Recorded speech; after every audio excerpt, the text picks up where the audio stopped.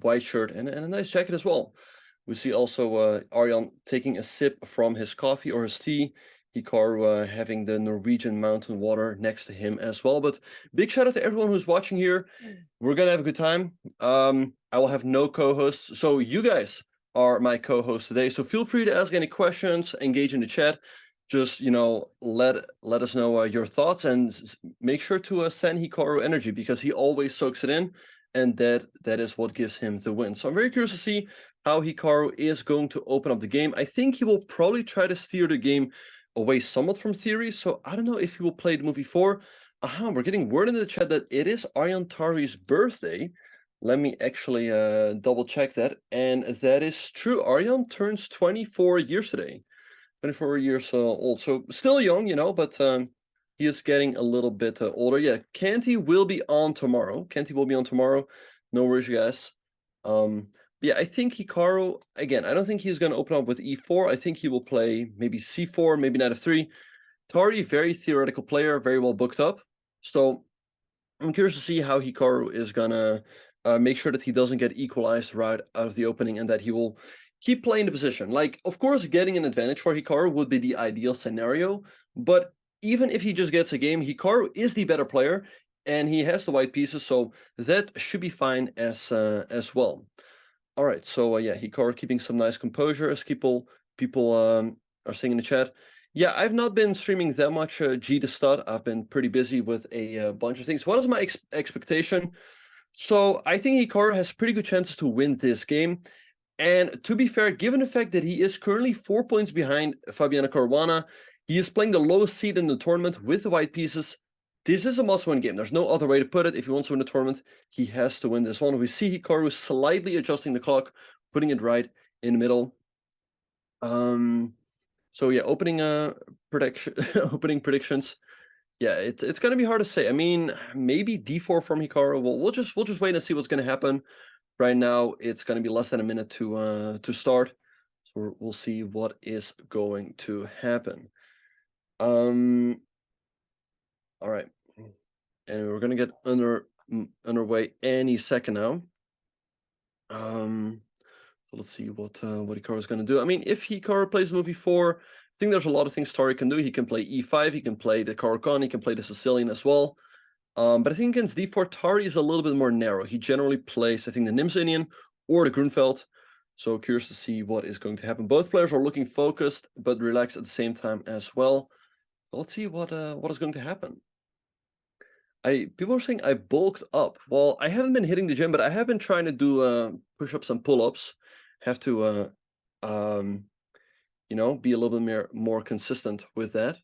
But yeah, that's a very important thing to do. It helps with the chess as well. We see Hikaru giving a half stare to Tari. All right, and we are off. And we have e4 by Hikaru on the board. So let's see what Tari is going to do. I expect to move e5, but let's see what he is going to play. And we have e5 on the board.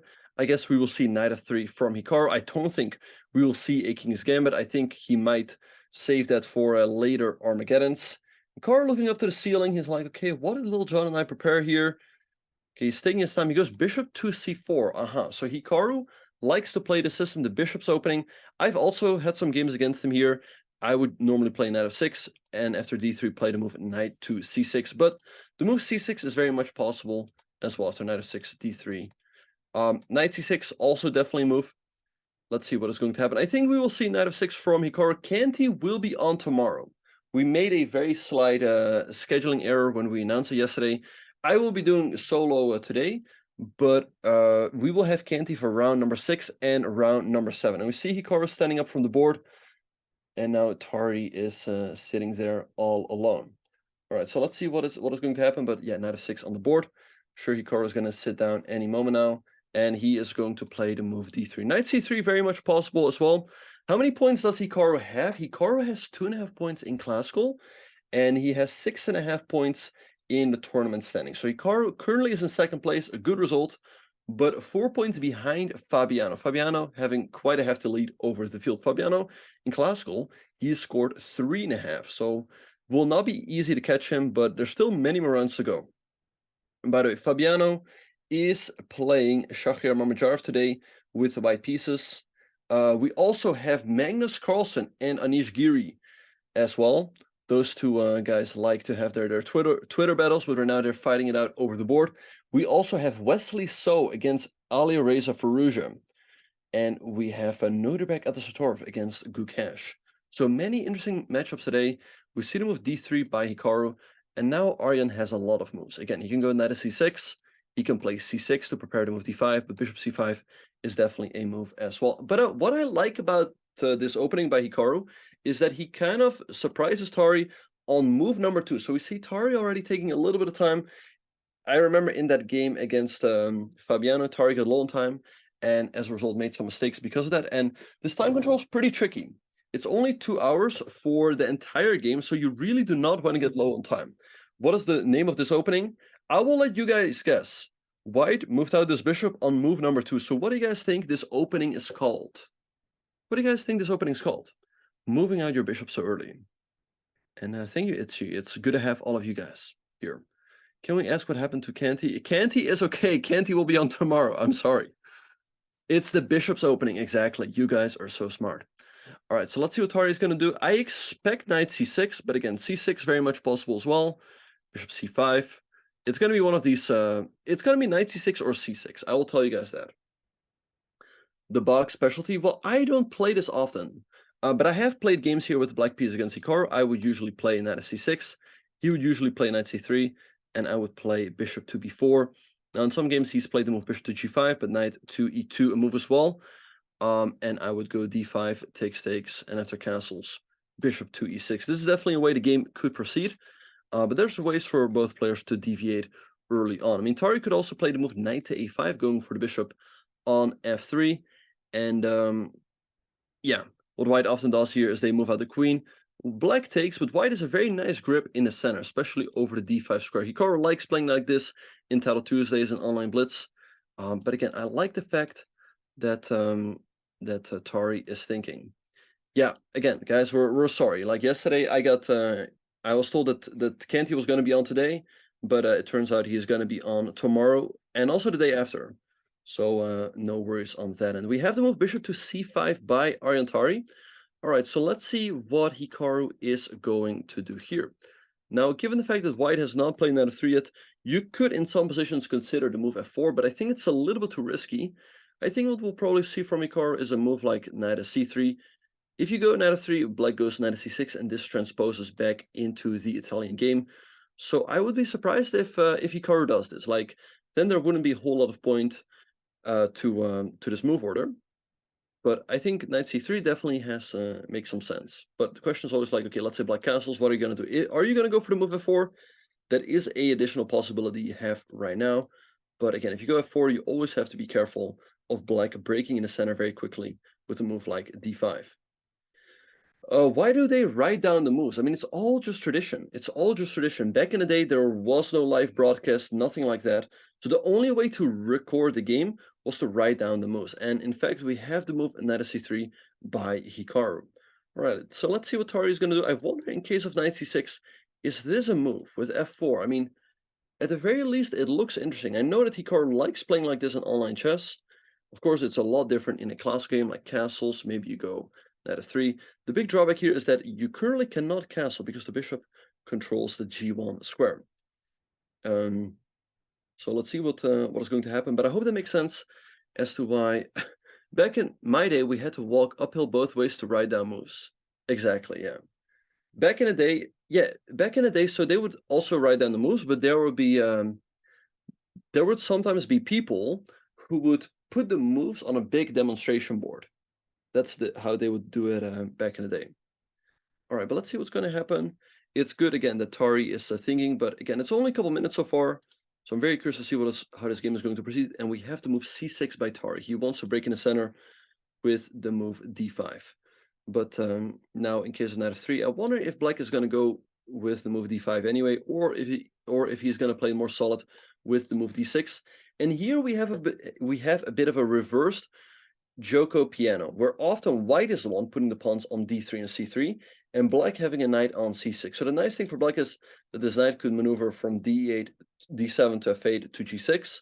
So I'm curious to see how Hikaru is going to proceed here. But I think overall he's just happy to have a game on his hand and not have it all be theoretical. And a joking piano is generally this opening: knight f3, knight c6, bishop c4, bishop c5, and white playing with c3 and d3. So they're putting the pawns here, and black has their knight on c6, and that's kind of what we have in the game right now. Aryan plays the move c6. He could go for d5, but once again, he could also put the pawn on d6, and we have a bit of a reversed version of what I just showed. A Gucci piano, right?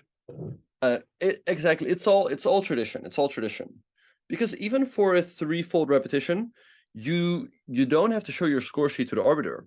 They just go into some room, they check the live transmission of all of the moves, and then they determine whether it was a threefold repetition or not. All right.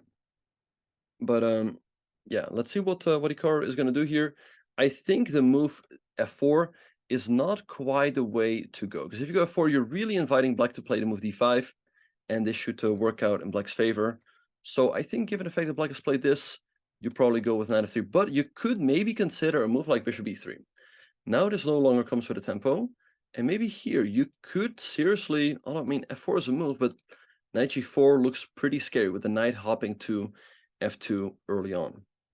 All right, so yeah, let's see what Hikaru is going to do here. I mean, here maybe something like h3, castles, and here f4. I'm trying to get this move f4 in, because white has delayed the move knight f3, but I don't really see a good way to do it. We have Chef's House in the chess. Yeah, I have some tournaments coming up, and Turboso. Yeah, it seems like this is where Hikaru's preparation ended as well. Yeah, chess is very much about traditions. Anyway, as we're waiting for Hikaru to make a move, and actually there it is, he has just played the move bishop to b3, we could also have a very quick look at some of the other games. All right, so we see that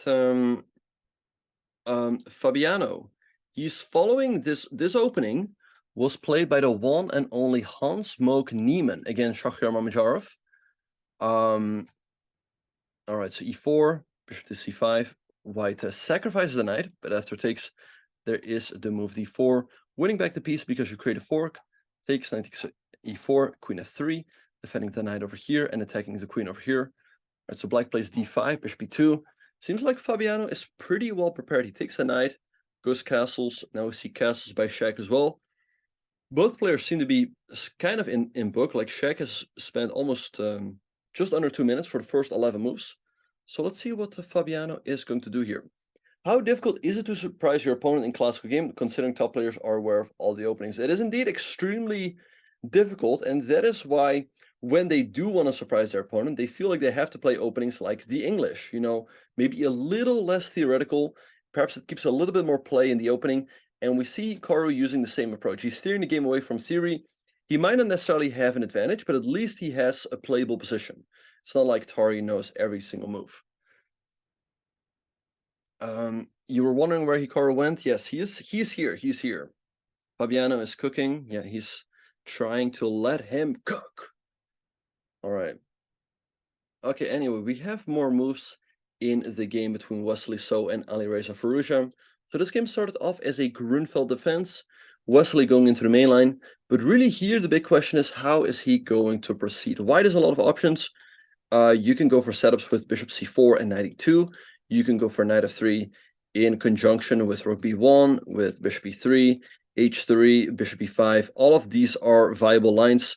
So let's see which one Wesley is going to go for. He's taking his time here, and the game is going to develop.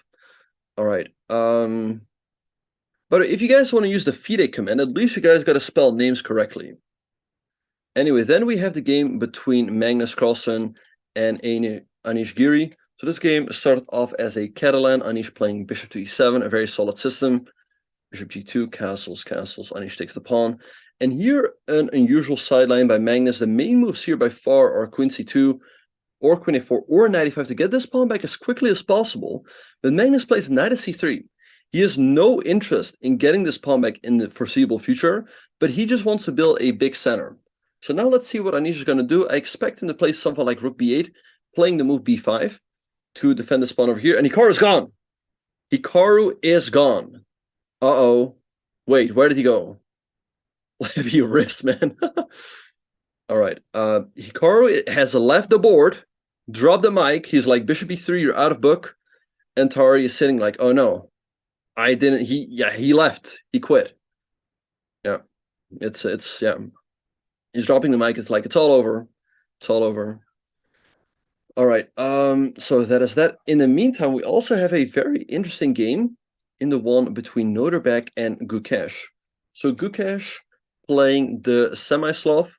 Knight c3, c6, e3, c2, bishop d6, and here the move g4. White sacrifices a pawn, but after black takes, there is the move rook to g1, attacking the knight over here. Queen f6 by Gukesh takes, and the move h3, defending the rook. Noderbeck could have also taken this pawn here right away, but I'm sure that Gukesh had some good preparation here. But let's see what Gukesh is going to do here. h3, Noderbeck still seems to be in book, while Gukesh is thinking. Exactly. Yeah, so we see Hikaru's chair, supported by his chat, which is you guys, battling it out against Aryan Tari. So, very tough battle here. It looks like Hikaru's chair might have a very slight advantage because Hikaru's chair has a can of Norwegian mountain water, and he also has a cup of coffee. And Aryan Tari only has a cup of coffee, so I definitely think Hikaru's chair has the advantage here. All right, so let's see how this all is going to proceed. But yeah, Aryan Tari still thinking. Hikaru up 5 minutes on the clock. I think Aryan is going to continue with a move like castles, and I still wonder if we can get the move of 4 in, or if this is just nonsense. Black might just take and go d5, break in the center. Feels a little bit weird, and we see Aryan playing it very quietly. He goes for the move d6. Now, one thing that Hikaru could potentially try is also putting the knight on e2, but even if you put the knight on e2, it's still going to be difficult to get the move of 4, and actually knight e2 could be a mistake, because black here has the move knight g4, attacking this pawn on f2, and in case of castles, black has this typical pattern, playing the move queen h4, attacking this once more, and white is cooked. So if Hikaru wants to move his knight e2, he would have to play the move h3 first. Let's say Aryan castles. I think f4 still doesn't quite work, because black probably is able to somehow get in the move d5, but you know, it is possible to put the pawn on f4, play knight f3. But here he can also play the move knight g to e2. We'll see how this one would develop. Aryan can play something like, I don't know, knight bd7. Hikaru would play maybe knight g3, followed by queen f3. Definitely possible. I think in either case, both sides have their trumps. We can't really say that Hikaru has an advantage, but he's got a playable position. Okay, and he's back. He's back. Hikaru is back at the board. He's right. He writes down Aryan's move, and let's see which one he's going to go for. Somehow, my spidey sense is telling me that Hikaru is going to play the move h3. Because if he plays the move knight f3, it's all a little bit more traditional, but with this move, again, he's steering the game away from theory and into more unusual waters. All right, thank you. All right, so let's see what Hikaru is going to do here. He's up 3 minutes on the clock.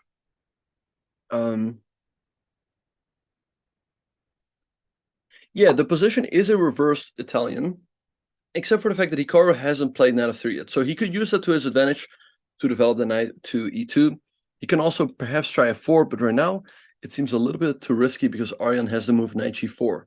Jumping in with the knight, opening up the line for the queen. So this doesn't quite seem to work out. I mean, I don't see a good way that you can defend the threat of knight f2. All right, so I think, again, Hikaru is just going to play the move h3, covering this square. Then we will probably see castles by Aryan, although you could also go knight bd7, develop your knight this way, but after knight bd7, can we go f4 now? It's a move. It's definitely a move. And in case of castles, so knight f3, there's knight h5, which is now a little bit annoying. So not easy to get all of this to work. But I'm sure that Hikaru wants to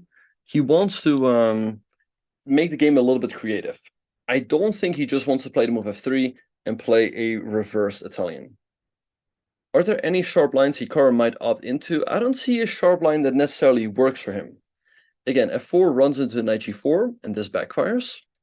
So, again, I expect to move h3. He can also move this knight out over here, and after castles, just castle. Let's say Aryan plays something like this, and then go knight e2, and the game will proceed very quietly from here. Knight at g3, black plays something like this. Maybe go for c3 and d4. All very quiet stuff. So, again, I'm curious to see how this one is going to proceed from here. Lots of options for both players. All right, but yeah, again, if you guys have any questions about this game, about Hikaru, about Aryan Tari, feel free to ask them. Feel free to ask any questions that come up in your mind, and I'll be happy to answer those. In the meantime, Fabiano has just played the move e6, blasting open this long diagonal. The black cannot take the pawn, because if you take it with the bishop, white goes queen e5, threatening a checkmate over here and here, and the only way to defend against that is to move a6, but now this pawn is no longer defending the bishop, and white can take and wins the game. So Shaq plays the move queen e7. Shaq is still blitzing, so he's still in his preparation. So let's see what Fabiano is going to do right here. If I were in Tari's position, what would be my mindset considering the result has not gone the way Tari wanted? Yeah, no, that is a very good question. I mean, Tari, the tournament hasn't quite gone his way so far, but I mean, he's had a reasonable event. He's on 1 out of 4. It's not a great score. It's not a terrible score either. So he just has to, stick with the routine. Stick with the routine. I think that's really the most important thing. A lot of people, they might get unhappy with the way things are going, but still, you have to show up every day. You have to try to play your best chess, and you give yourself the best chance of doing so by, again, just sticking to your routine. You do your preparation, you go to sleep, you wake up, you eat some breakfast. Just don't try to do too much differently. Just, again, stick with the routine, and eventually things. I do have faith that eventually Aryan is gonna get some more points on the scoreboard. It's not been a great event for him, but it's not been a terrible event for him either.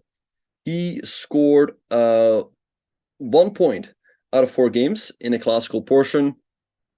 He's had some tough games, though. He should have won. He should have won in round number 2 against Noorderbeck at the Satorov. If he wins that game, I think we're looking at a completely different tournament. But as it went, he lost that game. He made a draw with the black pieces in round number 1 against Shahir Mamajarov. A very solid result. Again, he lost to Noorderbeck with white, a game he should have won. He was under a lot of pressure from the very beginning against Fabiano. And yesterday, he made a draw with a white piece against Wesley So, but he was under pressure in that game as well, and he lost to Armageddon, unfortunately. So Aryan, even though he's not doing terrible, I mean, he also hasn't won a match yet, and that must not feel great. I mean, it must feel good to at some point at least win a match. But if he Tarian is by far the lowest seed in the tournament, right? So if he gets draws on the board, that is a good result for him. In the meantime, we have to move rook after e1 by Fabiano, increasing the pressure along the e-file. Rook fe1, by the way, is also the best move by the computer, so I wonder if this is maybe still some preparation by Fabiano. But let's see what Big Shaq is going to do over here. It always amazes me how much these players really know. Like, they study so much chess, they really know the ins and outs of every variation. In the meantime, Aryan went to stretch his legs, but now he's back at the board, and Hikaru is still thinking, looking very focused. So let's see what is going to happen. All right.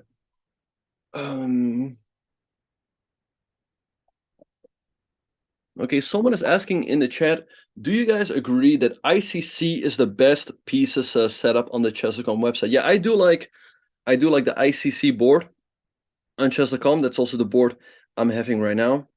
And Hikaru has played the move h3, kind of the move that I expected.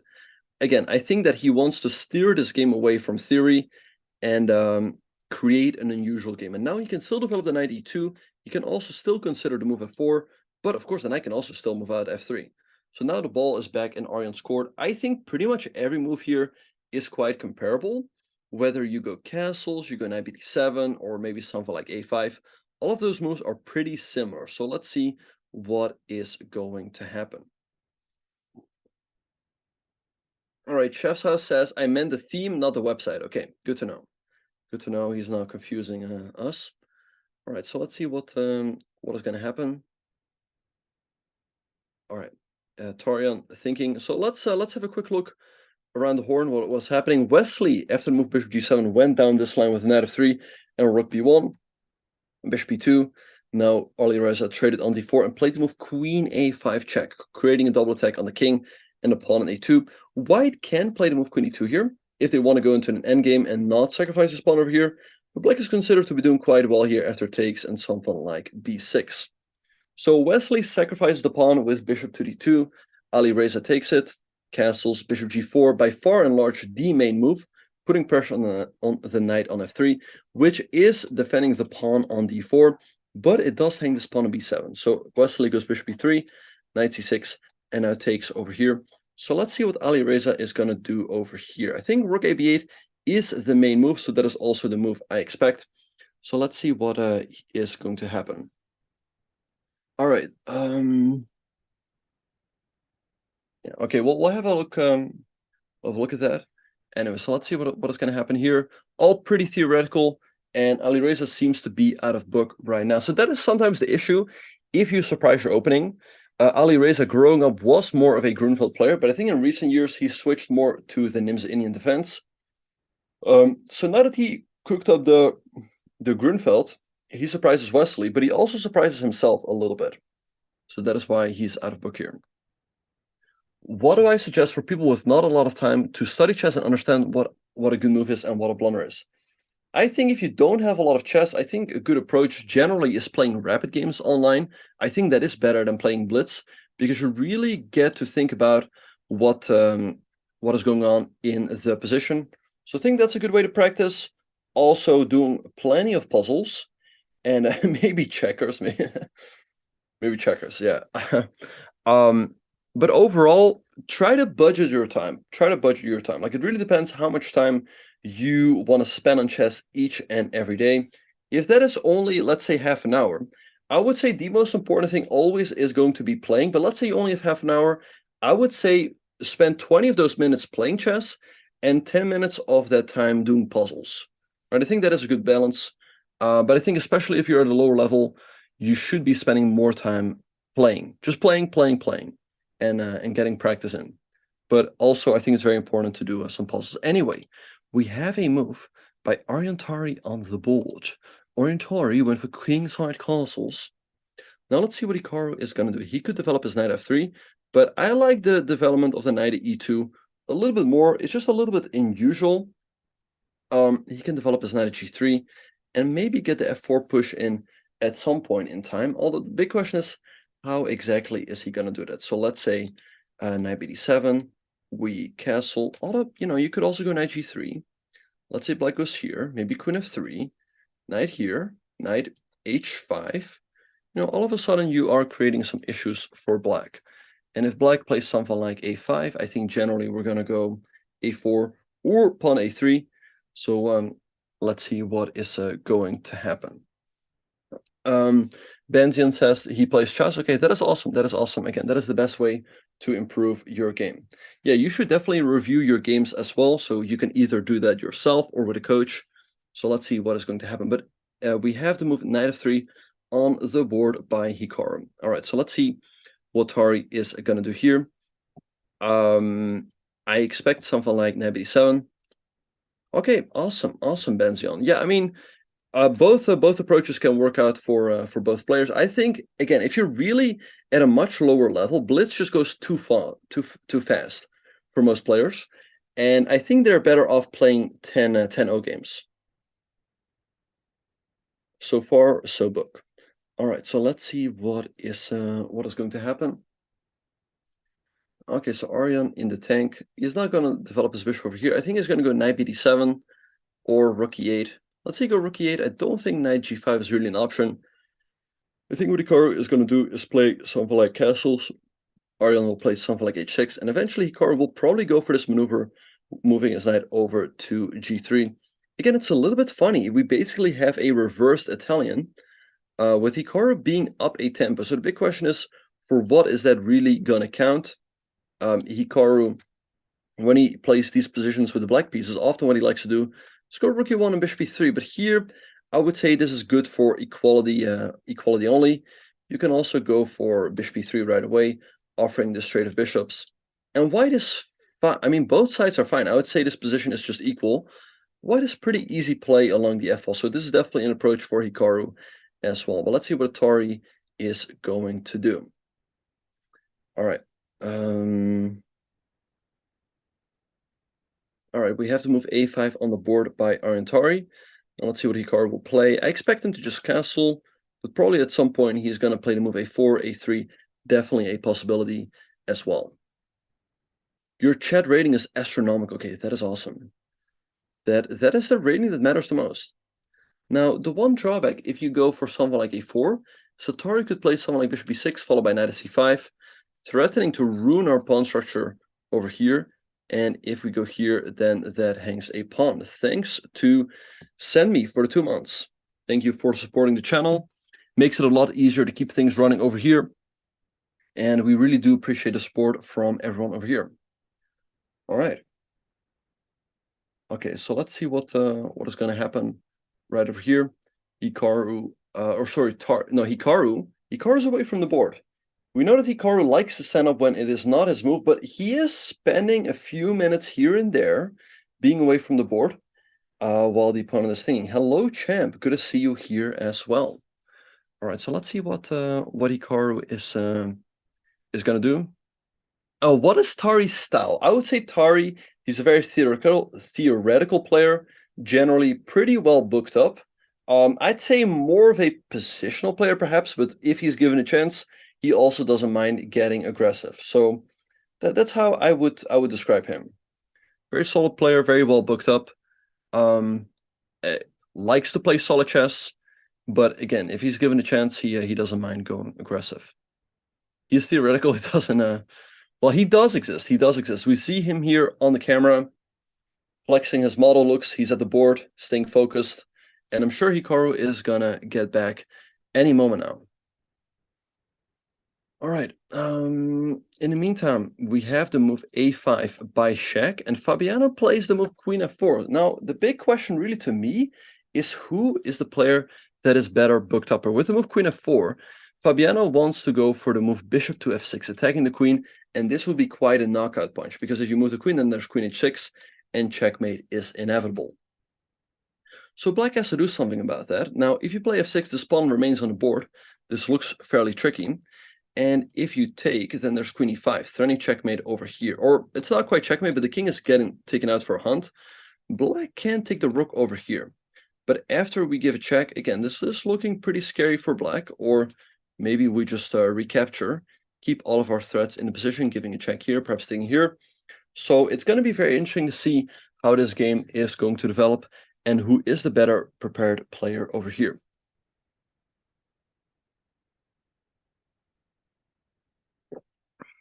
Does black's defense have a name?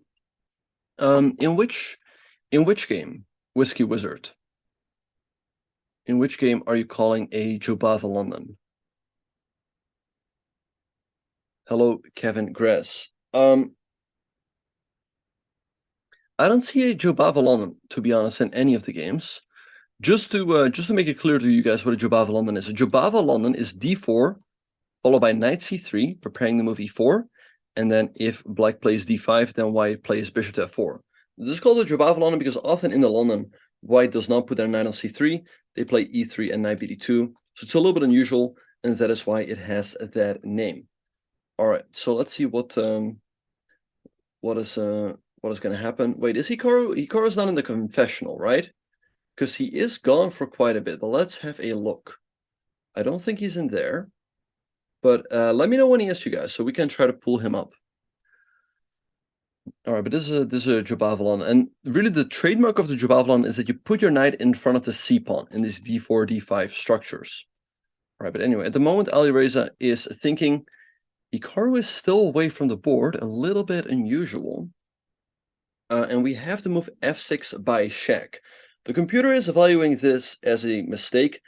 To be fair, it looks fairly tricky to keep this pawn on e6 on the board. And who knows? Is Fabiano going to score another win here with the white pieces? That would be quite something. So I'm curious to see whether he can. In the meantime, let's check in on some of the other games. We have the move a6 played by Anish, and uh, and we have the move h4 by Magnus. Now, some of you might be wondering, why does Magnus play the move h4? Now, the idea behind the move h4 is that often white wants to go for moves like, let's say, e5, followed by knight g5. Now the knight is defended, you can move your queen out to h5, and white starts creating attacks here on the enemy king. Now, I'm sure here that Anish is fine in multiple ways, but he is in Magnus's preparation. Magnus has only spent 2 minutes on the clock, and we already see that Anish is behind half an hour. So let's see what he is going to play. Not easy at all, and I'm curious to see which move he is going to come up with. But b5, definitely the logical follow-up after move h4. And then, I mean, knight g5 is a move as well for Magnus, but he's going to do something. He's going to do something along the lines of e5 and knight to g5. And again, the idea is that you want to go queen h5.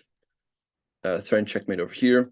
All right, and Hikaru is back at the board. He got another can of Norwegian water. After this, maybe something like takes, move your knight back, and you want to start sacking over here.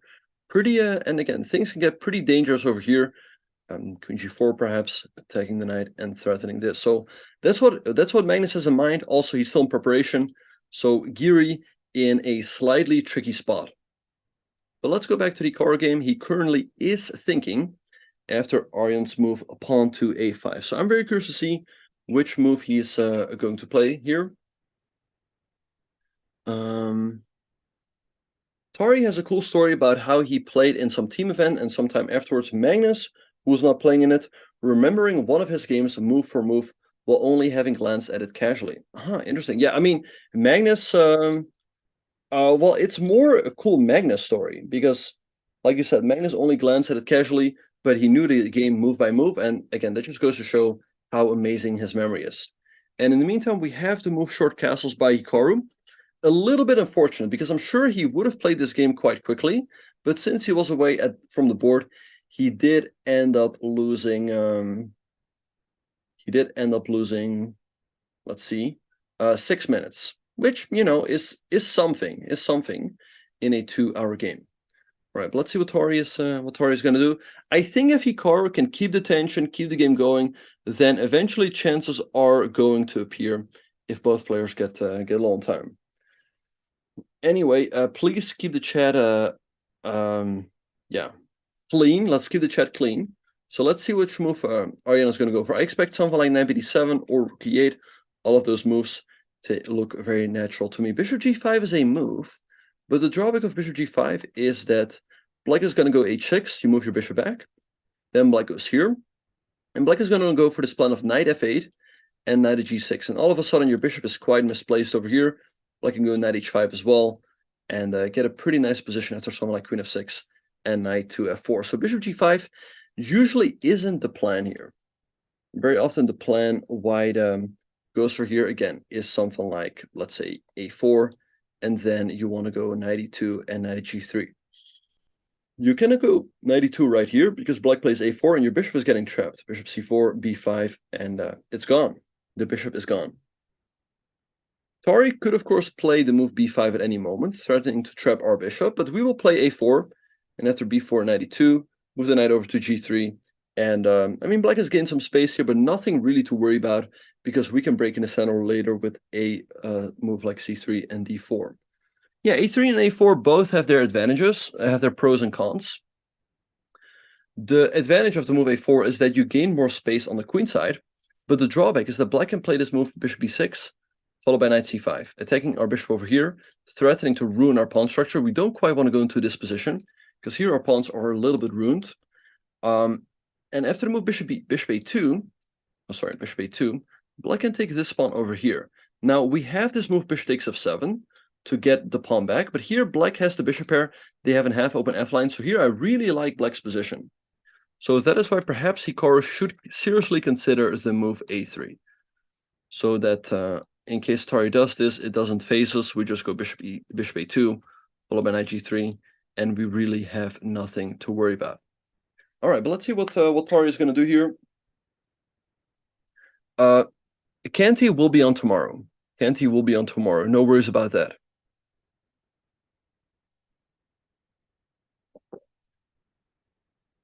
All right. Anyway, let's see what Tari's going to do here. I expect to move knight b7. Or is it only -1 fee? That's quite odd. That's quite odd, Benzion. I mean, I would say indeed after, let's say, knight b7, knight e2, a4. I guess right here we still have something like d4. We don't lose a piece, but we do lose a very important pawn, and we'll probably lose another one as well. So that is why it's bad, but it's not completely terrible. Anyway, Tari in the tank. Let's see what he is going to go for here. Kadil says, well, I don't know if that was meant for me or for Hikaru, but at any rate, we do appreciate it. And all of the energy you send Hikaru, again, he will soak it all in, and he's going to put it to work at the board. All right, no, for sure, Alex. It's a pleasure to be here. When do we see myself playing? I will be playing some over-the-board tournaments pretty soon, so I might let you know. I might let you guys. I will let you guys know about that very soon. I don't think he can wash Tari off the board. No, that's not going to happen. Hikaru, he's got good chance to win this game, but it's going to be a slow grind. It's not going to be a win in like 20 moves. It's going to be a slow grind. Try to slowly outplay Tari here, but it's gonna take some time. It's not going to be 20 or 30 moves. It might be a long game, but he will definitely get his chances because he is the better player. Maybe especially if Tari gets low on time. So that is another reason why it was a little bit unfortunate why this move took him so long, because it stopped him from putting time pressure on Tari as well. And we have the move knight bd7 on the board. A very logical move. And now let's see what Hikaru is going to do. I think a4 makes perfect sense. You can also play the move a3. So this is really where Hikaru has to make a decision. He can also play bishop b3. But after bishop b3, Tari can go knight c5. And the annoying thing is here that black puts his knight here, then plays the move b5, threatening to trap our bishop. And again, if we play the move a3, we give back black the opportunity to ruin our pawn structure. Like, these pawns over here are a little bit weak. Generally, we want to recapture with the a pawn. Anish saying hi to the cam. I guess so. Thanks. No, it's a lot of fun hosting here together with you guys. You guys ask great questions, send in a lot of energy in the chat, and that makes it all the more fun. So let's see what Hikaru is going to do here. Again, he's got a lot of options, but I think he's got to push up his a pawn, either a3 or a4. This is not a well-known opening. I would say it's more of a reversed Italian. So Hikaru playing with the black pieces, but he's up a tempo. So it's going to be interesting to see what he makes of that. Hikaru looks like he's having a great father-son moment with Tari. Well, actually, the other day, when I was doing a commentary with Bornik said to Hikaru, no, Hikaru, show them who's the daddy. So let's see if he can show Tari here in this matchup. And hello, it's Peppy. I hope you are doing well. Engine wants to kick the bishop with a4. Well, a4 doesn't kick the bishop. Now, for the moment, Tari cannot play the move a4 himself, because if he goes a4, that would just hang a pawn. All right. Yeah, I think definitely if Tari plays b5, we should play a4, and after b4, we move our knight around to g3. I think that is definitely the way to go. All right, so let's see what is going to happen. But I think after rook e1, Tari will just continue with rook e8, not committing his pawns on this side of the board. And again, it will be interesting to see how Hikaru is going to proceed from here. I mean, maybe a4. Let's say, bishop b4 is a move, bishop b6. Let's say you go here.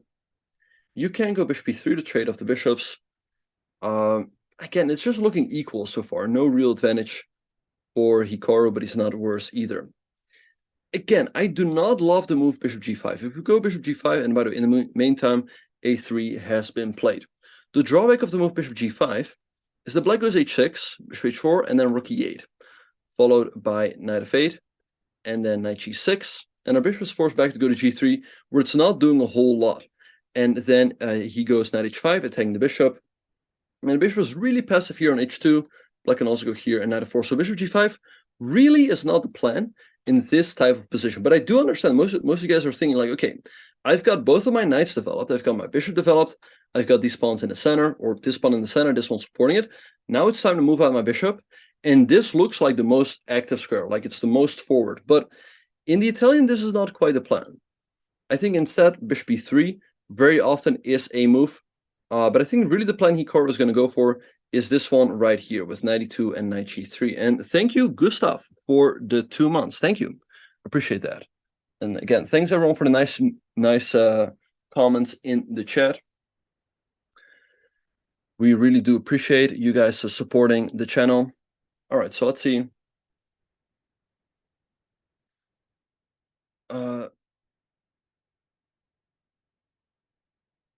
What do you mean? Do I think that it is worth spending this hour for? What do you mean?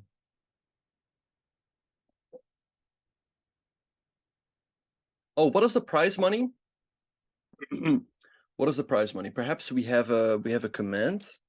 Let's see. Do we have exclamation mark prizes? Yeah, so the Norway chess has a prize fund of approximately $250,000. So the first prize is 750 Norwegian kroner, which is $69,000. Nice. Wait, second is 23K? Wow, no wait. Okay, wait. The second is 38K. It goes down pretty fast. But yeah, that is indeed the prize fund we have in this tournament. So even though Hikaru says like, well, I'm just taking a vacation, I'm playing chess for fun, he is gonna make a nice buck out of this tournament. All right. Anyway, let's see what he's gonna do after rook to e8. After king e2, king e2 doesn't look like a good move. I don't think he's gonna play that. I think, well, Hikaru would really prefer to get a win in classical. I mean, the classical ratings is what is the most important because that could give him a path to the candidates. Right now, he's number 4 in the world. If he would win this game, he would jump up to number 3. Although, wait, I'm not actually 100% sure on that. He might win like 3 points, but it's going to be close. He would get closer to number 3. That is the most important thing. If he would draw this game, he would lose 2 points. So that would knock him down a little bit in the world standings. So definitely getting the win in classical is the most important for his for the rankings. Also, you get much more points in the tournament. So let's see what is gonna happen. He's gonna make a nice buck. So exactly. Yep. Yes, I've played Hikaru twice in classical. We played in Gibraltar 2009, and we also played in the Isle of Man in 2016. Anyway, let's see what Aryan is gonna do here. I expect a move like rook e8. It looks very logical to me, keeping all of his options open. But move like h6 also very logical. How does FIDE determine the point adjustment? Is it just an equation? Yeah, so it depends on your rating and the rating of your opponents. So like let's say you and your opponent have the same rating and you win, you gain like 5 points. But if you're much low rated than your opponent, you gain a lot more points. And of course, if you lose to someone who's much low rated, you lose a lot of points. So given the fact that Hikaru outrates Tari by 130 points, I think for a win he gets like 3, and for a draw he loses 2 points. So I think that is pretty much the calculation. All right. Anyway, let's see what Aryan is going to do here. So bishop a7 is a move, b5 is a move, rook e8, b5. Aryan taking his time here. He's taking his time. If he loses, then he would lose 8 points. But hey, let's not talk about that. We want positive energy here. We want positive energy. Tari already spending like 5 minutes on this move.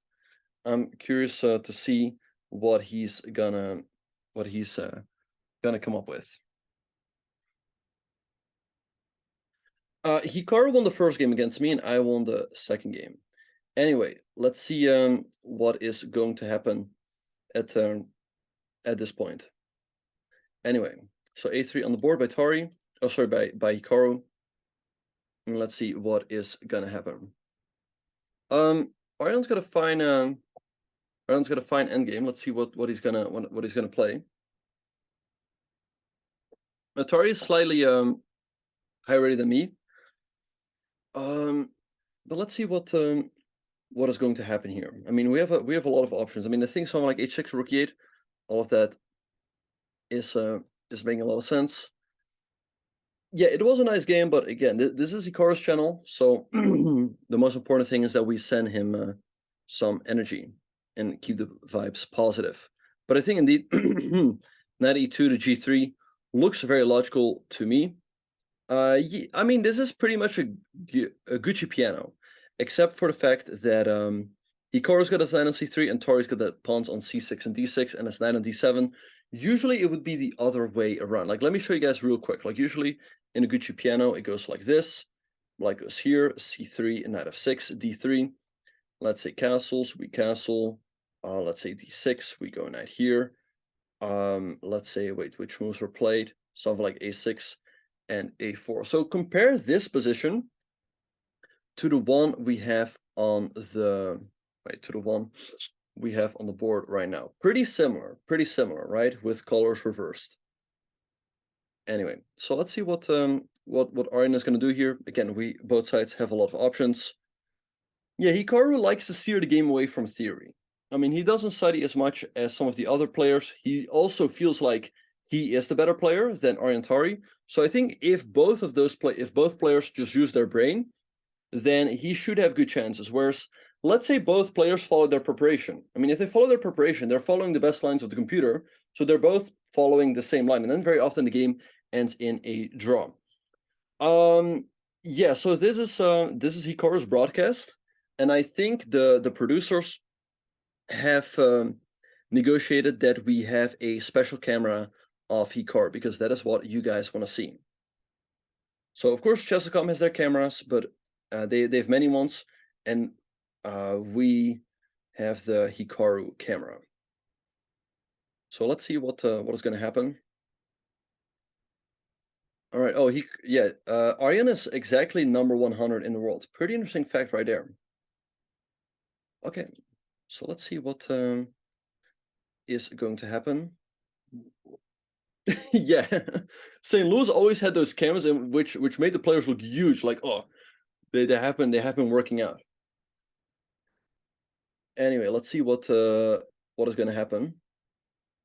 Okay, Hikaru, he likes to be away from the board. We see him having 2 drinks. One drink is a little bit green, the other one is a little bit blue. I'm around number 150 in the world. I would like to get up to number 100 again. I was very close at one point, but yeah, I dropped a little bit. Exactly, GM tier analysis. All right, so Hikaru having the slight advantage. His chair has a nice cup of coffee, and he's got 2 cans of Norwegian mountain water. We see Hikaru having the green can and the blue can. Aryan only having 1 can. We see that is Anish Giri walking by, because we see him rocking his sponsors Optiver and Chessable. So let's see what is in the bottle, Aryan. I think again it's just Norwegian mountain water. It's just one of the sponsors. Aryan looking very focused. Let's see what is going to happen. Yeah, I think definitely most chess players, they consider chess a psychological warfare, for sure. Can we do a check to see who has the better hydration? Hikaru's got more drinks, so he definitely has the better hydration, for sure. Anish always spacing. I think, yeah, both. I think there are 2 types of players. There's a type of player that likes to sit down when it is their opponent's move and think at the board. But there are also players who like to walk around, and they prefer thinking when they're not at the board. But some people say that you are not quite as focused if you're not actually sitting there. So there's two schools of thought right there. I mean, feel free to let me know what type of player you are. Yeah, no, for sure, White Square Knight. It's a lot of fun talking with you guys. And we see Jaren, our amazing producer, saying you always need 3 drinks: water, a source of caffeine, and a fun drink. I think that there's definitely a lot of truth to that. I think you should always have some water. Then if you play a game of chess, you should have something that has some sugar in it, so you can, increase your energy a little bit, if you will. The 3rd drink, though, a fun drink, I don't know, at a game of chess, I don't think Hikaru is just going to sit there and crack a good cold one. I don't think he's going to do that. I would not remember the position without watching it. Well, these players have been playing chess ever since they were little kids, so they can. What about a beer? Nah. Water, coffee, and orange juice. Well, Magnus Carlsen, back in the day, he liked to mix his orange juice with water. Like he was always an orange juice guy. Like he would always have a bottle of orange juice with him. He would mix it with water. That was the rumor. But at some point, I think a dietitian told him that they didn't think it was good for him. But actually, that was right around the time, when he would always drink orange juice, he reached up to like 2880, 2889. And then he stopped doing that and he dropped to like only 2850. So maybe it did work for him. Well, the drawback of energy drinks is that your energy levels could crash. That is always what people are afraid of. there are drugs. There are the chess world has doping. The chess world has doping. Like you cannot drink too much coffee or things like that. But that is not really what we are too concerned about in the chess world, because in the chess world we have our own sort of doping. If you guys know, what I mean, the kind of doping that doesn't make you sit very comfortably. Bro should use orange juice again. Yeah. What have I walked it on? Too much coffee. That's right. Are there ever Adderall? I don't know if Adderall is allowed. Like if you take too much Adderall, that could be seen as pads. Yeah. Anyway, we see the move b5 by Aryan Tari on the board. Okay, now I think Hikaru Nakamura is gonna play knight to e2 and knight to g3, so he can go c3 and d4 and build up a big center. But Aryan Tari, he can gain a lot of space on this side of the board.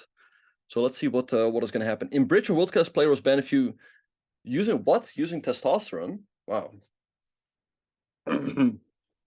I think in bridge, it is a thing. Like your partner is sitting right across of you, right? And your opponents are sitting on the side. So what people sometimes do is they're sitting there, and then I don't know, like let's say they have a two of hearts. They might do some signaling, like I don't know, like two, and then well, if you do like two and then this, it's a little bit too obvious, right? But they have their ways of signaling what they have in their hearts, in their hands. Has Hikaru done the confessional booth today? I don't think he has confessed the sins just yet. No. What about for people with ADHD and Adderall? Yeah, I don't know. I don't know if that is again, but in most tournaments, they don't make you do a doping test. I think it is something they do at the World Championship. But I think in most tournaments, if they would tell the players like, "Oh, you have to pee in a cup for doping," they would just be like, "Okay, well, fridge off. Get lost, pal." Who's the chess player that you like their style the most? You mean their chess style or their dressing style? What do you mean? What about anxiety meds? I mean, I'm sure that there are drugs that most drugs are allowed, and again, in most tournaments they don't do doping tests. Chess play style, hairstyle. Hey, I mean, Hikaru's rocking a nice shirt. He's got a nice beard, a nice hair though. So we got to give our man some credit. But again, I think you shouldn't have to worry about it at all. I don't remember a single tournament where I had to do a doping test. I mean, it sounds a little bit silly, to be honest. What about cocaine? Yeah, I barely know her. I don't know what you guys are talking about. Well, but of course, the big problem in chess is cheating with technology. That is the thing we are most concerned about. We're not really concerned about, oh, this person drank 3 cups of coffee. That's unfair. We're more concerned about, people using engine assistance. That is a real problem in chess.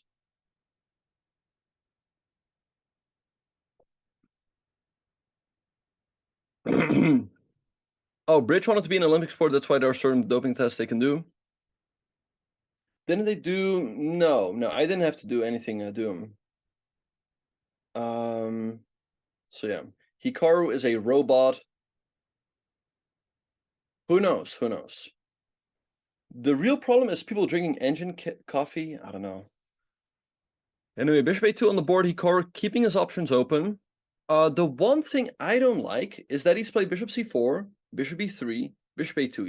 He's lost a lot of tempi there.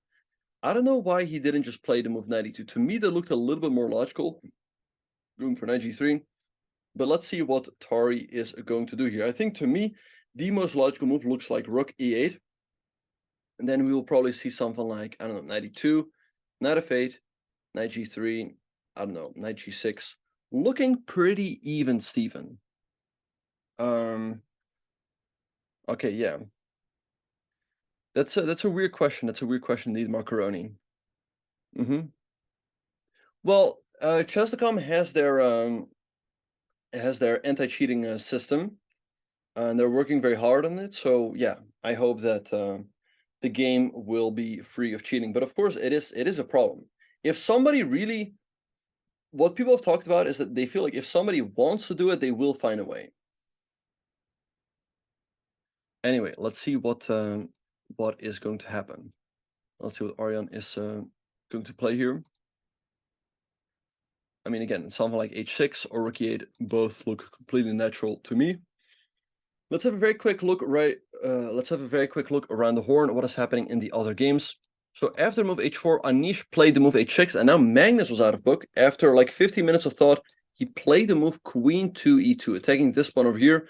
Anish could defend it with the move b5, but he could also take this pawn over here. Doesn't look too bad for black. So let's see which one Anish is going to go for. Then we also still have the game between Fabiano and Shaq. So after f6, Fabiano played bishop b4, rook a6, putting a lot of pressure on this pawn. But perhaps what Fabiano should do here is play the move bishop d5. And bishop d5 is a tricky move, because if black is not careful, let's say you go rook here, he can go here. And after takes, your pawn pushes through. And here, what you have to do is you promote. Now, what you have to do here is you have to hold Alt. So you can promote to a knight with check. If you promote to a queen, then black can give a check here and take your rook, and the material is equal. But again, you hold Alt, promote to a knight, then take over here, and white is up the exchange.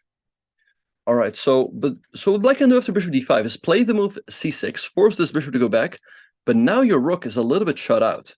So I like Fabiano's chances here, and it would be amazing for him if he gets another win on the board and moves to 4.5 out of 5. So yeah, and I don't know if he's stoppable at that point. In the meantime, we see the move b5 by Anish. We also have some more moves in the game between Wesley and Firouzja. Rook ABA was played, rook c7, rook fc8. We see a trade, h3, take, and rook to d8. And probably we will see the move d5 by Wesley attacking the knight moves. And, he can move the bishop back. He can also offer a queen trade with something like here. I think, if anything, Wesley might have a very slight advantage. His a-pawn is not really going anywhere. It might be more of a weakness, if anything. So let's see what is going to happen. We have some more moves in this game. We left off after move h3. Gukesh played queen f6, e4 by Noderbeck, breaking in the center.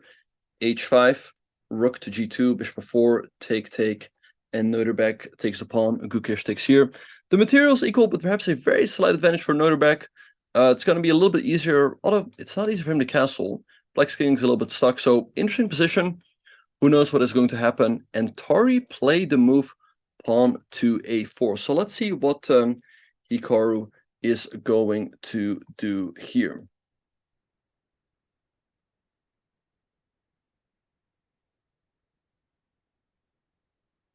And again, I expect him to play something like knight e2 followed by knight g3, but you could also play a move like, let's say, knight h2. In case black moves, then you go king h1, followed by f4, definitely possible as well. But I mean, maybe black goes here. This isn't Hikaru's style. Hikaru likes pushing the f-pawn. He likes pushing the f-pawn, so this is certainly in his style. He could also start with king h1, keeping his options open, and I could maybe also sometimes jump here. So let's see what he is going to do. But with all that being said, now you guys, we are going to be taking a very short break, but don't go anywhere. Keep sending in Hikaru your energy. He's going to soak it in, and he's going to fight for the win here against Aryan Tari, and we will be right back after the break.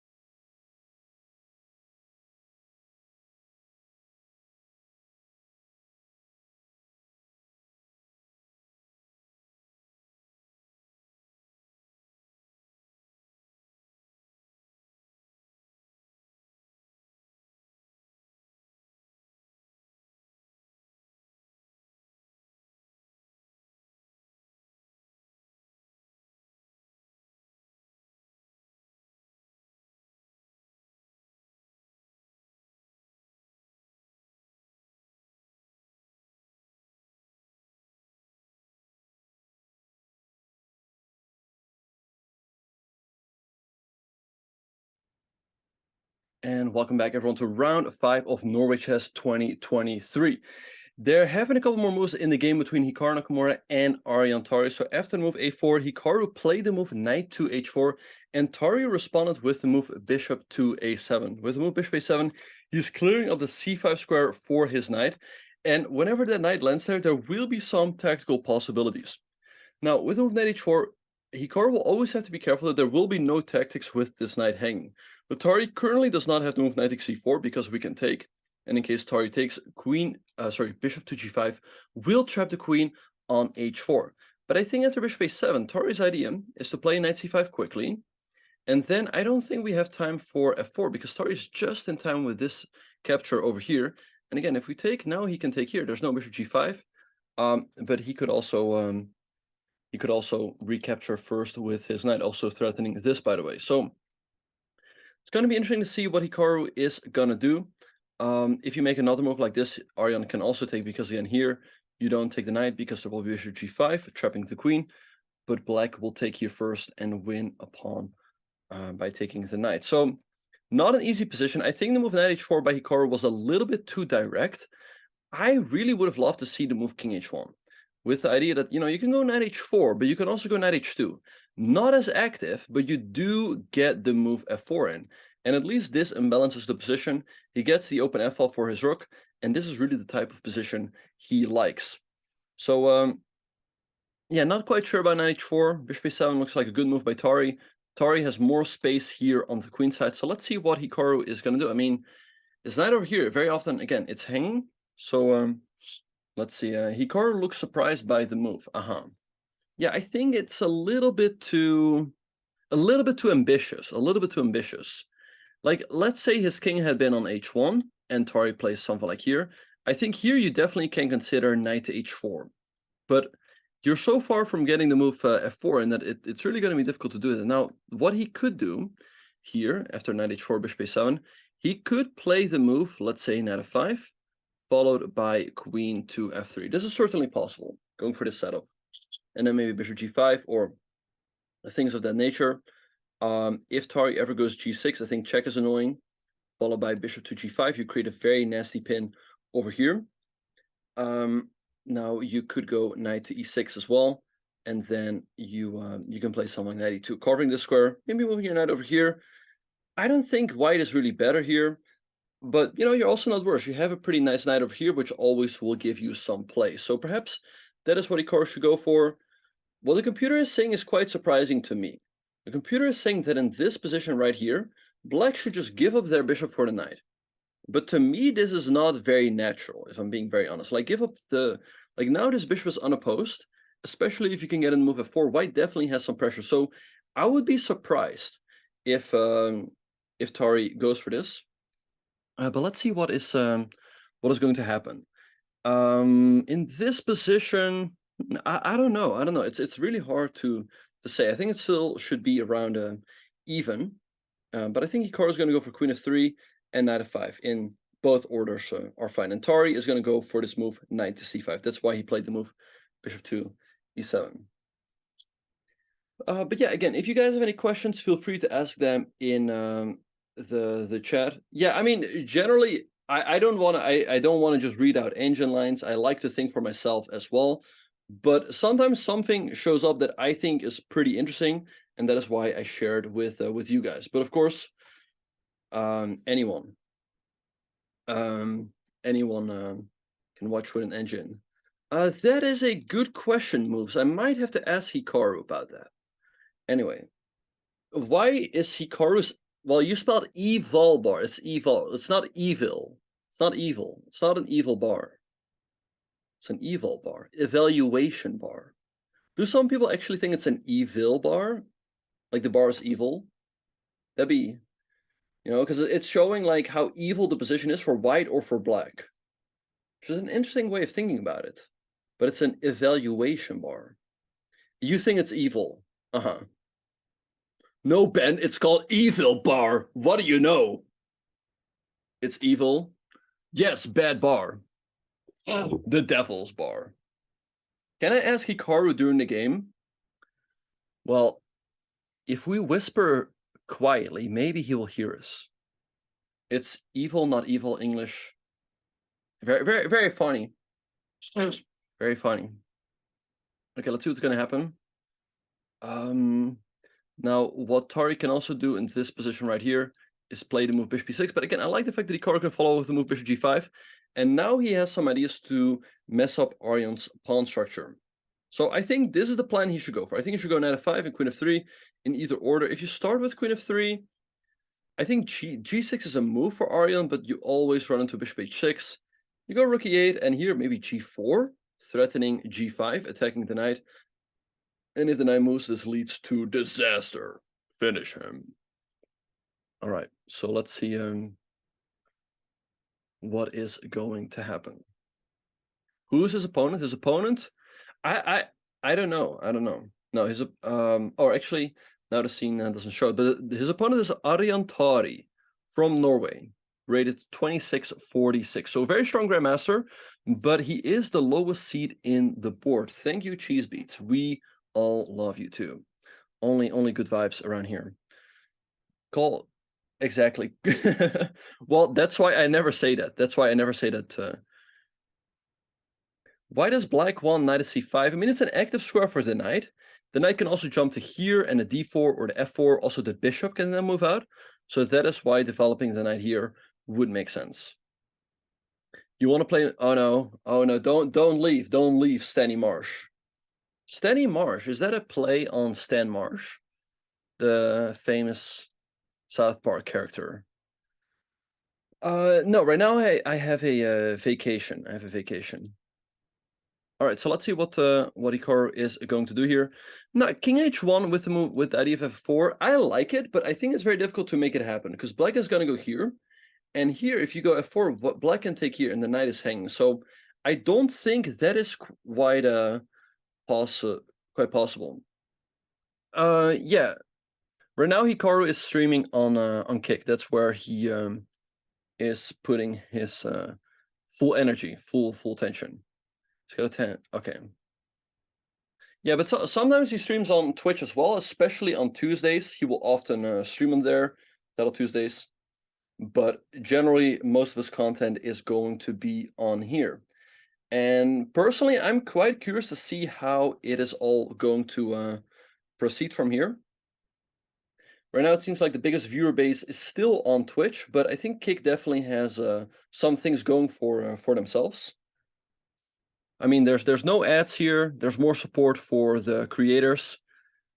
So what is there not to like? But still, it's kind of funny. It's kind of funny. Some people are like, I will not watch Hikaru. I will not watch you when you stream on Kick. And then when they are on Twitch, they're like, why are there so many ads? Well, that's Twitch for you. Anyway, bishop a7 on the board. So let's see, knight f5 by queen f3 makes a lot of sense to me. There's no ads. There's no ads here.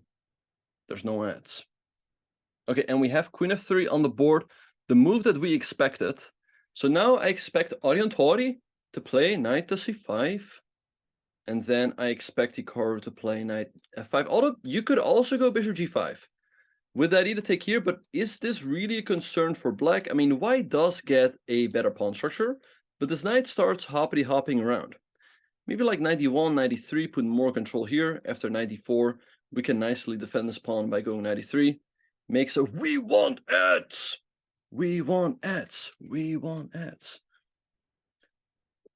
This stream is sponsored by Hikaru Nakamura. That's one way of thinking about it. Yep. Do I think there is a legitimate chance that Hikaru will be a world champion one day. Yeah. I think had he not lost that fateful game in the last round of the candidates, I think there would have been a pretty good chance he would have become world champion. That being said, though, we really should not underestimate the level of preparation that players like Ding and Nepo put in the world championship. Like a lot of it is beneath the surface. A lot of it is beneath the surface. And also, but he has a pretty good chance of making the candidates. Okay. He has a pretty good chance of making the candidates in 2024. And I think if he makes it there, he has a pretty good chance of winning it. Although right now, the player who's really on a roll is Fabiano Caruana. Like, if the candidates were to be played next week, you would be crazy not to say that Fabiano is the favorite, right? I mean, we can all agree on that. Even though, of course, we're here to support Hikaru, but Fabiano is really the man in form. So a lot of it. Anyway, so let's see what. He is world champion in Fisher Random, of course, and that is definitely a title. But if we're talking about world champion, we mean the classical world champion. Like, that is the title that everyone will always attach the most value to. No, there's no candidates for Fisher Random. There were qualifiers, but there's no like candidates. No, I don't think Geary will win the candidates. I mean, Geary, he played very well in the candidates in 2020 and 2021, but yeah, he doesn't. Yeah, I don't think he's gonna win. I mean, right now, Fabiano won the super tournament in Romania. He's leading this tournament with 3.5 out of 4. So right now he's the man in form. Hikaru in good shape as well, but I'm not doing anyone dirty. I'm just speaking the truth. I'm just speaking facts. I'm just speaking facts. Simple as that. Well, I mean, he doesn't only make draws. He doesn't only make draws, but he doesn't win a whole lot of tournaments. Fabiano might be lost against Mamajarov. Wow, let's have a look. What? No, it's not lost. What are you guys saying? I mean, the position is a little bit better for Fabiano. Of course. Anish won Tara Steel. Yep. Anish won Tara Steel. Did Hikaru go to the confession booth yet? I don't think so. I don't see him in there. So yeah, let's see if Magnus is not going to play the candidates. He said the chances of him playing the candidates are less than 1%. So I think it's very unlikely. If I had to say 8 players, like which 8 players are going to make it, right? I would say Fabiano is going to make it in. Hikaru is going to make it in. Okay, Jan is already in. The thing is, there are 3 spots from the World Cup, and then 2 from the Grand Swiss. World Cup and the Grand Swiss are, of course, a little bit random in a way. So it wouldn't be shocking if, let's say, a player like Feraseyev all of a sudden makes it in. In the World Cup in 2021, he got pretty far. He reached the semifinals, but didn't quite make it. But yeah, he would be someone who could all of a sudden get very close to that. Anyway, we have the move rook to d6 by Shaq. So now let's see what Fabiano is gonna do. I mean, I suppose you take. Black will recapture, maybe queen c1, defending this pawn over here. Black can't ever really take. If you take the queen, you lose right away. If you lose with the bishop, you also lose right. Looks bad, but apparently it is possible. Apparently this is possible. So let's see what Fabiano is going to do here. But I expect him to take on d6.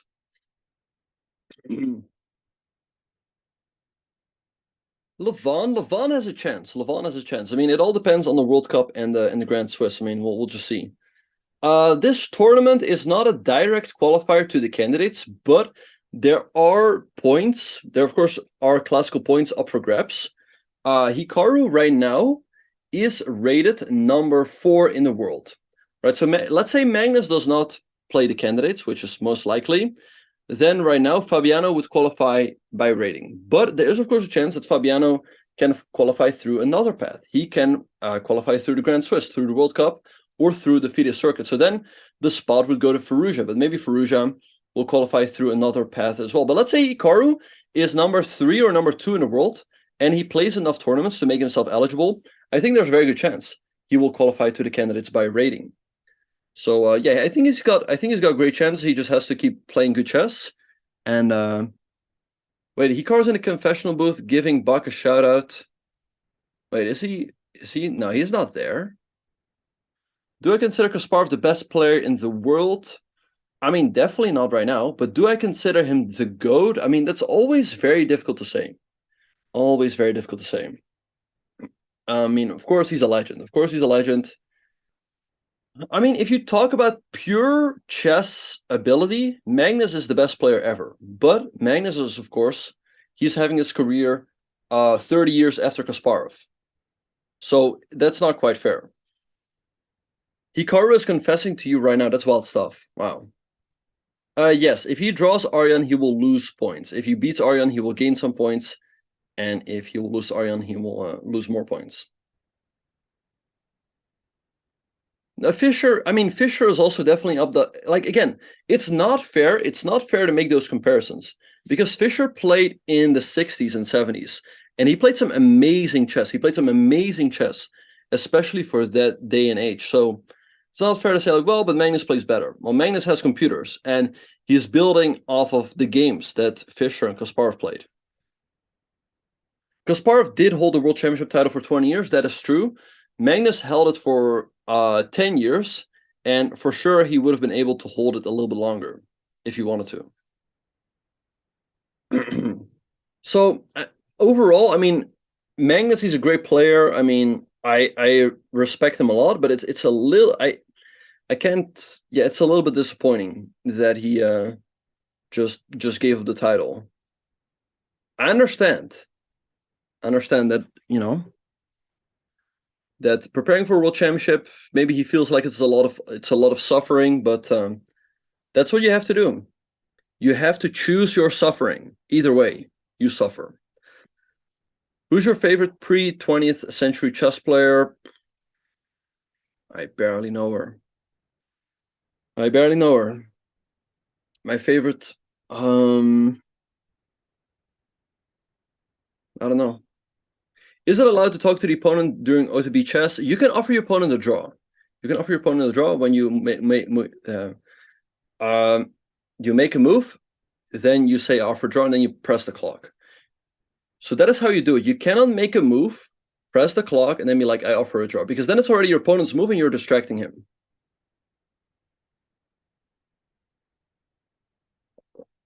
All right. I think it's unlikely that Magnus will become the world's best poker player. I think to become the world's best poker player, you probably also have to start at a very young age and go from there, right? Like, you cannot become the best chess player if you start at age 20 or age 30. Like, that's just not possible. You have to start as a little kid. And you have to be obsessed with the game. And Magnus will probably never be obsessed with poker the way he is with chess. So he will never become the best poker player in the world. I mean, that it's more or less impossible to be the best at poker and the best at chess. Anyway, we have the move knight to c5 on the board by Aryan Tari. Now let's see if Hikaru will go for knight f5 or maybe bishop to g5, threatening to double black's pawns. Wait, you have to play poker as a child. Okay, yeah. Yeah, I guess that's not possible. I guess that's not possible. Okay, wait. Don't take advice from me. Don't take advice from me. Anyway, bishop g5 is on the board. How far can chess skill extend into other domains? That's a good question by Jaren. So I actually read today that chess is really good for the brain. Like, I saw this study. Let me see if I can pull it up somewhere. But apparently it's good for your memory, for your, I mean, all of those things, like your memory, decision making. It's really good, especially for kids. Like, it really makes you smarter. Now, I think the thing with chess is always that I think chess, to a certain extent, makes you smarter. But like, after a while, there are diminishing returns. Like, let's say you are a good amateur player. Let's say you are a good amateur player. You are like over 1,000. I think then chess definitely benefits you in your life. Beyond that, I mean, you're just learning chess. You're learning, like, you get better at chess, but it doesn't necessarily help you so much in other areas. That's what I think. So I hope that makes sense. Yeah. But of course, the thing is, what if you are a bad amateur player? Then I still think you benefit from chess. I think at any level, you benefit from playing the game of chess. Like, it teaches you a lot of things. Like, it trains your memory, it trains your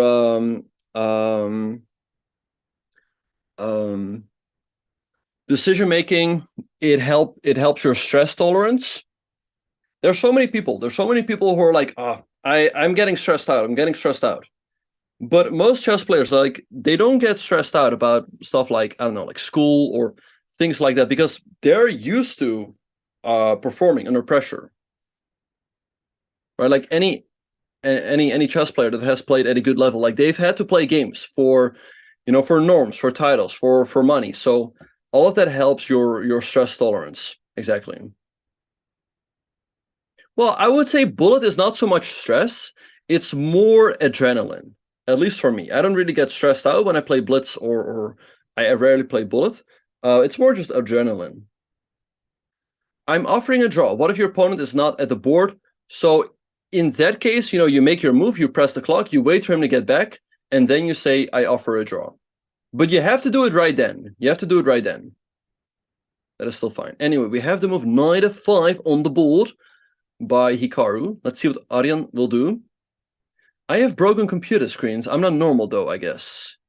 Well, then maybe you play a little bit too much bullet. Here sometimes, hey, important lesson. If you want to get your online rating up, stop after 3 losses. Like, you lose 3 games, just stop. Just stop. Because so many people, like, they're working hard to get better, and then in one night, they tilt it all away. They lose like 10 games in a row. Like, there's no tomorrow. But just stop. Just stop after 3 games. And then, you keep your rating and you come back when you feel good again. Yeah, everyone's like, okay, good to know that's not just me. The tilt is real. All right. The best thing I did for my online elo was getting 4,090. Nice. Exactly. Just 1 win, then I'll stop. Well, that's what just happened to me. 1,200 to 1080. Ouch. 3 games in a row, just after 3 losses. I mean, if you feel like you're not playing well, guys, it's just like poker. You have to think about it this way. Instead of throwing your chips on the table, you're throwing your rating on the table. And you're not evaluating correctly anymore. You're just making rush decisions. You're tilted. And that's not a good spot to be. So it's better to just leave at that point. Of course, at the end of the day, I think pretty much everyone would still rather lose online rating points than actual money. But yeah. Anyway, let's see what my biggest tilt. I never tilt. Anyway, let's see what Aryan is going to do. 96 makes sense to me. Maybe going here, and I think Hikaru will go 92, stopping that from happening. The big question to me is, like, how is this game going to proceed? Like, maybe Aryan will go g6 at some point, but g6 is actually never possible because we always have this tactic. Because if you take with the queen, this knight is no longer protected, and that is a problem. All right, so let's see what is going to happen. Also, thank you to everyone who is following the channel. If you are watching and you're not followed yet, make sure to hit that follow button, and make sure to create a Kick account so you can smash that follow button as well. All right, only cheaters. Well, you probably get tilted if you think you play a cheater, and then you check the game later. You're like, 90 or 95%. Like, this cannot be real. That's when you get really matter. Does a 0.2 advantage matter? Yeah, it does matter. It does matter. But I like the fact that Hikaru is building up a time advantage. Aryan already getting down to 1 hour and 8 minutes on the clock. He still has to make another 28 moves until the time control. So he's potentially finding himself in a tough spot. If he doesn't speed up in the next couple of moves, I think he could end up in serious time pressure. And Hikaru definitely knows how to punish people for that. Anyway, let's keep looking around. In the meantime, we have this game between Magnus Carlsen and Anish Giri. So after h6, queen e2 was played, b5, rook to d1, defending the pawn, bishop e7, bishop f4, and rook to e8. Overall, I like Anish's position. I like his position. I think he's just up a pawn. I don't think Magnus has quite enough here. Rook e8 is a very standard move. The idea is that often Magnus would like to make moves like d5, but now that really loses its strength because the e-file has opened up. Also, there's the move e5 attacking this knight over here. But after rook e8, now if you go, let's say d5 takes an e5, black can play a move like bishop f8. and use the pin along the e file. So, do I think classical will ever be phased out of chess for other? I don't think it will be phased out. I don't really see that happening, although I definitely see a little bit of a slow bleed. Yeah, and he's down 25 minutes, but he's got an hour on the clock. An hour is still a lot of time. An hour is a lot of time. I definitely do see Rapid becoming more popular. I think also one advantage of Rapid is that it becomes more difficult for people to cheat, even though it is certainly still possible. But the thing in Classical, like, there's just so much time for people to figure something out. All right. Anyway, let's see what Magnus is going to do, but not looking great so far. I would say, yeah, Tilt is definitely more rapid and blitzing because things go so fast. In Classical, you can get annoyed. Magnus might be like, why did I play Queen e2? And he might not play as well from there. But I feel like in Classical, there's always so much time that you have plenty of time to recover from that, and that you will stop being annoyed with yourself. Yeah, I guess especially in online Rapid at lower levels, there's a lot of time for people to like put the moves in their computer, make their move, etc. Hikaru's number 4. Hikaru's number 4. Hikaru will have to win some games, yeah, to catch up. In the meantime, let's have a look over here. So we have some more moves in this game. So we left off after rook to d8, attacking the pawn. So Wesley plays d5, knight e5, and bishop to g5, attacking this pawn over here. And now he raises the defense with the move queen to a3. So let's see what Wesley is going to do from here. I think bishop e2 makes sense, making sure the black can never take. And, you know, he has the 2 bishops. He has a nice center. If he can trade the queens off, this pawn is under attack. This pawn on a7 is not too dangerous just yet. So I like his chances.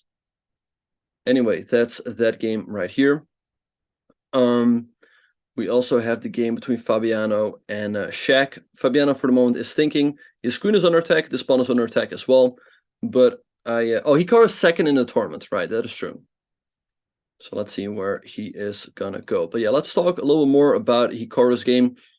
Aryan getting down to 1 hour and 5 minutes on the clock. He's thinking. To me, knight e6 makes a lot of sense. You don't want to go g6 because I think the check followed by bishop g5 to me looks a little bit too annoying. The spin over here. So definitely don't think you want to go into this. King h shade and move as well. I think Hikaru will again continue with something like this, maybe moving the knight over here. And he definitely has some chances on the king side. I think it should be around even. Knight e6, a very logical move. With the move knight e6, I think if Aryan would get a move, he would love to play knight d4. The trade of these knights, make sure that white has nothing on the king side. So I think Hikaru should prevent that with the move knight e2. Can we do a spam for Anish? Well, the question is why? Because this is Hikaru's channel. It's Hikaru's channel. Man is dipping below 2840. Wow. They're dipping below 2840? Damn. Wow.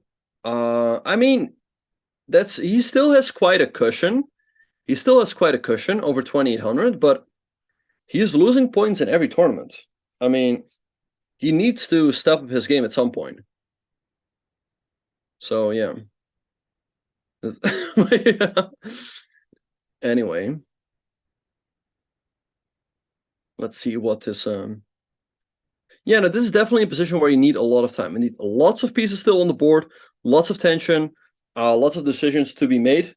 Anish, as you guys see, he does win and be a part of the stream. He's like, Hikaru, please notice me. I'm going to walk in the camera back and forth.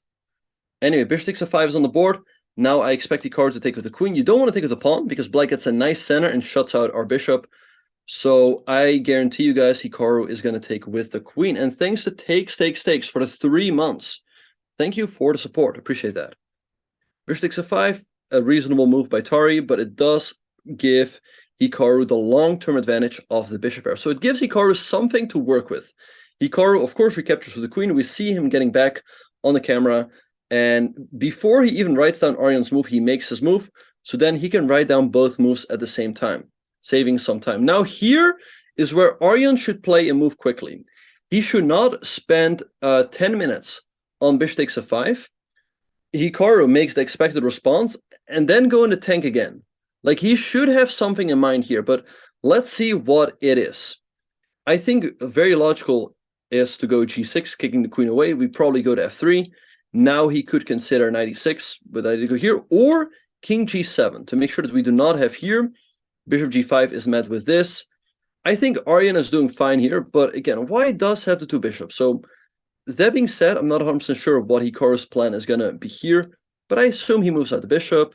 Let's say something like this. Then he moves in his rook.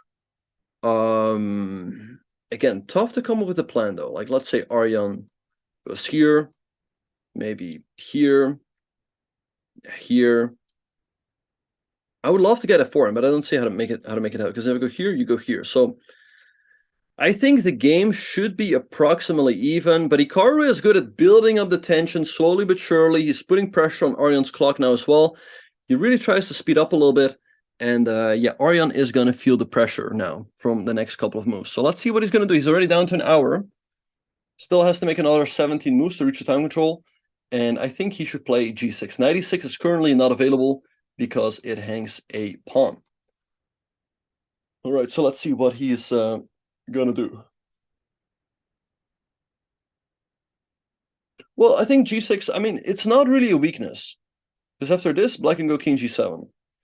Deny is the option to go bishop to h6. And if we go bishop g5, well, black can just go here, challenge our bishop. After either trade, black is doing completely fine. Is it illegal to ride the opponent move after you make your move? No. So, no, that is fine. You can be 2 ply behind. You can be 2 ply behind. You guys might be like, okay, what is a ply?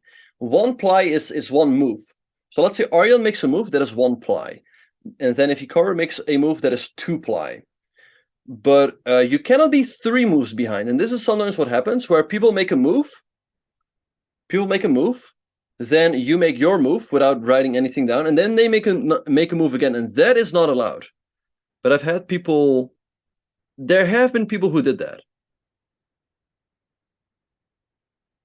He walks away to do a game of blitz. Yeah, he hasn't gone in the confessional just yet, right? I hope Hikaru will go into the confessional. Come on, Hikaru. Give us something to talk about. I would say plies with IE. That is what looks most logical to me. Yeah, I hope that makes sense. So that is why we saw, or 2 ply. Maybe it's 2 ply. It's not 2 plies. Yeah, give us content. All right, so right here we saw Aryan took, and before writing down bishop takes a5, Hikaru played queen takes a5, and then wrote down bishop takes a5, queen takes a5. But it would be illegal if, let's say, Aryan takes over here, Hikaru recaptures instantly, and without writing anything down, Aryan plays the move g6, because then he is 3 ply behind. Anyway, let's see what is going to happen.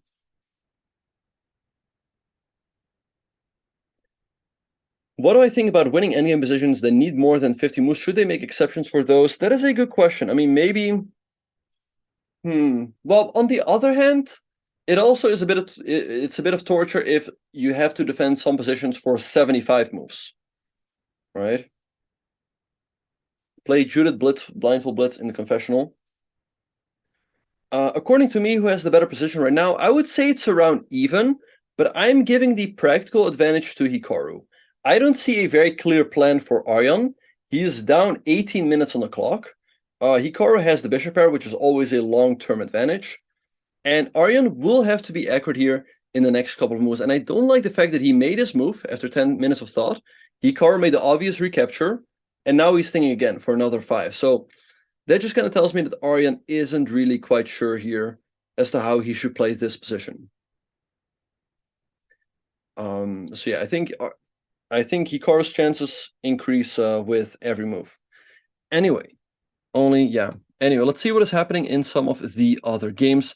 Makanus has played the move e5. All right, but 95 by Anish. I don't get it. Yeah, maybe he had to play e5 earlier. But anyway, 95 on the board.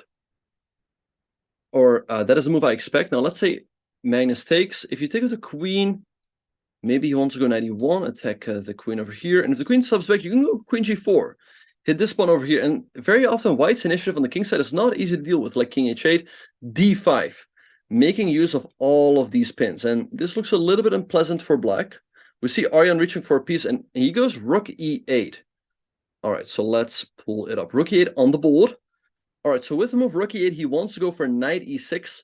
Again, you cannot go knight e6 right away, because if you do that, white wins a pawn. So that is why rook e8 is played, preparing this move. Now, what Hikaru could do is play the move bishop to g5. Attack this knight over here. And if Tari goes here, then take. We have the opposite color bishops, but white is a slightly better pawn structure due to these double pawns over here. That being said, Aryan has a nice bit of space here on the queen side, but you know, if you go for something like maybe 91, 93, there's definitely something to play for. 92 possible as well, but it would give black the opportunity to force the trade of knights, like take here. I don't know. I mean, there's definitely play left, but is it going to be enough to win this game? Like king g2, f4. I think it's certainly enough to still win this game, but it's certainly not going to be easy. So Hikaru could go for this. He can also keep the game a little bit slower with something like 92, 96, and bishop d2, for example. And, you know, just keep making moves, keep the game going. Hikaru gets back at the board with another coffee. And now he's got 3 cans. He's got 3 cans of Norwegian mountain water. He's got 2 green cans and 1 blue can. He looks a little bit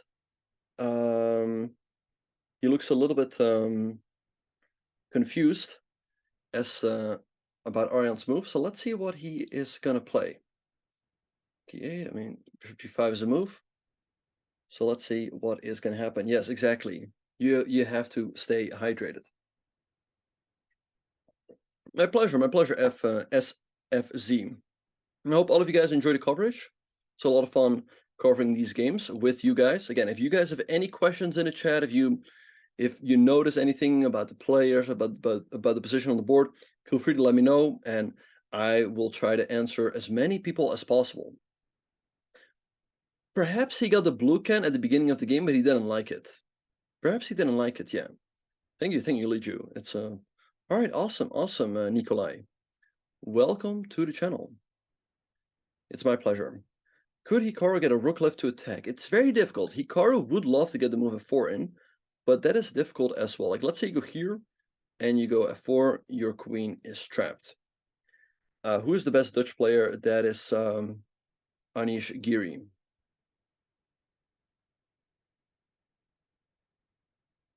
What is with the compulsive drinking during chess games? Well, it's not that. I would say more compulsive bathroom visits. So here's the thing. During a game of chess, you burn a lot of energy. And that is why you have to stay hydrated. So you keep finding good moves, even after a couple hours. Now, then the second question is, a lot of these chess players, they go to the bathroom a lot. They go to the restroom a lot. And that is simply because of the stress. Also, here's the thing. You do not want to go to the restroom when it is your move. So very often when it is not your move, you go to the restroom sort of preemptively to make sure that you don't have to go when it actually is your move. Or you definitely don't want to go when you're low on time, right? So that is why some chess players, they go to the restroom after every move. Hello, Nikolai. Well, the thing is, he is streaming more on Kick now, so I think it's unlikely that we will cover tournaments on Twitch going forward. Well, I think they're doing good checkups on that to make sure that there are no cell phones in the restroom. Yeah, and I think Hikaru did a good job steering the game away from theory, making Tari think, but now it's time for Hikaru to think. So let's see what he's going to do. Yeah, no, true. I think that is also what Anish said in an interview, that people want to do something. They want to play with the pawn. Some people like to go smoke. They feel like it relaxes them. Some people, they just want to leave the board. They want to leave the board, sort of the tension zone.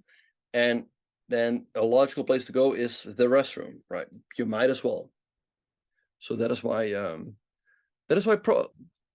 lot of chess players, they've wondered, like, is there something wrong with me that I have to go like 20 times in the span of 6 hours? But I think it's just the stress. No, Hans, he's playing a tournament in Dubai. Hans is playing a tournament in Dubai, as far as I know. Which should have ended today. I think Hans was playing a tournament in Dubai. But it didn't go quite the way Hans wanted.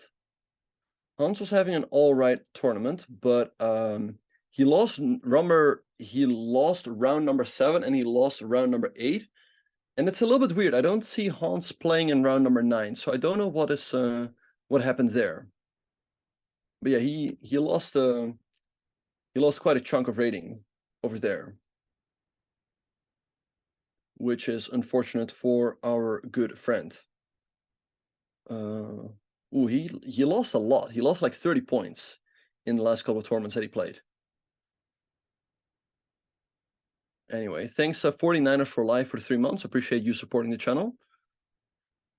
All right, so let's see what is going to happen.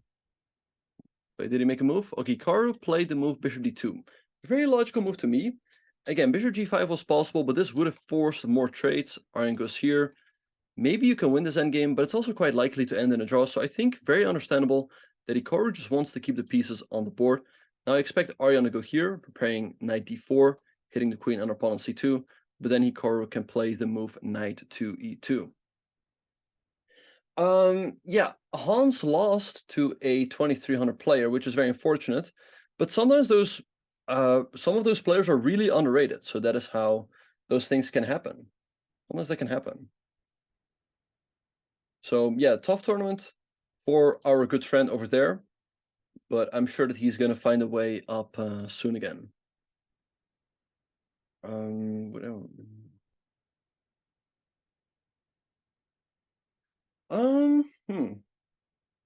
Anyway, so let's see what is going to happen over here. I think Aryan really has to speed up here in the next couple of moves. I mean, 96 to me looks like a very logical move.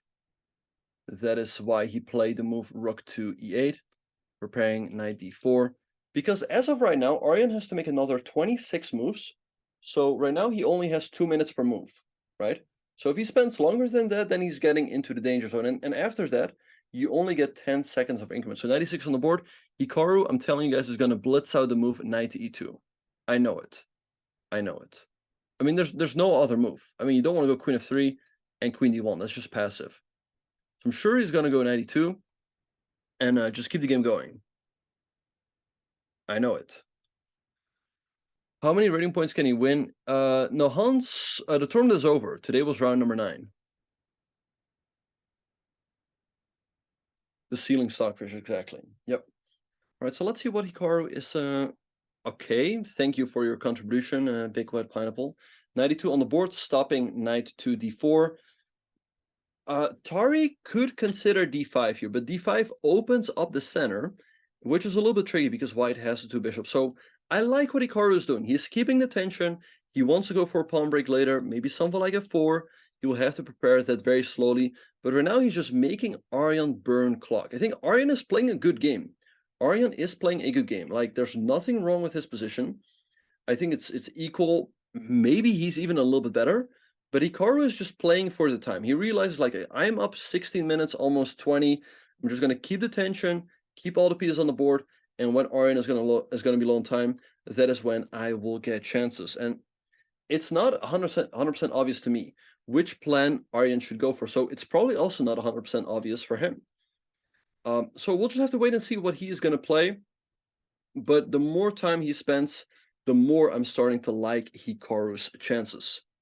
So we'll just have to wait and see how Aryan is going to proceed from here. Again, if you guys have any questions, any comments about the games, about the players, feel free to let me know, and I'll answer as many as possible of them. All right. Suzanne starts rioting in the chat. I don't know why. Tari, I mean, he has been fine. He's been fine pretty much the entire game. Magnus much worse now. Okay, so let's have a look. All right, so Magnus took over here. Now, again, if Giri takes with the queen, there's knight e1 attacking the queen. And if you go here, queen g4 is tricky, hitting this pawn. And if you go here, then there's d5. Hikaru gets up from the board, maybe getting another coffee. If you take, you leave your queen hanging. So that is not possible. Now, you can take with the pawn, but if you take with the pawn, you allow the move e6, trying to open the position. But is this really an issue after f6? I don't know. Like, you can go h5, followed by this and this, but it all seems rather slow. So I think Anish should be doing fine, but here again, the issue is the time. Anish currently is down almost half an hour on the clock, so he's gonna have to speed up. Like, 49 minutes really is not a lot. So Magnus probably senses that he has some chances. Is 1450 too late to search? I mean, the question is what your goals are, Tittles. If you want to become a GM, it's not going to be easy. It's not going to be easy. But I think if you work very, very hard, you might still get there. But I think it's unlikely if you start at 14, 15. I mean, it depends on what your rating is. How many points could Hikaru win in this tournament? All right, so yeah. So let's say hypothetically, Hikaru wins every game going forward. So he would win 3 points in this one. He would win 3 points in this one, then he would win another 5, another right, so 3, 8, wait, like 17, 17, 20, 22. I mean, if he wins all of his games, he will win 22 points, something like that. So there'll be a lot. If Hikaru wins the rest of his games, he will cross 2,800, but that is a very, very difficult task. All right, and we have a move by Aryan Tari on the board. Tari played d5, a good move. He sends the opportunity to push in the center. Maybe Hikaru should just play rook a1, keeping the tension. You can go d4, but we're really not too concerned. It actually hangs a pawn, so it's not bad at all. I don't think Hikaru should think about taking this pawn over here, because there will be tactics like knight d4, and then knight e2 is always hanging. Yeah, perhaps objectively Hikaru is slightly worse, but again, he's mainly playing to keep the tension and get chances later on. I mean, after rook 81, I don't see why it's so bad for him. I think Tari is doing fine, but I don't know, like maybe here and king g7. But I don't know if there's much more to it than that. So we'll see what's going to happen. Aryan playing a good game so far, having a lot of space in the center and on the queen side. He's currently threatening to take this pawn on e4. You cannot defend it with knight g3. That allows knight d4 with a double attack on your queen and this pawn over here. You could go rook a1 though to defend, so that in case it takes, your bishop on d2 is protected. So let's see what Hikaru is going to do. I expect this move. I expect the move rook a1. I'll be surprised if he plays anything else. And now Aryan gets up from the board. The evil bar exactly in the middle. Yep. Why does it? You guys really enjoy saying evil bar, don't you? You guys really enjoy saying that.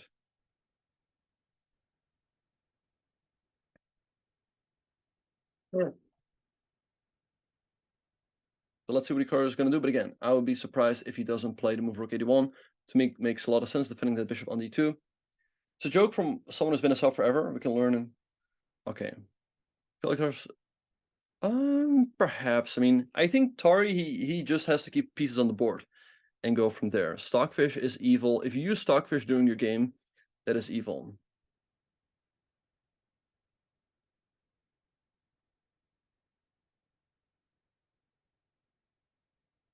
How does White create winning chances here? By somehow opening up the position and maybe getting some sort of pawn break in. Really? And now I have to deal with the damages. Anyway, let's see. Rook a1 to me looks very logical. Be surprised if he doesn't do that. Oh, Hikaru? Wait, oh, Hikaru went into the confessional. So let's see if we can pull it up.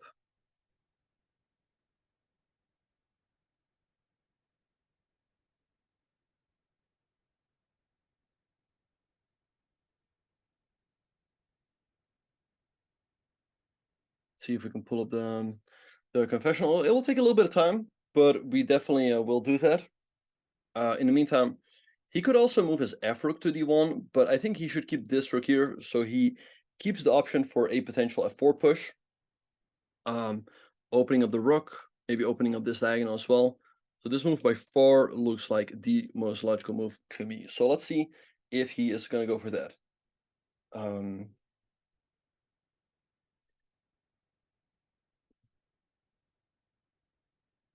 all right, so we have Hikaru's confession in the confession booth. So let's pull it up.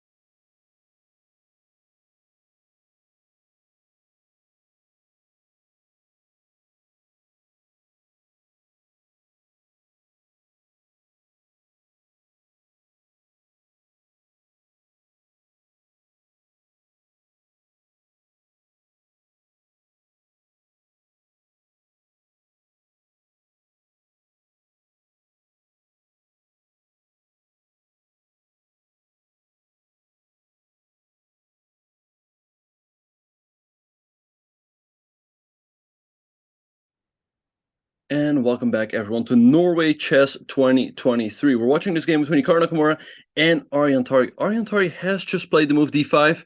We saw Hikaru in the confession booth for a little bit, but he's still thinking, and I'm a little bit surprised at that. Aryan currently is starting to take on e4 and take the bishop on d2, so I don't understand why Hikaru hasn't played the move rook 81 yet. To me, it looks very logical, but I'm sure he's considering other moves as well. So let's see what he is gonna do. Okay, so yeah, after rook 81, again, the point is that in case Aryan takes, this bishop on d2 is protected. But what what Aryan can do is slowly improve his position with perhaps moves like g6.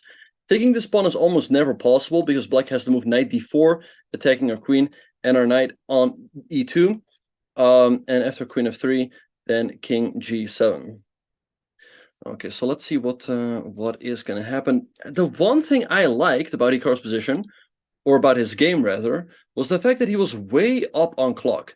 He was up like 15, almost between 15 to 20 minutes, but now his time advantage is disappearing. So questions like, what does he really have going for him right now? And we have pawn takes d5 on the board. Okay, we will probably see c takes by Aryan Tari.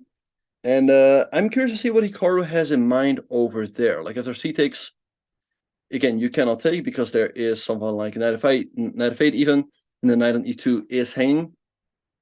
So we'll see what he's going to come up with. Aryan could, of course, also take with a knight, but I would be surprised if we see that. I mean, to me, pawn takes looks very natural, keeping the center intact. But Aryan is taking his time here. He didn't go for the automatic recapture, so I'm sure he is considering some moves here. Both players looking very, very focused. They each have, Hikaru has 3 cans. Again, he probably didn't like the blue can of Norwegian water, but he seems to like the green cans. We see probably Anish Giri pacing by there.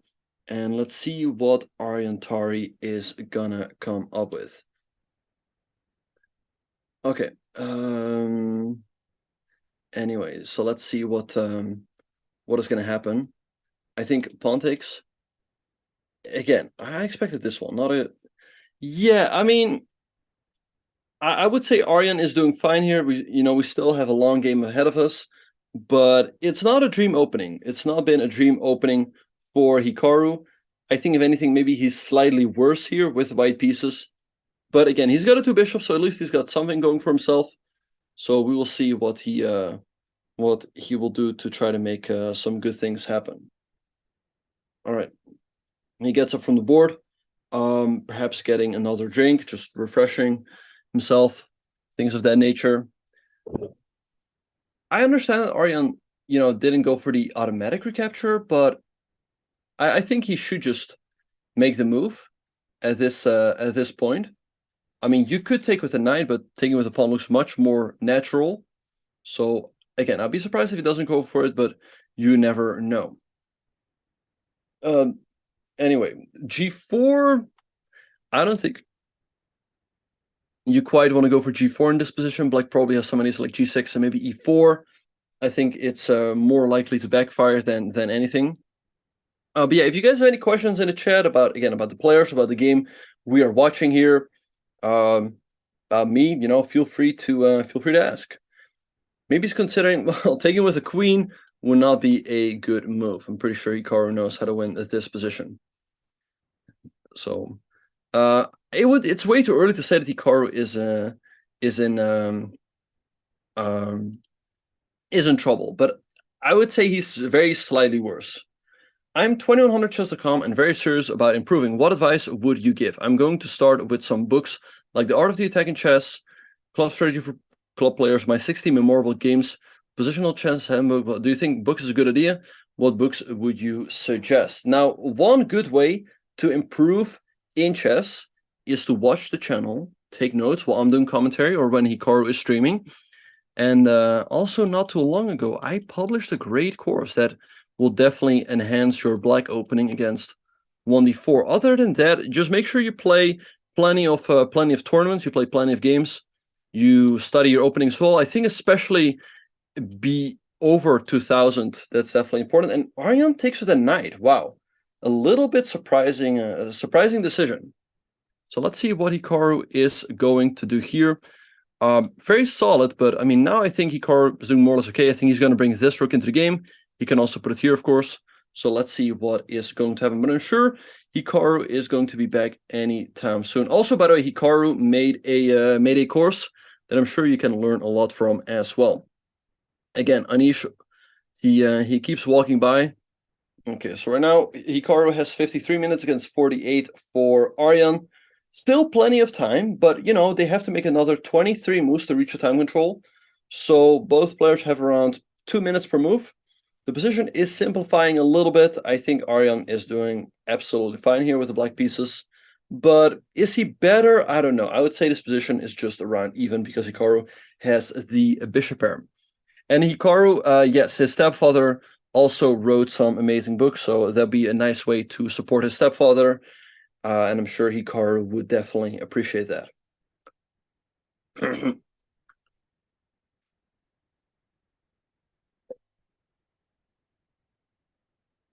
All right, so let's see what is going to happen.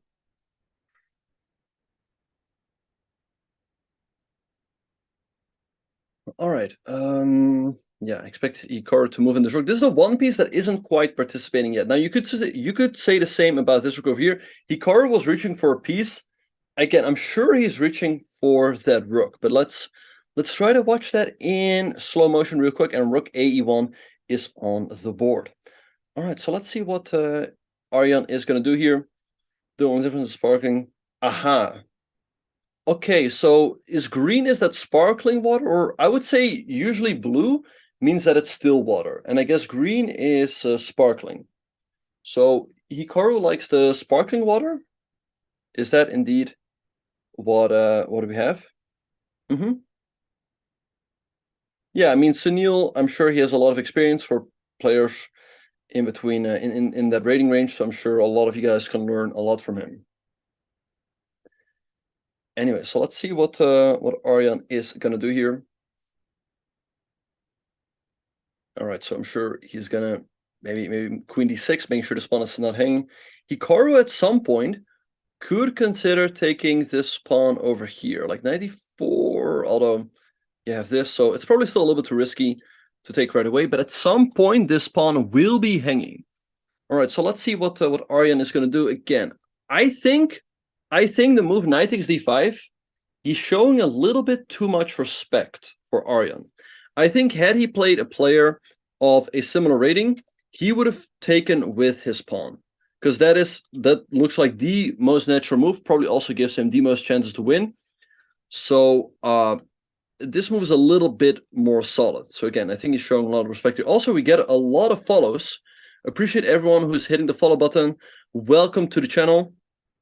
Make sure to follow if you're not following yet.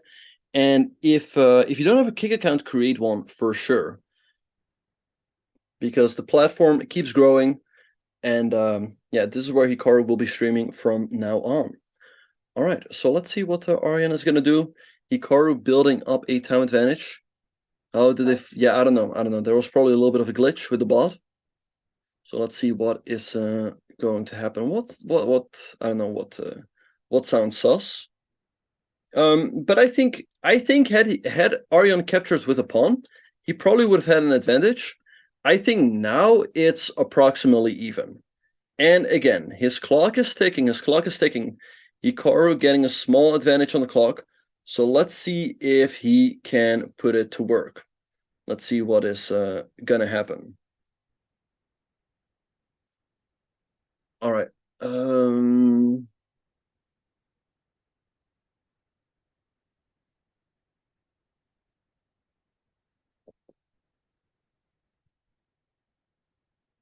Okay, we have to move queen to d6 by Aryan Tari, defending this pawn over here. Now, Hikaru would like to play a move like knight at g3, moving the knight to e4, but this gives Aryan the possibility to go knight e4, attack the queen, and this pawn over here. You have some possibilities like queen g4 and knight f5, but I don't think they work out, but I can always go here, defend this, and make sure their queen is not hanging. So I'm very curious to see how this game is going to play out. Hikaru could also consider a move like c3, but the drawback of c3 is that now this pawn on d3 becomes a little bit weak. Although, again, if you get a knight g3, d4, you're doing pretty okay. Wow, lots of people are following. Really do appreciate that from everyone. Again, make sure to follow the channel. I'm sure Hikaru will appreciate that as well. It gives him a lot of energy, and that helps him win his chess games. And no, none of the other games have finished just yet, but we can have a very quick look around the horn. Let's see. So the game between Magnus and Anish is heating up after e6. Anish played the move rook f8. So in case Magnus takes, he can recapture with the rook. a4 by Magnus takes, and now Magnus can recapture. I think it should be around even, but again, the fact that Giri is down so much time can definitely become an issue. Magnus up, he's got twice the amount of time that Giri has, and Giri still has to make another 24 moves. Another 24 moves to reach the time control. He's only got 32 minutes to do so. The good thing for him, though, is that in case Magnus takes, this move is obvious. Like, you take, you recapture. Magnus takes, king h8 only move. So at least the next couple of moves are easy. Magnus takes, you recapture. Although you could take with the queen as well. But at least he can play a little bit faster in the next couple of moves. But Anish definitely finds himself in a very tricky spot. So we'll see how he will handle the time pressure. In the meantime, what has Fabiano done over here? I thought over here maybe he had to go queen to c1, defend his pawn over here, but he went to h4. c6 was played, a nice and solid move by Shahryar, making sure that bishop d5 is never an issue. Bishop d3, and Shek just takes the pawn. He's like, give me that. I mean, take. He's up a pawn. This bishop is hanging. I mean, I think Fabiano is in big trouble. And imagine Fabiano losing this game. If Fabiano loses this game and Hikaru wins, he's all of a sudden only 1 point behind in the standing. So that would be great for Hikaru. That is definitely what he needs, because Hikaru still has that game against Fabiano in the very last round. But before that last round, he has to make sure that the difference is not more than 3 points, so he can still catch up with him. But I think, honestly, Fabiano, I mean, it might be a little bit exaggerated, but has to be very accurate here, otherwise he might be close to lost. I mean, you're down a pawn. Black has this passer. This e-pawn is not really going anywhere. Very often it's just going to be weak. So Fabiano definitely in the danger zone. I'm curious to see how he will handle this. Now, we also have more moves in the game between Wesley and Ali Reza. So bishop e2 was played, h6, bishop d2, and queen a2. A nice move by Firouzja, keeping an eye on the bishop. Also this bishop over here, and after f4, you can now play knight to c4. So I think Firouzja is doing well. Yeah, no, again, Kick is a very new platform, so of course it had their issues, but it's getting better and better. And honestly, right now, if you are watching the stream and you are considering to start streaming, why would you start on Twitch? Why would you start on Twitch? Like, they literally take half of your money away. So if you start, like, for people like Hikaru, they've already built up a big following on Twitch, right? And then, moving over to Kick is certainly not easy. But if you're just starting out, I do not see why you would ever start on Twitch. Just start on Kick. But you could potentially, yeah, maybe, but I mean, it has its drawbacks. Anyway, we also have more moves in the game between Noterbek and Gukesh. We left off a long time ago. Well, here there are no ads. Anyway, a4 has been played, but okay, we're here to talk about the chess, not so much about the difference in platforms. a5 was played. Take. Queenside castles. Oh, nice move. Allowing himself to double the rooks. If you take, there's knight b5 with an attack on the queen, and you check the king, so white wins. So queen f1 check was played. The players, so Noterbek was basically offering a draw. He was saying, like, with the move rook d4, if black wants to make a draw, I will take it. But Gukesh is saying, no, I want to fight. And he goes queen to c5, keeping the tension in the position.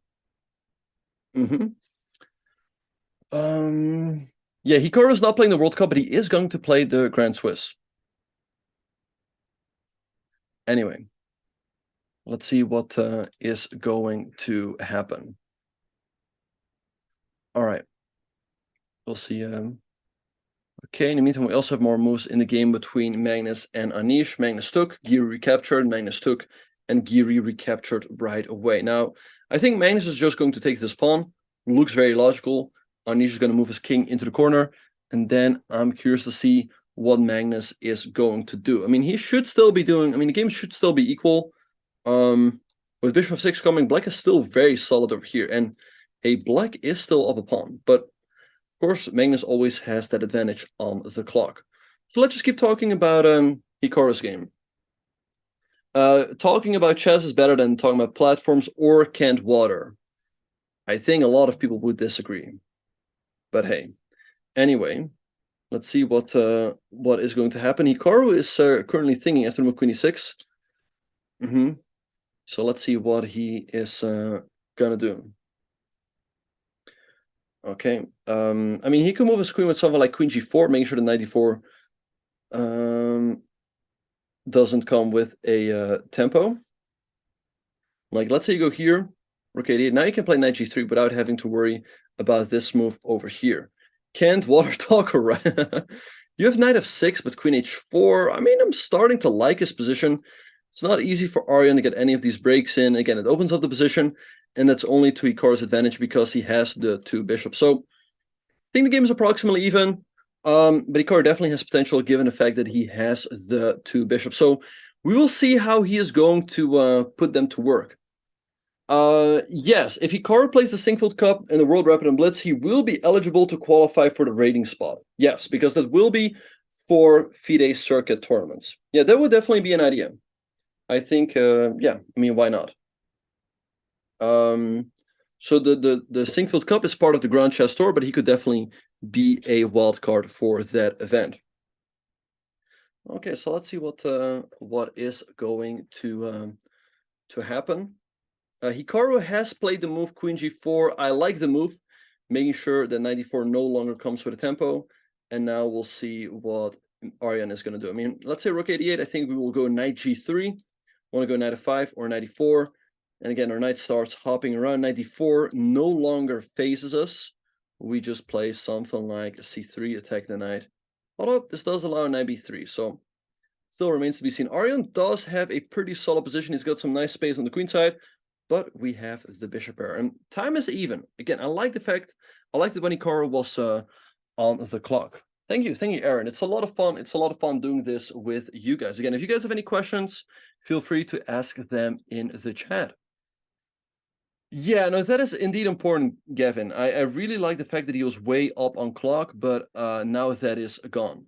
The candidates indeed is going to be in 2024. I don't know which month it is going to be. I don't think anything has been announced yet. I have played Aryan a couple times, yeah. I think my score against him is something like 2 points out of three games. I played him at the World Junior Championship in 2014, so almost 10 years ago at this point. I've played him at the European Championship in 2016. We also played once or twice in Tara Steel. I think both games ended in a draw. So yeah, I think those are really my encounters with Aryan Tari. Very solid player, also very friendly guy. I always want to see him, you know, I mean, the thing, like, I wouldn't quite say we're friends because we don't see each other often, but we're on very good terms. Anyway, let's see what is going to happen. Yeah, the candidates tournament. Oh, no, wait. The candidates has been announced. It is scheduled to be held from April 3rd till April 25th in Toronto, Canada. Nice. So that would be a nice tournament for Hikaru to play. No, we're not frenemies. We're not frenemies because we don't play each other often. Who is considered the bad boy of chess? I think we all know the answer to that question. I don't think I have to answer that one, do I? Hikaru, no, I don't think he's getting bored. I mean, Hikaru stands up from the board. Hello, Bach Hype Man. Good to see you. All right. Anyway, let's see what is gonna happen over here. I think knight f6 makes a lot of sense, but I don't think you can get this e4 push in. But let's have a look. So queen h4, e4 is definitely a critical move, making use of the fact that we haven't played knight g3 yet, and black can break in the center. This bishop is hanging when this. Okay, so here takes knight f5. Looks pretty interesting. Hitting the queen, moving the knight into the attack. Let's say you move back. maybe we just recapture. This pawn is weak, but you have two pretty strong bishops. Like, let's say you take, wow, knight takes g7. All of a sudden, there are a lot of tactical possibilities. And look at this. Look at this. Queen g6, rook e3. Because you want to go here, and if takes, you open up the f-file for the rook. Wow. That would be a way for Hikaru to create a knockout. By the way, some of you guys don't know this, but when Hikaru started streaming, I think maybe he was streaming for chess.com, and it was called Nakamura's Knockouts. It's called Nakamura's Knockouts. So yeah, perhaps he could bring it back if he can get that variation on the board. All right, but let's see what Aryan is going to do here. He's deep in the tank. Down to 42 minutes, he still has to make another 22 moves to reach the time control. So both players potentially are, I think there's a good chance they will get both low on time. But Hikaru, generally speaking, is pretty good at speeding up at the right moment, finding the right moves, and putting the pressure on his opponent. So let's see what is going to happen. GMs are a different breed. It's how do you see these moves so quick? Yeah, it happens. It happens. All right, but like let's say you go here. I mean, something like knight g3 followed by knight f5, and if you go here, the queen moves somewhere. I mean, I think here, but black can force the queens off with the move queen d4. And after takes, this pawn is under attack. I think again, given the fact that black has this nice space advantage, he should be doing pretty fine here. Yeah, I think this position should be approximately even. Had this pawn been pushed up, let's say to a4, then it would have been even. Or like maybe Hikaru could have had a slight advantage. And we have to move rook 88 by Aryan on the board. Very logical move, bringing his rook to the middle. All right, now let's see. I think Hikaru will probably play the move knight g3, aiming to go to e4 or f5. Aryan will probably play something like this. And I don't know, we could also go queen d1 back, making sure that knight d1, knight d4 does not hit our pawn. Hikaru gets back at the board, writes down his move with fierce determination. He sits up in his chair, adjusts his hair, and now is he fiddling a pawn? He's doing something with his hands. He's looking focused, right? He's like, okay, I can do this, I can do that. He's back at the board. All right. I've rarely seen someone write so fiercely. That's right. Rook 88. That's right. It's amazing. It's amazing how Hikaru wrote down that move. Knight g3 has been played, aiming to go to e4 or to f5. An incredible move by Nakamura. Let's see what Tari is going to do here. He can go knight d4, attacking this pawn over here. He can go knight f6, attacking the queen. But there's many other moves. So we will see what is going to happen in the next episode. All right, what would you say the odds are Hikaru will win this position? I would say it is maybe 50-50. Maybe 50-50. I don't know. It's hard to say. Look at Aryan's timid personmanship. He's clearly suppressing. Oh my. Yeah. Thank you. Thank you. Can we? No, guys. I'm here. I'm paid. I'm paid here to commentate. You can pay other people to do ASMR. That's not what we do here. We talk here about the chess.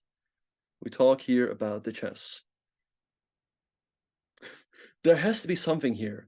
I can sense it, but I do not I can sense it, but I do not see it. Hikaru quietly whispered in Aryan's ear. Aryan then quietly shuffled his knight back to f6. All right. All right, so let's see if knight f6 will be played. I'm not impersonating everyone. I'm just doing, I'm just doing whatever comes to mind. All right. There has to be something. All right. Anyway, so no, we're talking about chess here. Sounds like golf commentary. I was told that the other day. All right. Aryan real focused here. He's hovering over his knight. Can he score a birdie here? Going knight d4, aiming to take this pawn.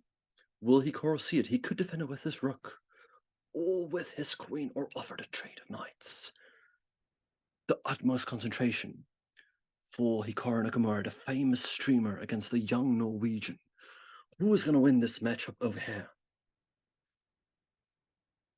All right. Let's see what is going to be played here. Hikaru up 4 minutes on the clock. Aryan back in the tank. 39 minutes over here. Let's see what he's going to do. Oh, while Hikaru appears. What is Aryan going to do? Okay. Aryan uses clock. Aryan uses clock. Is it effective? Uh-oh, and he does the face palm. He does the face palm. He's like, oh, I missed knight g3. Oh no. How did I miss knight g3? I'm kidding. I think Aryan is just really focused, and he plays knight to d4, attacking the pawn on c2. Will Hikaru see it? He could defend the pawn with his queen. He could push the pawn up. But I think in case we push the pawn up, Aryan is going to go here. Attack the bishop on d2. We could trade, but the drawback is that the pawn on d3 is now rather weak. It's on its own. And after queen d1, Aryan can move his knight back, let's say here, and the pawn is very awkward to defend. So I think what Hikaru will probably do is play a move like knight f5, offering the trade of knights. And after takes, he could potentially gang up on this pawn on e5. Moves like rook e2, rook e1, and he definitely still has a lot of play left in this position. Reading regulations and World Rapid and Blitz count as 2 eligible events. Tournament is a... Oh, really? The World Rapid and Blitz count as 2 tournaments? That is pretty interesting. Wow. Can chess drive you crazy? No, we're just having a good time. We're just having a good time. Looks like Fabi gave... Yeah, I mean, we looked at that game before. It looks like now he's just down a pawn. And Hikaru gets back at the board with another can of Norwegian water, but we do not know what color it is. Although I think it's probably green. He seems to like the green cans a little bit better. So let's see what he's going to do. He should have the slight advantage here. He's got 3 counts versus Aryan's 1 can. So I think he's definitely got a slight advantage over him. You're welcome, Stan Marsh. All right, still, did he go into the confession booth? I don't think so. No, he did not go into the confession booth. He probably just did that once, and now he's just fully focused. All right, so let's see what he's going to do here. Knight f5 is a move. Queen d1 is a move, but it looks rather passive. I do not love a c3. Bishop g5 is possible, taking the rook over here. All right, so in case of captures, we go rook c1, attacking the knight. And then we can take the rook. Certainly possible. The big question is what happens in case Aryan plays f6? What about knight e4 here, attacking the queen? And the idea is that if you move the queen, we can take this pawn because the knight is pinned and the pawn has its issues as well. He's drinking beer. No, he's drinking canned water. Okay, Anish is... He wants to be a part of the stream. He keeps walking in front of the camera. All right, so let's see what is going to be played. Right, 94 on the board. Hikaru thinking he's down 40 minutes. All right. All right, thanks John the Keyman for the subscription with 2 months. Wait, what? Wait, Bungram, what are you, wait, what are you, what is that comment in the chat? And it's gone. It's gone. It's gone. Yeah, but well, that's the thing, Resnikon. The thing is, this game is so long, and it is nice that at some point it will speed up. I mean, we have been here for 2 hours and 40 minutes. We've seen players take long things, so it is nice that at some point the game will accelerate. So I like the format that Norway Chess has set up. So let's see what Hikaru is going to do here. Bishop g5 a move, knight f5 as well. I don't like c3. Queen e1 certainly a move as well. Who invented canned water? Wait 1 second. Give me 1 second. All right, so let's see what Hikaru is going to do.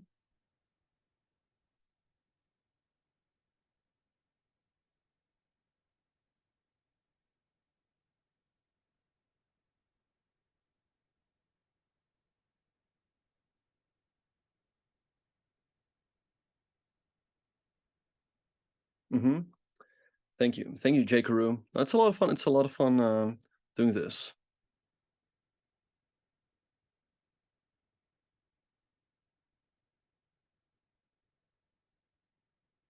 Okay, knight f5 or 94.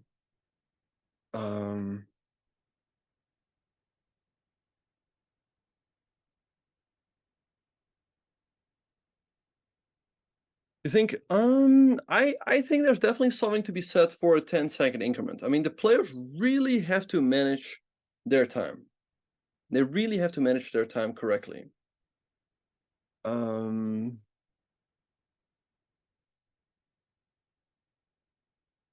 they really have to manage their time correctly. Like, if you run out of time, you don't. You have no time. You only have the 10-second increment. You only have the 10-second increment. So let's see what Hikaru is gonna do here. I'm sure he's gonna move soon.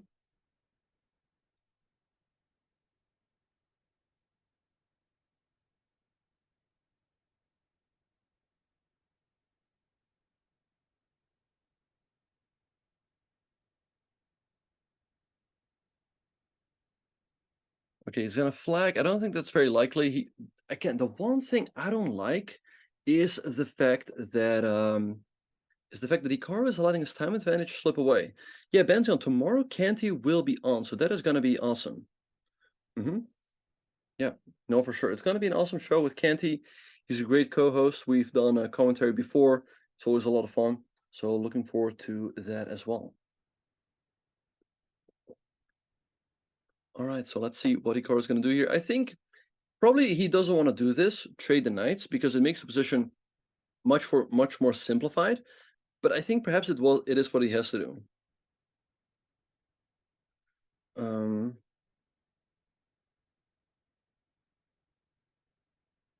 okay, so let's see what's gonna happen. Just trade the knight. No, Hikaru's not winning. The game is approximately even right now. Now he's down like 2 minutes on the clock. Hikaru's got to move here. He's got to move. Yeah, this is potentially an idea down the line. I think it's very difficult to make it happen. Because the queen can always move back. Rook g6 in and of itself doesn't do that much. Also makes the e5 pawn hanging. I think c3 is not the move we want to play, but I do think knight f5 is the move. Fabiano nearly losing. Let's pull it up. All right, so we left off right here. So queen g3 was played, and Shaq played rook to e8. Now what Fabiano can do is take this pawn over here, with the idea that in case we take the queen, he can go bishop f7 check, a little in-between move. And, oh, not that. And white is probably doing okay here. Because you have that pawn. Now, after takes, black has the amazing move rook takes e6. If you take the queen, that's checkmate. If you... Oh, but you have bishop f5 check. Bishop f5 check. We take. They take with check. We take. But to me, this endgame looks extremely scary. Black has 3 passers. If you don't stop any of those pawns anytime soon, you're probably just completely lost. What move number is this? We will get back to the card game very soon, but from the top of my head, they both played 19 moves. Now, another move Fabiana has right here is the move bishop to d3, check to keep pieces on the board. Now, Shaq will probably play something like this. You can take, but I mean, you take, and it's not looking great. But after something, okay, bishop takes g6, by the way, has been played by Fabiano. Great find. Had Shaq played f5, things would have been pretty difficult for Fabiano. But now he might have chances to hold. So let's see how this game is going to play out. In the meantime, so Hikaru is still thinking. We'll get back to that game any moment. We also have the game between Magnus Carlsen and Anish Giri. So we left off right after here, after bishop takes, take king h7. Slightly surprising. I thought he had to go here. 95 by Magnus, putting his knight in the middle and opening up this bishop. Anish goes queen e6, offering the trade of queens. And given the fact that Magnus is down a pawn, of course, he doesn't want to trade. So takes, queen g6, and queen to d7, attacking the bishop and this pawn over here. But I feel like Anish should be doing fine here. He should be able to make a draw. But, you know, maybe Magnus can still keep some play in the position. So let's see what's going to happen over the next couple of moves. All right, so that is that. And then we also have the game between Noorderbeck and Gukesh. We left off after queen c5. Noorderbeck played 92, forcing the queens off. And rook d5. This game probably will end in a draw. Pretty certain it will, but there's still some play left in the position. And yeah, I mean, in the game between Wesley and Veruja, I mean, moves are being played, but not too much is happening. Maybe a very slight advantage for Wesley. So let's focus our attention back on the game between Hikaru and Aryan. Hikaru taking a lot of time here. Right now, he is down 5 minutes on the clock. So let's see what he is going to play. By the way, 20 moves have been played. Thank you for correcting me. So Hikaru has to make another 20 moves, and he's got 33 minutes to do so. So give or take 1.5 minutes per move. Aryan a little bit more time, but Hikaru has to speed up here. He cannot fall too far behind on the clock. So let's see what is going to happen over here. All right, so we'll see what is going to happen in this game. Again, to me, knight f5 probably looks like the best move, but it also takes more play out of the position. And since Hikaru wants to win, he wants to keep pieces on the board. So let's see what he's going to do.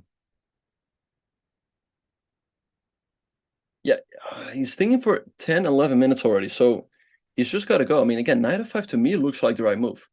And even though it might equalize the game, if you want to win, first you have to turn a slightly worse position into an equal one.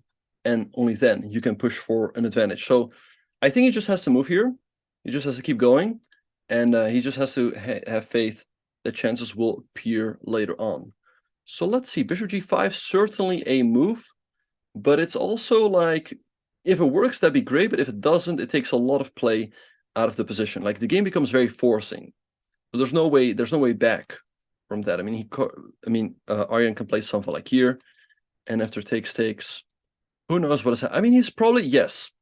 Hikaru is looking at this line. So bishop g5, let's say f6, knight e4, queen f6, he takes. So you cannot take with the knight, that leaves your queen hanging. You cannot take with the pawn because you're putting check. You could take, but after takes, if you take here, you're significantly worse after rook c1 because your rook is hanging. So you're going to have to take. And then we take. Again, you cannot take because that puts your king in check. The king has to move up, and then we take here. Black rook captures. And here we have a very interesting imbalance. White has a rook and 2 pawns. White has a rook and 2 pawns. And black has a knight and bishop. So white is up one point, but very often the minor pieces are better. But here, I don't know. Like maybe this is something for Hikaru to think about. c3, knight b3. Let's say takes g3, stopping the knight from jumping here. The more I look at it, the more I'm starting to like it. He can go king g2, rook h1. This pawn is a little bit weak. Black's pieces have a difficult time really attacking our pawns. So perhaps this is what he is considering at the moment. That would explain why he's spending so much time right here. All right, so let's see what he's going to go for. But, I mean, he also had knight f5. Just keep it very simple. Keep time on the clock. But perhaps he felt like that would keep the game a little bit too simple. You can calculate for 20 moves. And then, okay, bishop g5 on the board. You guys were right. That is indeed the move he was calculating. So let's see what what Aryan is going to do. Again, I think if you take over here, we will go rook c1, attack the knight. And we are up the exchange. So I don't think Aryan can go down that variation. Rook d7 perhaps is a move, but it all looks super loose because now this rook is not protected. So to me, it looks very risky. Maybe something like c4. Now knight f4, it's not available because we take. And at the end of it all, this rook is hanging. All right, so let's see what is going to happen. Moving the rook for Aryan also, it doesn't, like, it's just a passive move. The principal move by far is the move f6, attacking our bishop. I don't think we should move this bishop, although we can, because black cannot take because that leaves this bishop hanging. So this could potentially be a move for Hikaru. Maybe here. Who knows what is going on? Hikaru screwed the bishop into the g5 square. And Aryan gently raised his eyebrows, wondering, what is that move? Why is he attacking my rook on a d8 square? What does he want from me? Wanted Aryan, the Norwegian boy. But soon he came to realize that after f6, attacking the bishop and blocking the attack on rook, Hikaru wants to place his knight in the middle of the board, attacking his queen and putting pressure on that pawn on f6. Will Aryan calculate the right variation? His knight on the d5 square is pinned. The pawn on g7 is pinned. It cannot take. The game is getting absolutely complicated. And everyone in the chat is having a hard time calculating. What accent is this? I don't even know. I don't even know. And here Hikaru was feeling romantic. He went knight e4. He's attacking my rook. How disrespectful. Who is David Attenborough? I don't even know who that is. Let me Google that. David. He was a famous broadcaster for the BBC.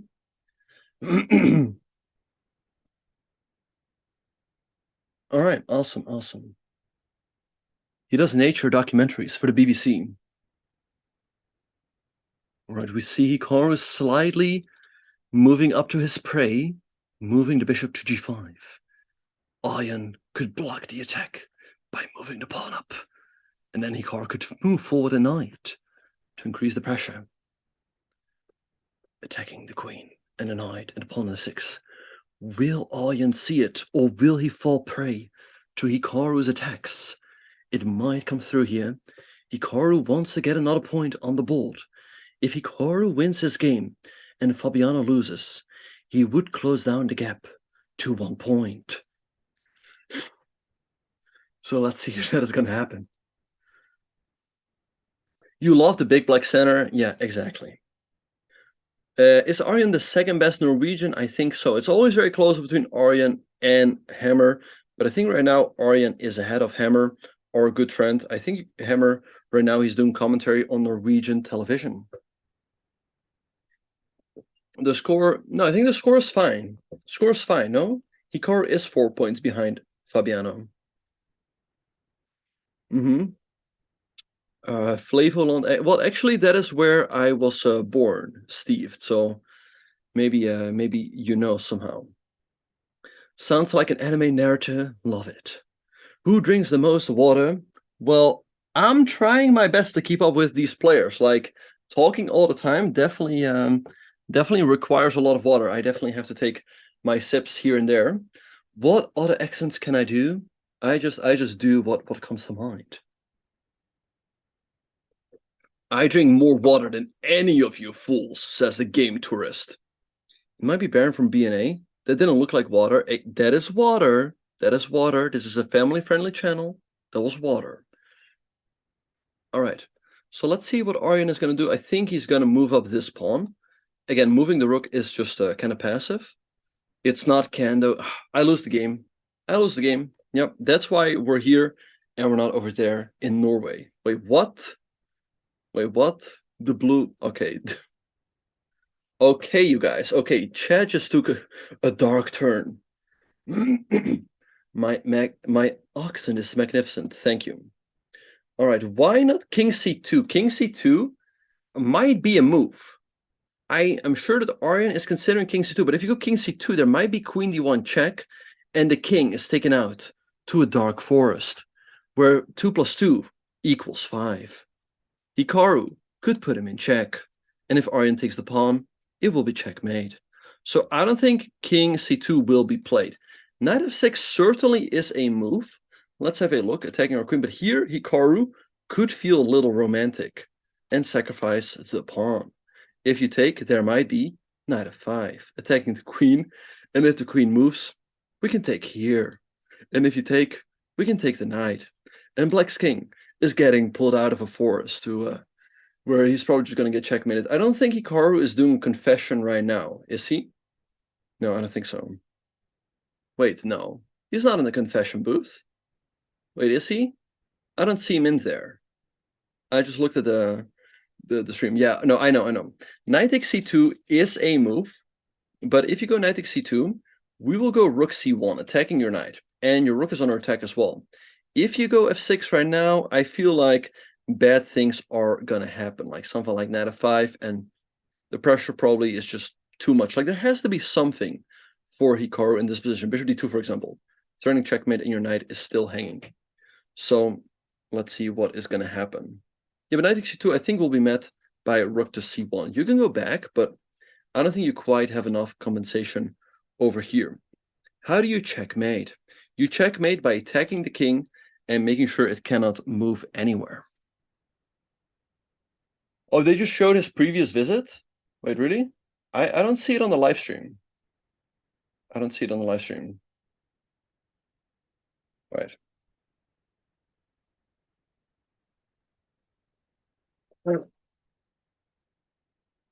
I don't see his confession right now.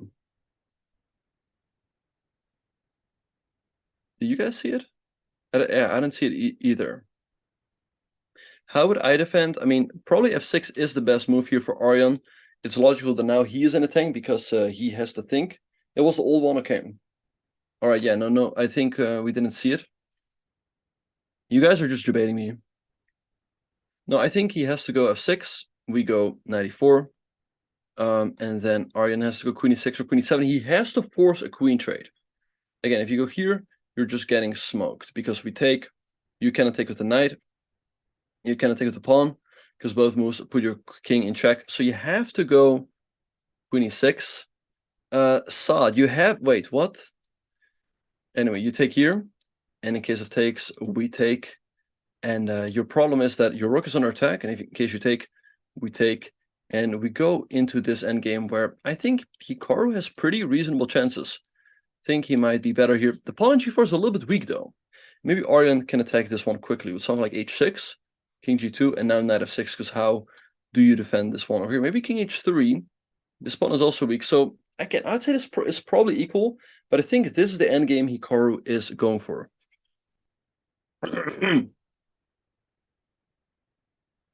So let's see what he is going to do. Yeah, people are saying they might have played a clip from the last one.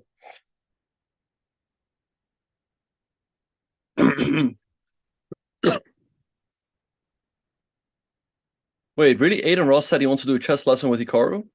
Okay, well, I guess Hikaru wouldn't mind doing that. All right, but with all that being said and done, you guys, Aryan is deep in the tank. So we are going to be taking a very, very short break. So don't go anywhere. Keep sending in your energy. Both players are getting lower and lower on time. The critical moment is approaching. So we will see you guys after the break.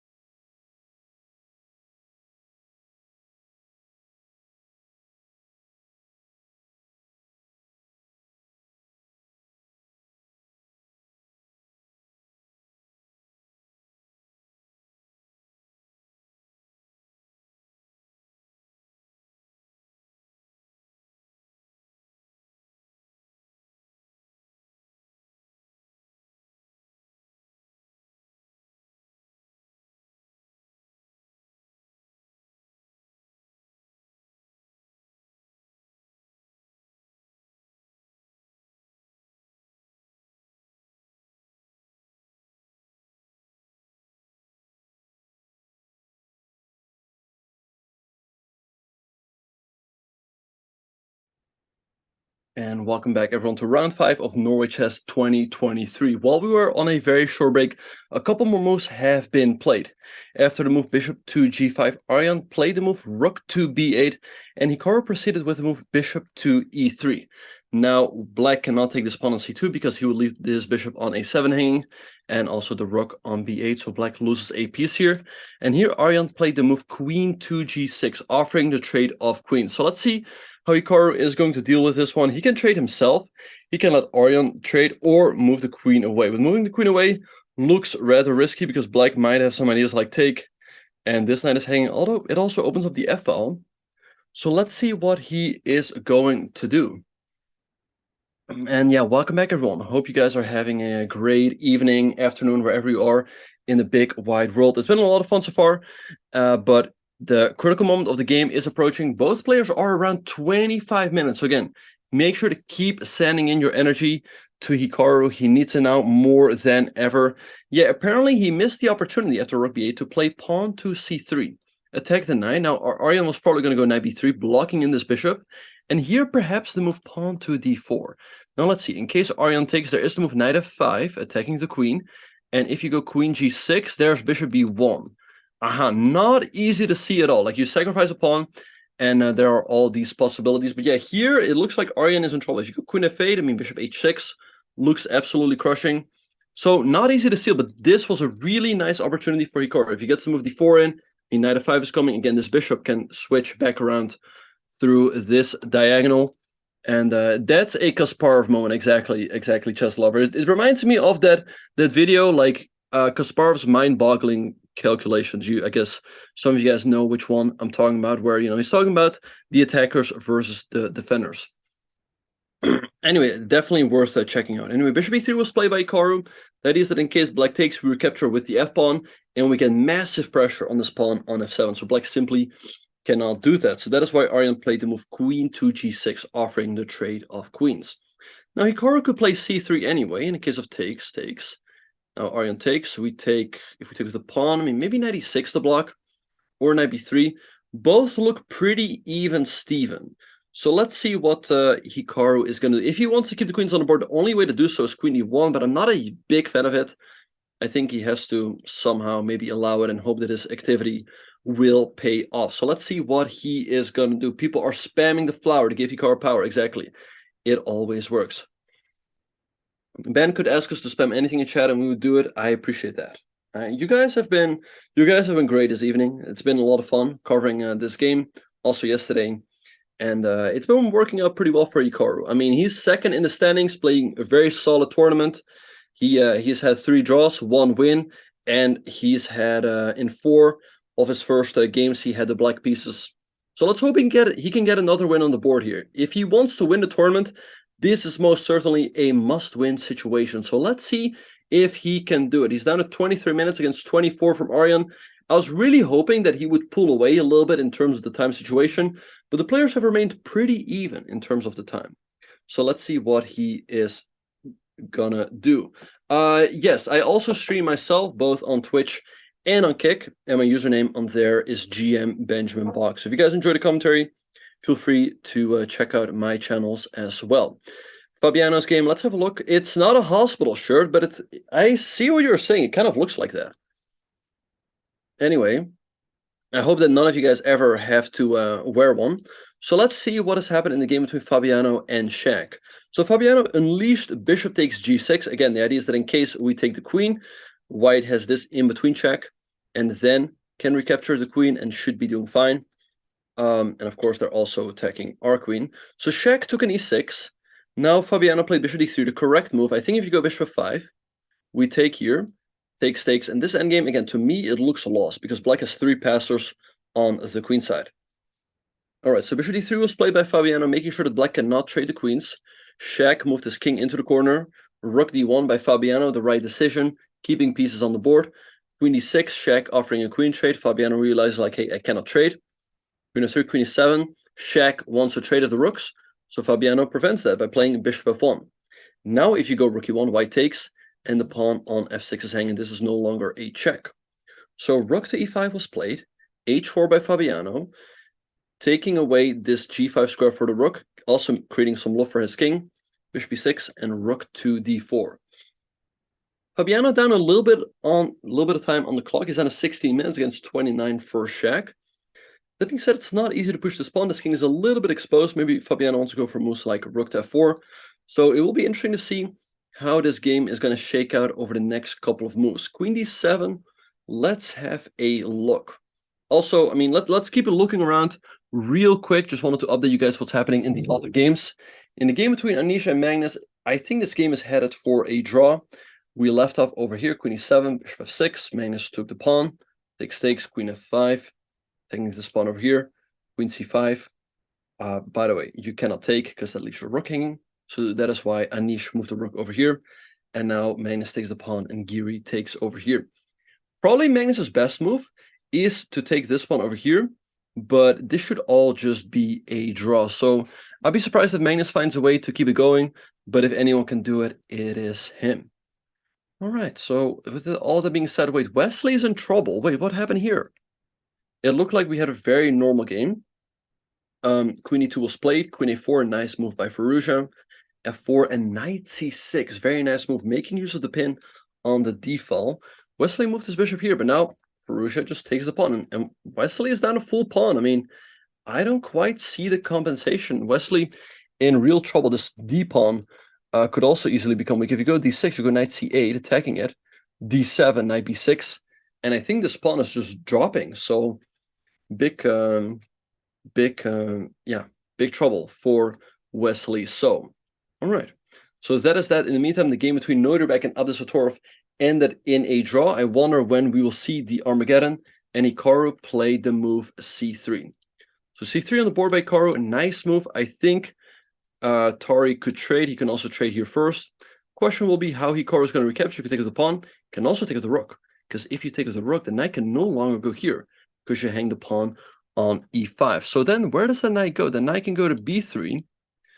And I guess we move the rook and maybe start putting pressure on this pawn over here. So I'm very curious to see what both players will come up with. But it feels like Hikaru is finally getting an advantage. The evil bar is finally creeping up in our favor. So the energy that you guys are sending in is starting to pay off. Let's see what Aryan Tari is going to do here.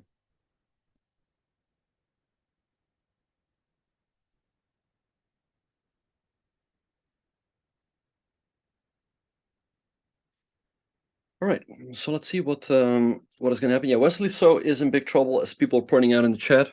In case Aryan takes, we will just recapture with the pawn. And in case of takes, we will take with the rook. Knight b3. We could go rook f3. It might look like we are allowing a fork, but in case of 92, we have this with a double attack on the king and the rook. So black probably plays something like rook b8. And I kind of like Hikaru's position here. He's got pretty nice control. If he puts the knight on e4, you can take the knight whenever you want to. And I think, if anything, this pawn on b3 will often turn into a weakness. Like, let's say you go here, black plays, I don't know, here. At some point, you could really consider a take, go knight d2. And how is black going to defend this one? So I'm starting to like Hikaru's position more and more. He can also bring his king to the center at a convenient moment. So let's see how he will try to squeeze out a win here. Also, this pawn on g4 controls a lot of nice squares. So let's say Aryan takes, maybe we take with the rook, perhaps knight b3. Of course, we cannot force Aryan to trade. I think this trade is definitely in our favor because this pawn controls these squares. Rook b3 maybe anyway. And again, we want to put the knight on e4. But I like Hikaru's position. I mean, knight e4, and then you might also have ideas of queen h4, followed by rook g3. So he definitely has a slight initiative. In the meantime, Aryan has traded on e3. And now the big question. I think both fe and rook e3 are certainly possible, and they give white some slight chances for an advantage. In the meantime, we're receiving word that the Armageddon between Noderbeck and Gukesh is going to start in 2 minutes. So that is going to be very exciting for sure. We will definitely keep an eye out on that one. Of course, our main attention will be on Hikaru's game, but we will certainly have a look at Noderbeck versus Gukesh as well. I mean, Armageddons are always a lot of fun to follow. But knight c3 on the board. Let's see what Hikaru is going to do. I'm sure he already had in mind in terms of how he wanted to recapture, either with a rook or with the pawn. It's kind of tempting to recapture the pawn because you open up this file for your rook and you put pressure on f7. But taking with the rook is certainly possible as well. he looked like he was already ready to move, but now he sit back a little bit, and there we have it. Pawn takes b3. Now I think Aryan has to play knight b3 to block our bishop on this diagonal to make sure that f7 is not hanging. And yeah, I'm very curious to see how Hikaru is going to proceed from here. I think he definitely has some pressure with this half open f-file for his rook. So let's see what he is gonna do. All right, and I'm sure that Aryan is gonna play knight b3. I mean, you can go knight e6, but knight b3 is pretty much the same move, but just a little bit more active. Knight e6 is kind of passive, so I think he just has to put his knight here. But the more I look at it, the more I'm starting to like Hikaru's chances. What he could also do is go queen h4, keep the queens on the board, and then after rook d8, knight f5. Because if you take, there's knight e7 check, and take, you are up in exchange because white is forking the king and the queen. I mean, here, if you can go rook d7, but now there's ideas of rook f3, followed by rook g3, or doubling up the rooks first. So Hikaru definitely having a bit of pressure. You can also take the knight at any moment. Both players are around 20 minutes. Hikaru definitely the better rapid player. So let's see how both players will deal with the time pressure. Hikaru staring at the ceiling, I suppose. That's why the people posted that emote in the chat. So let's see, has the Armageddon begun yet between Noterbek and Gukesh? All right. We could perhaps look at it real soon. Again, I want to stay focused on this game between Hikaru, but since we're waiting for moves anyway, and knight b3 has just been played by Aryan, what is Tari's strength in blitz? Let me have a very quick look. I think his FIDE blitz is not that high. His online blitz is, I think, around like 2950, but let me have a look. His online blitz on chess.com is 2900. But I would say in blitz, it's all about how much time you really put into it. I mean, there's people who are really good at it, and especially in terms of online blitz. Because an online blitz is also very much about the mechanics. So some people, they might be very good at pre-moves or time scrambles. So that is why some players have a very high rating. But also, by the way, I just realized I was talking about the move queen h4, but this does hang the pawn on d3. However, if black takes it, there's bishop b1 attacking the queen and attacking the pawn on h7, and black is getting absolutely cooked here. Bishop takes h3, we just go king h1, and black is lost. Live chats are great for ADHD. I know you guys love to be here. So let's see what Aryan Tari is gonna do here. Hikaru Nakamura is thinking he can move his queen over if he doesn't want to trade the queens. Can also go queen to f3. But I like queen h4 because queen h3, queen h4 followed by knight f5. We have knight e7. Also, we can double the rooks. Maybe go for rook g3. So that is definitely the move I am looking at, and I'm sure that Hikaru is looking at it as well. Yes, that was my Norwegian Irish accent. Good day, mate. All right, we can take the knight of hand. No, that's not Irish. I can't do Irish. I don't know how to Irish talk. Let's have a pint, mate. Yeah, I don't know. I don't know. I don't know how to Irish talk. Anyway, let's see what is going to happen. Good day, mate. Isn't that how Australians talk? Good day, mate. All right. I was Irish, exactly. All right. I like the British accent better. All right, so let's see what Hikaru is going to do. I mean, queen h4 makes a lot of sense to me, followed by knight f5, and he starts attacking his king. If you go knight f5 here, you give Aryan the opportunity to trade. So I don't think that is really what we should do. Also, in case of this trade, you always want to be able to put your knight on e4. By the way, Aryan was not able to take because we had this little in-between check, which just completely blows black off the board because the knight is hanging in the rook as well. All right, howdy, mate. Checkmate. Okay. What did the Australians say after the game? Checkmate. Anyway, knight b3, knight e4 on the board by Hikaru. Okay, so he's inviting Aryan to take, because then his knight would be ideally placed. Aryan, I think he should delay the trade and just play rook b8, attack this one over here. Will be interesting to see how Hikaru will deal with this one. He could go d4, but it also makes things a little bit loose. So let's see what is going to happen. Yeah, no, true, true. I mean, classical chess, you definitely need to have that stamina. The games really take a long, long time to heat up, but here we are, both players just went below 20 minutes, so we're gonna see some more action. So let's see what Aryan is gonna do here. Again, I really like queen h4, but perhaps Hikaru wants to keep the game a little bit more quiet. He doesn't mind a queen trade. If Aryan doesn't trade himself, Hikaru could, of course, also consider taking here. But now it's much easier for Black to get in the move f5 and kick our knight away from the nice e4 square. So let's have a look at the game between Noterbeck and Gukesh. I mean, the Armageddon game is in full swing while we are waiting for moves anyway. And it looks like Gukesh is crushing.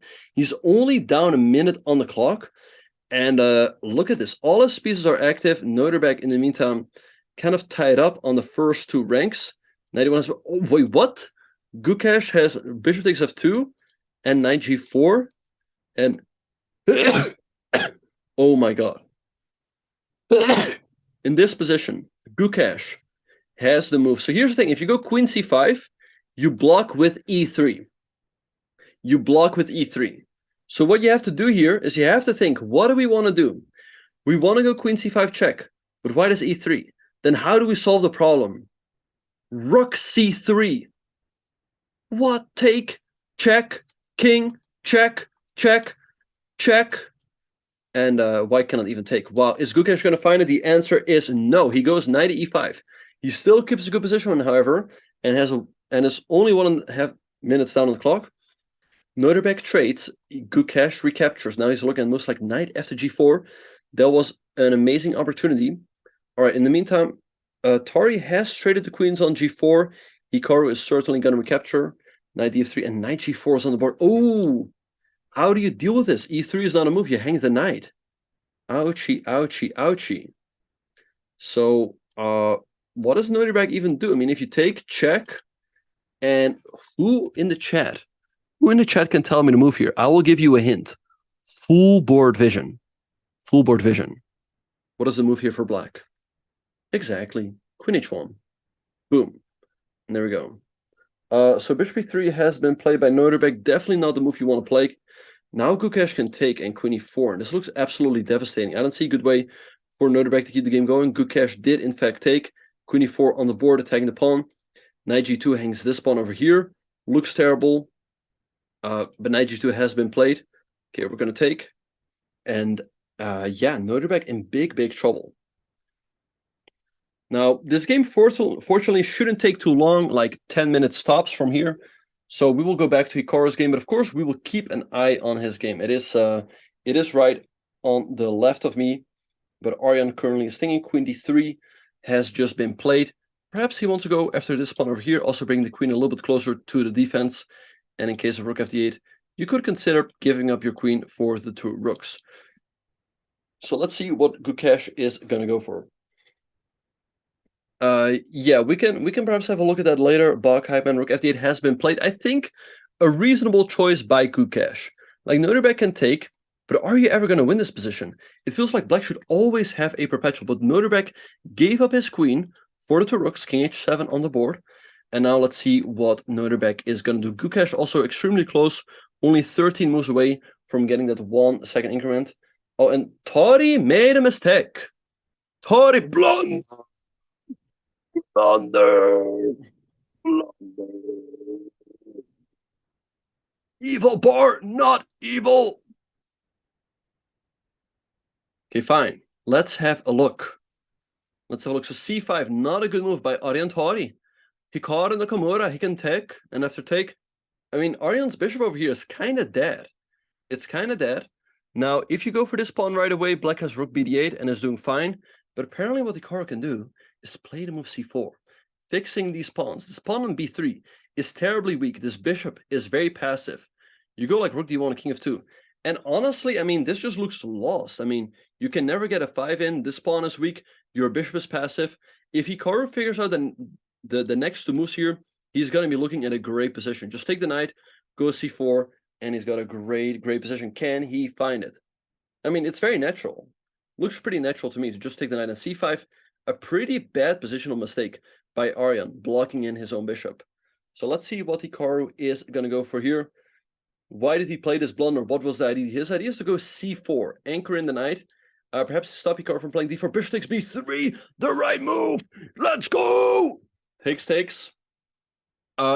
Aryan can play b4, but then rook a1, c4. Again, the best move. Let's go.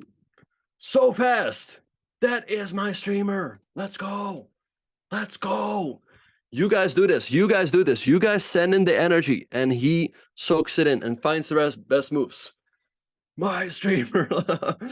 All right, c4, fantastic move. Now, if you take the pawn on b3 is terribly weak. We're going to get the default. We're going to move in the king. And again, this bishop is so passive. It's just stuck defending this pawn. And you can never get rid of this knight because g6 and f5 is so difficult. Hikaru gets up from the board and is like, it's over. It's over. Just not resigning. Just wasting my time. I mean, just resign. Just resign. Very nice moves here by Hikaru. And yeah, the chance of Hikaru winning this game just went through the roof. It's like 90-95% right now, if not even more. Spam this flower to give Hikaru power. It always works. It always works. And you guys see, it worked out right here. Hikaru is going to get the win with the white piece. Of course, it's still a little bit too early. Rook 88 played by Aryan Tari, attacking the pawn. Now Hikaru is going to move his rook over, defend this one. And I don't see how Aryan can ever create any meaningful counterplay. And if he doesn't do anything in the next couple of moves, Hikaru is going to go here, consolidate the center, and then start attacking Aryan's weaknesses. All right, Hikaru going into the confession booth, and he's saying, I will win. I will win. Thank you very much. Okay, he's reaching for a piece. I'm sure he wants to go rook d1. Can tell from his body language. He's looking. Yeah, and there we have it on the board. Rook d1 has been played. All right, again, the best move. Let's go. Rook d1, defending the pawn. All right, so let's see what Aryan is going to do. You can go rook d7, follow the pressure over here, but we can go king f2, king e2. Everything looking great. And yeah, again, I don't see how Aryan is going to create counterplay. My favorite streamer. Tears of joy. All right, so let's see what Aryan is going to do. I mean, tough position. I mean, like, let's say you don't do anything. Let's say you go f6, king f2, king f7, king e2, king e6. I think you just slowly lose here. I mean, you go like rook c1, and at some point you're going to go rook c4, rook c1. Everything is nicely defended. This pawn is weak. This pawn is weak. The bishop is passive. It just looks like a technical win. So so let's see what Aryan is going to do here.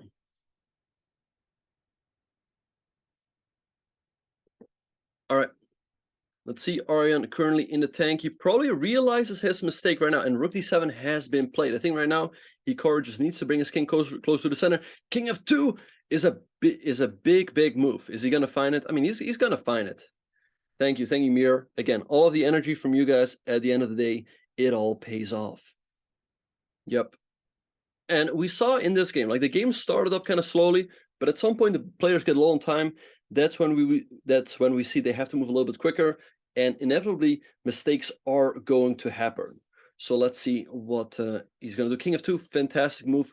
He's going to go king e2, defend the pawn over here, and then he's slowly but surely going to try to grind Aryan down. And now for Aryan, it's even difficult to get his king to the center. Because if you go f6, king e2, and king f7, there are also ideas of g5, chipping away a black's pawn structure on the king side. So very tough position here for Aryan. And let's see what he is going to do to try to fight on. I mean, he has to fight, but it's looking tough. Hikaru doing that. And then you can resign. It's looking tough. It's looking tough. Let's see what he's going to do. Hikaru feeling super. He just looked at Tari. He's like, dude, what did you just do? Why did you play c5? But tough game for Tari. Tari played some reasonable moves, but I think overall, perhaps he was a little bit too timid. I think especially this decision right here, not taking with a pawn. I think again, had he been playing someone low rated or of the same rating, he would have certainly taken that way. But this again, it's probably equal. And really, again, here also probably go f6, rook b8 a little bit too passive, and that gave Hikaru the edge he needed, and he's putting it to work in this endgame. But really, this move c5 is throwing away this game. You have to go rook b8. Why not attack the pawn? I mean, white can, let's say, take and go d4, and the game should be approximately even. I think, yes, I think this is lost. I think this is lost.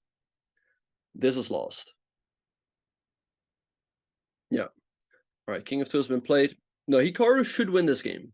Hikaru should win this game, and his chances to win right now are north of 95%. They're north of 95%. Yes, the king is moving to go to e2, protect the pawn on d3. Can I explain Fabiano's pawn? Okay, let's have a look at Fabiano's game, because if Fabiano loses, and by the way, we will have an Armageddon between Magnus and Anish. Let's try to figure out when that will happen.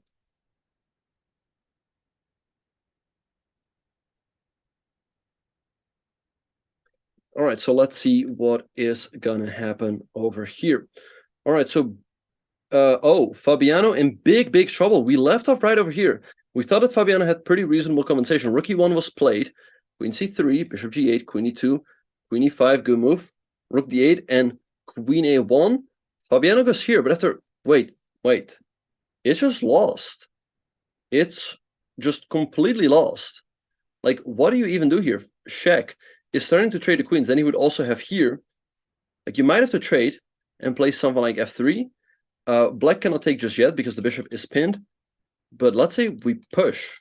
White goes here, we push. You cannot take because this is lost. So you play king of 2. And now, I mean, check and push, and this looks winning for Big Shaq. And if Big Shaq would win this game and Hikaru wins as well, the gap between Hikaru and Fabiano would all of a sudden only be 1 point. Moreover, if Fabiano loses and Hikaru wins, Hikaru might he will overtake Fabiano in the world standings. Hikaru might move up to world number 2, although Firouzja might win as well. So let's have a very quick look at that game. In the meantime, this game between Firouzja and Wesley So is going to end in a draw. Yeah, I think if Hikaru wins today, he might move up to number 2. What an amazing feat that would be. All right, but we have more moves by Aryan Tari. Aryan played the move h5. Now, the idea is to give up this pawn, so that in case we take, he has f5, pushing the knight away, because this knight on e4 is an absolute beast. He wants to create some sort of counterplay, but Hikaru does not care.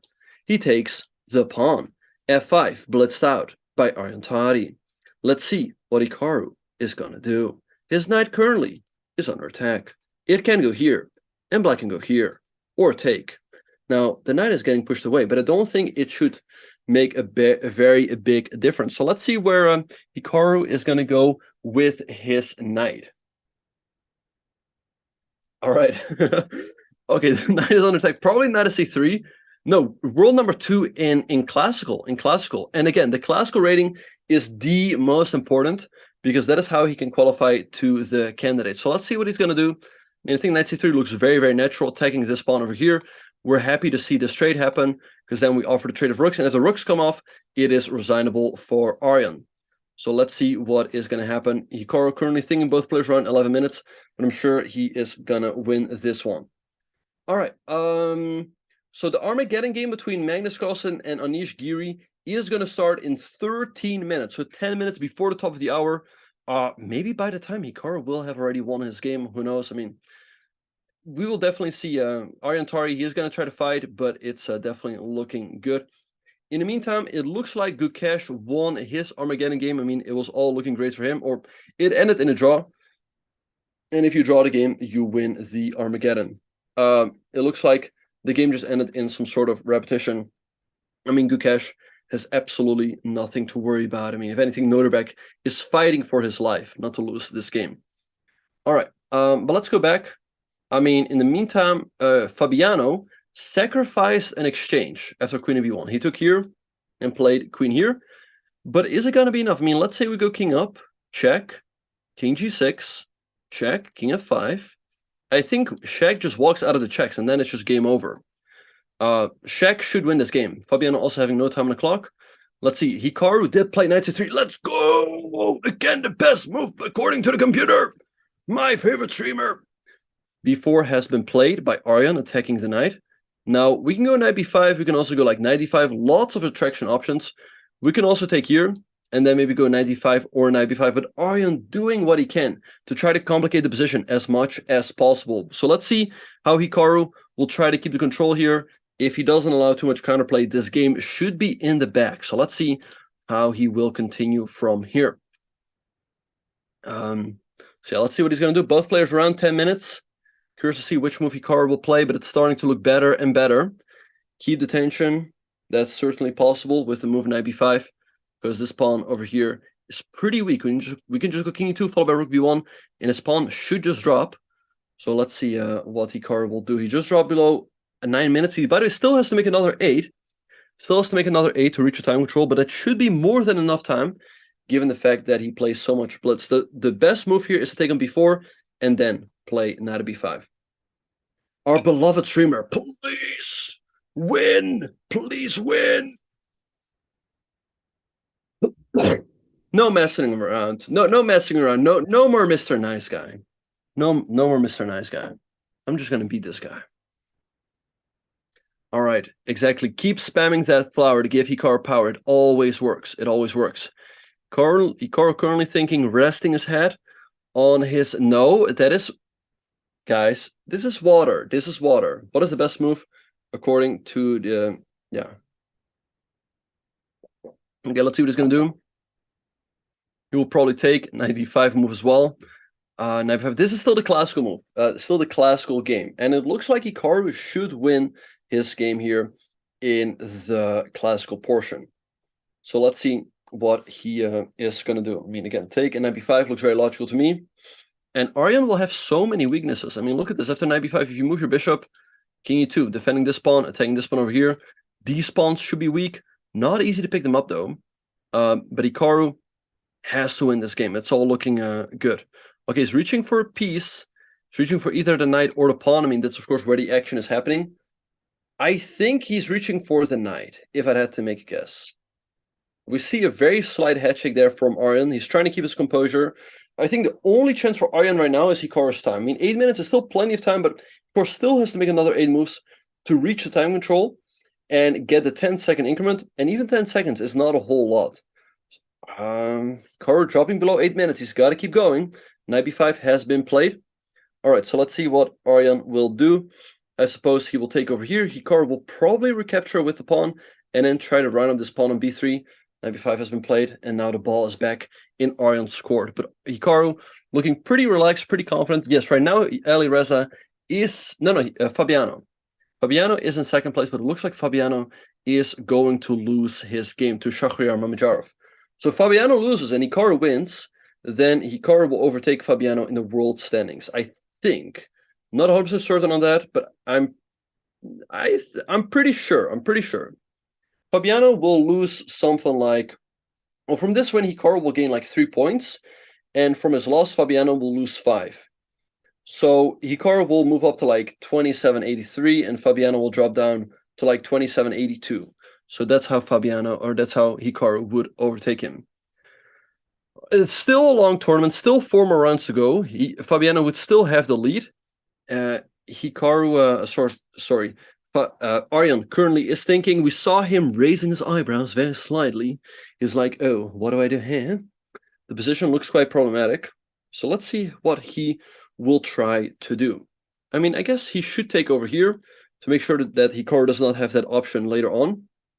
Hikaru will probably recapture with the pawn, and then he will be looking to go king e2, followed by rook b1, and round up this pawn over here. Also, this pawn is hanging. It just looks really difficult for Aryan, like so many weaknesses. But he has to keep fighting. He has to keep fighting and try to make it as difficult for Hikaru to win this one. Yeah, I mean, of course, when both players get low on time, there will be mistakes. So far, Hikaru is doing a fantastic job keeping it all together. And his advantage has only increased over the last couple of moves. He just has to stay focused and try to keep finding the best moves. Do we know who owns chess.com or who owns 27 chess? I don't know. Yeah, Aryan Tari, very nice guy, but he's been struggling in this tournament. Right now, he's on 1 out of 4. Another loss here would mean he gets knocked down to 1 point out of 5 games. You know, he's playing the best players in the world, so it can happen. But, of course, he would love to get a few more points on the board. Aryan had a bit of a look on his face there, like, the last couple of moves didn't quite go the way I wanted. But let's see what he will try to do to keep the game calm. I think Hikaru doesn't have enough time to go for a confession. He just got up from the board. You know, he has to stay focused. He only has 8 minutes on the clock, and he needs to make another 7 moves to reach a 10-second increment. So, Hikaru, stay focused. Please stay at the board. He is right there, and he gets back. Yes, he's listening to us. Aryan beat Magnus? No, no, Aryan. I think Aryan might have beaten Magnus in Norway chess, maybe in the Armageddon or something. But I doubt that he's beaten Magnus in a classical game. Has he? I don't think he has. Anyway, let's see what in the Blitz. Okay. Yeah, he beat Magnus in the Blitz. That's true. All right, in the meantime, Aryan is thinking. He drops down to 7 minutes and 20 seconds. He's got to go here. If Aryan gets low on time, things can easily fall apart. He goes F4, trying to blast open the position. But is this going to work out? Hikaru should have a way to win here. Let's see what he will go for. I see moves. Yeah, no. I mean, Grishuk, he is from the early 80s. So he was already around when Gary was in the last years of his career. Grishuk is from 1983. So, you know, maybe in the early 2000s, like 2000 to 2005, he might have played him a couple times. And of course, in that time, Kasparov was an absolute beast. Now, of course, Gary, I mean, still a great player, but he's not doing too well in most of these tournaments that he's playing. Yeah, well, I think Hikaru should have plenty of moves to keep a big advantage. But of course he has to try to control the time. He cannot drop too low. But great question in the chat by Kroomschools. And indeed, Hikaru needs 3 points here, nothing less. He needs to get those points on the board, and that will do great things for his tournament standing. All right, also, we are getting confirmation that the game between So and Farouja, the Armageddon, is going to start at 5 minutes after the top of the hour. So 9:05 in Norway. In the meantime, also, the Armageddon between Magnus and Anish is going to start very soon. Hikaru took on B4.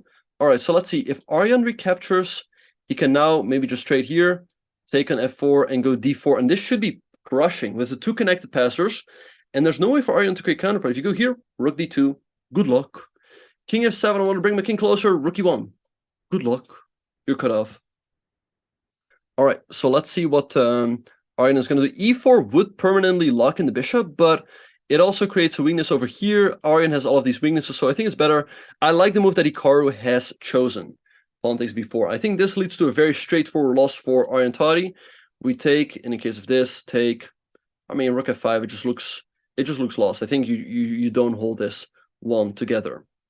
All right, yes, Aryan Hikaru will get 3 points in case he wins this game. All right, so let's see what is... we have the live games right here, John Capone. What is happening in the Fabiano game? Let's have a very quick look. Right now, Fabiano is lost.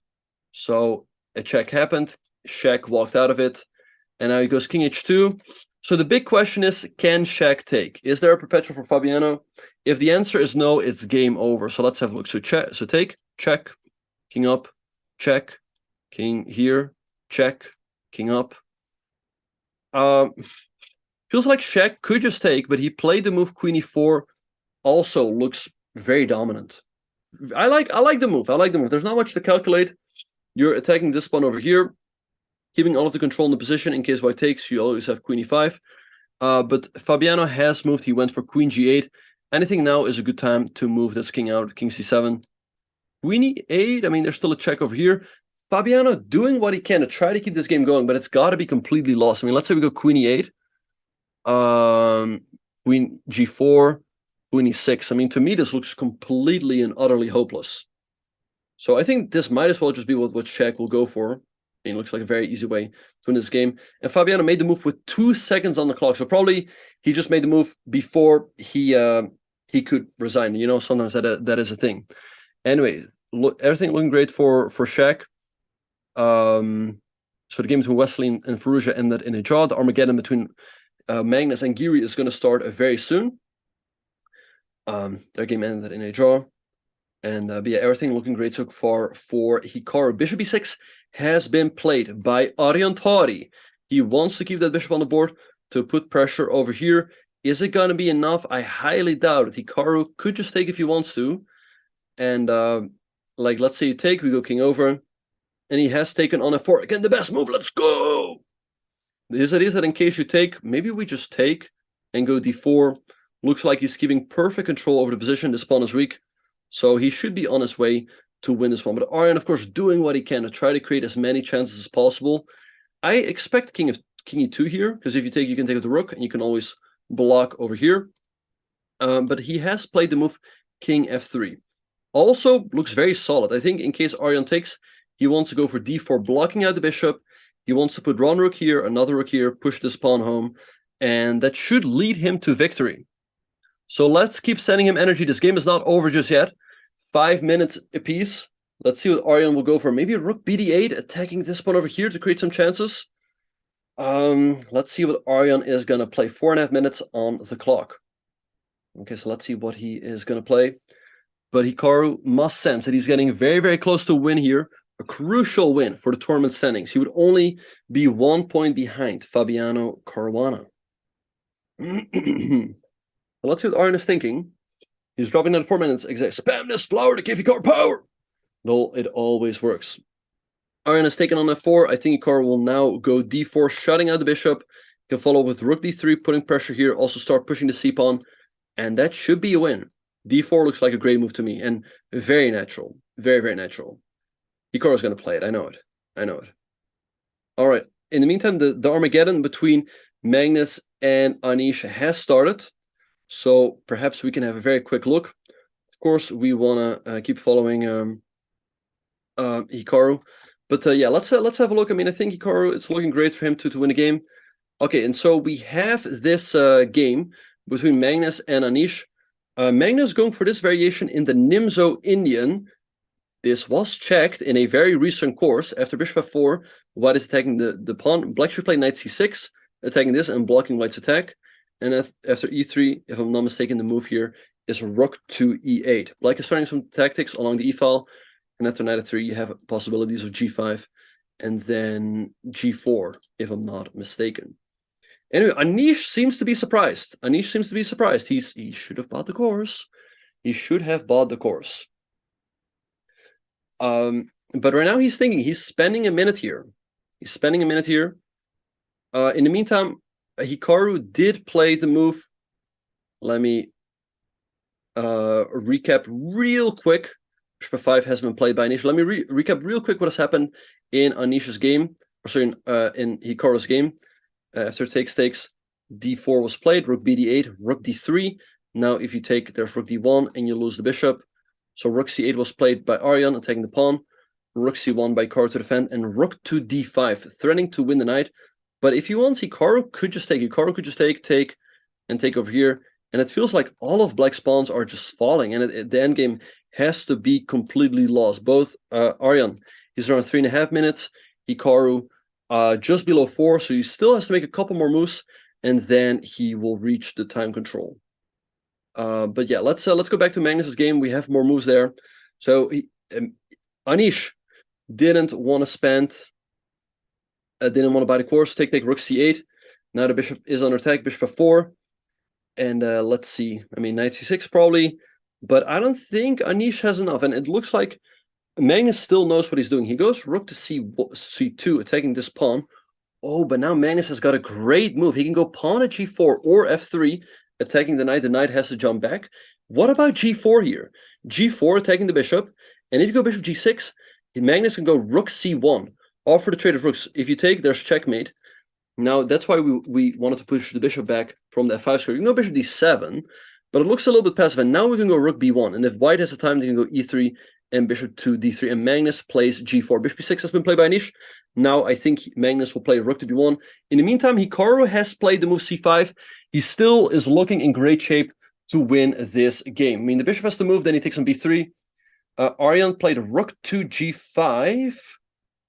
All right, rook b1 in the meantime by Magnus, and Magnus is already winning. This is what happens if you don't buy the course. Just saying. This is what happens if you don't buy the course. All right, in the meantime, Anish or Tari played rook g5. He wants to go over here, so we cannot take. Knight d6. Nice move by Hikaru. The idea is that after take check here, there's no rook e8 check. Also, he's attacking this rook over here. What can Aryan even do? Okay, wait, rook c6, knight e4. This is just lost. This is just lost. Hikaru is going to win this game. Hikaru is going to win this game. I know it. I know it. In rook c6, wait, have we had some moves yet? I mean, here, knight, yeah, it just feels like everything is collapsing in Aryan's position.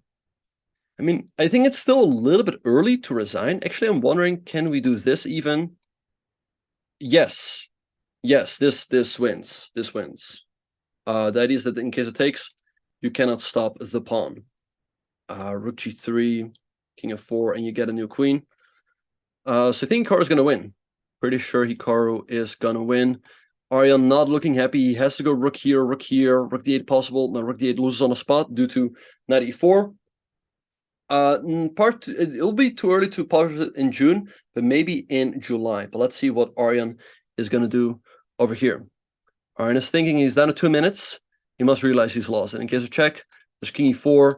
The rook is protected. There's no rook e8. And white is absolutely crushing. Hikaru looking very relaxed. He feels like the win is in the back. Of course, you can never relax too early, but I'm pretty sure he's got this one. Aryan not looking happy.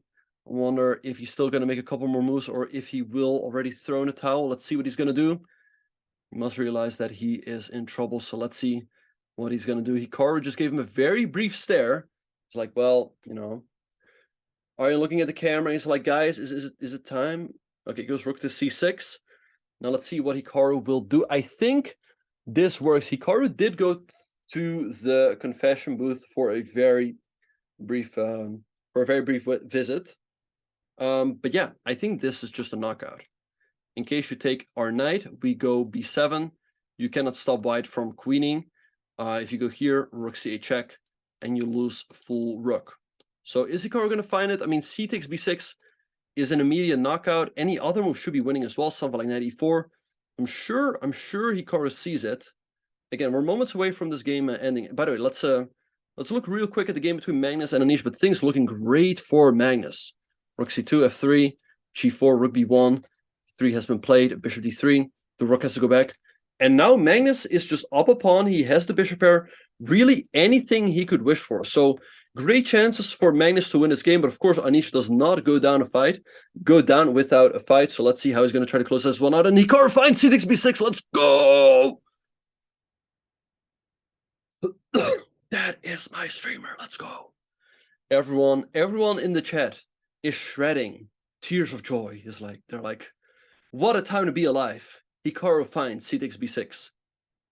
Let's see what Aryan is going to do. He must know it's over. Again, if you take this rook, b7, and I think we see a resignation there. Hikaru gets the win. He moves up to number 2 in the standings, perhaps also to number 2 in the world rankings. But great game by Hikaru Nakamura. And you guys did this. You guys kept sending him energy. He soaked it all in, and eventually he got the win. Let's go. Let's go. That's how we do things around here. So great win for Hikaru. I'm sure 2700 chess is going to be updated any second now. And actually, it should be updated very soon. And I think with this win, he will gain a couple points. I don't know how much exactly, but it's going to be very close for world number 2. But great stuff for Hikaru, so we will surely try to get him for an interview, chess.com as well. But let's go back to this game between Magnus Carlsen and Anish Giri. Anish just played move h5, but Magnus does not care.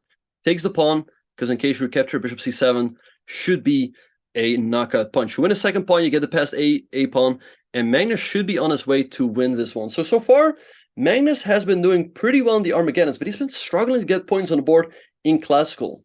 Bishop c7, knight d7 on the board, king g3. Nice move in case of king h6. He can go king to h4. Magnus also up 2 minutes on the clock.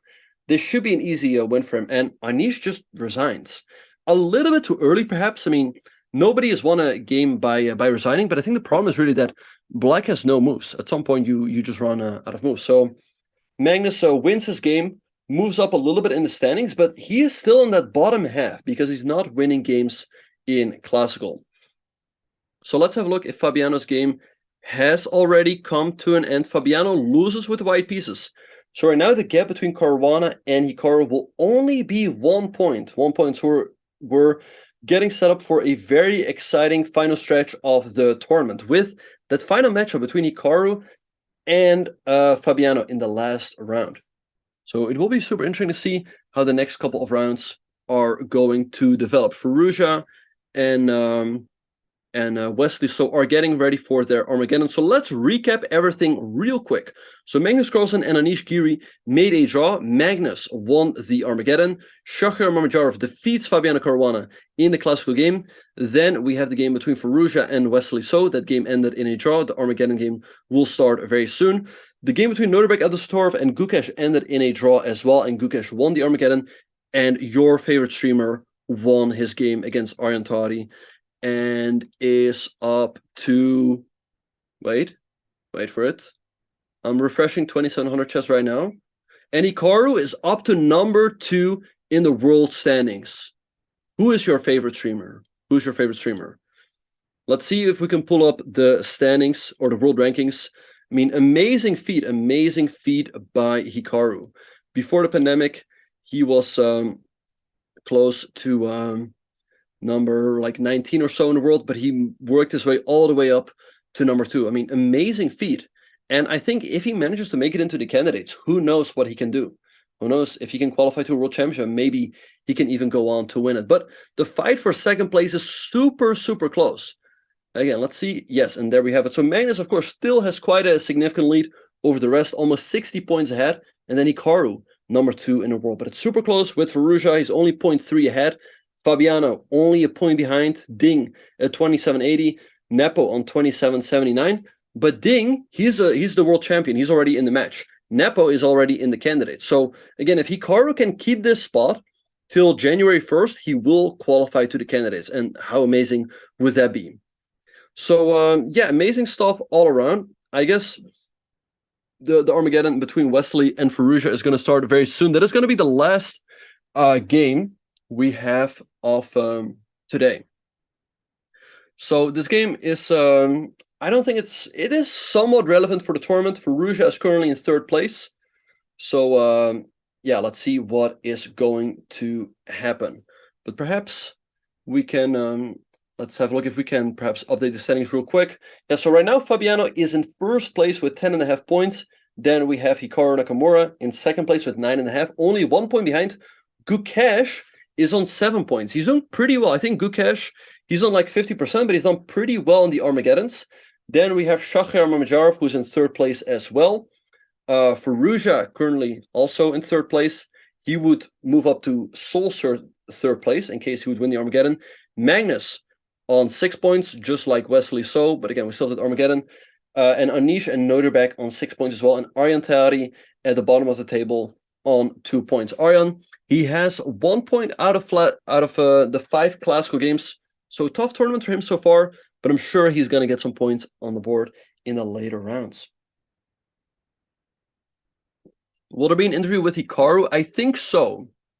I mean, we will for certain have him for an interview. I wonder if Chess.com will have him for an interview as well.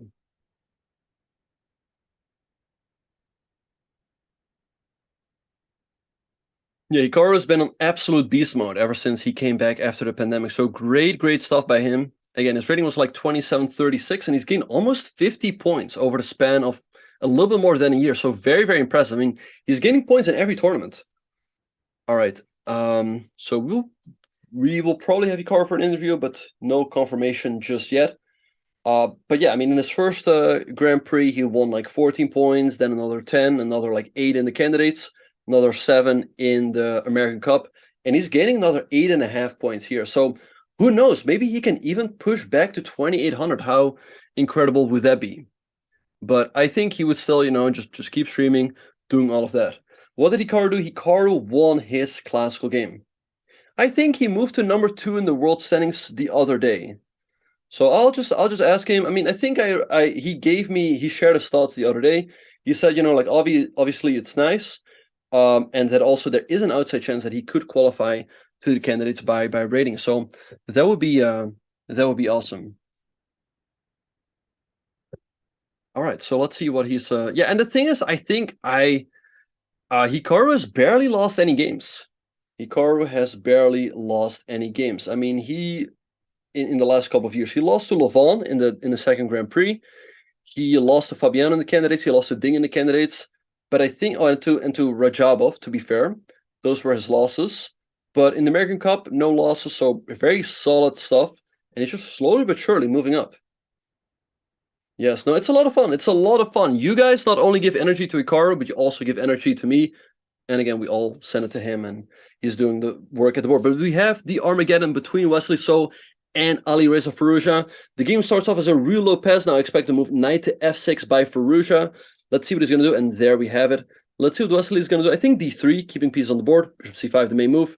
Let's see what Wesley is going to do. Maybe c3, castles, bishop g5, certainly a move as well. For those of you who don't know how Armageddons work, White starts off with 10 minutes on the clock, Black gets 7 minutes, but White has to win this game. If this game ends in a draw, Firouzja gets the additional half a point that is at stake in the Armageddons. So let's see what he's going to do. A little bit concerning for Firouzja is that he's spending a lot of time here. I mean, h6 looks like a pretty natural move. So let's see what he is going to do. h6 on the board, bishop h4.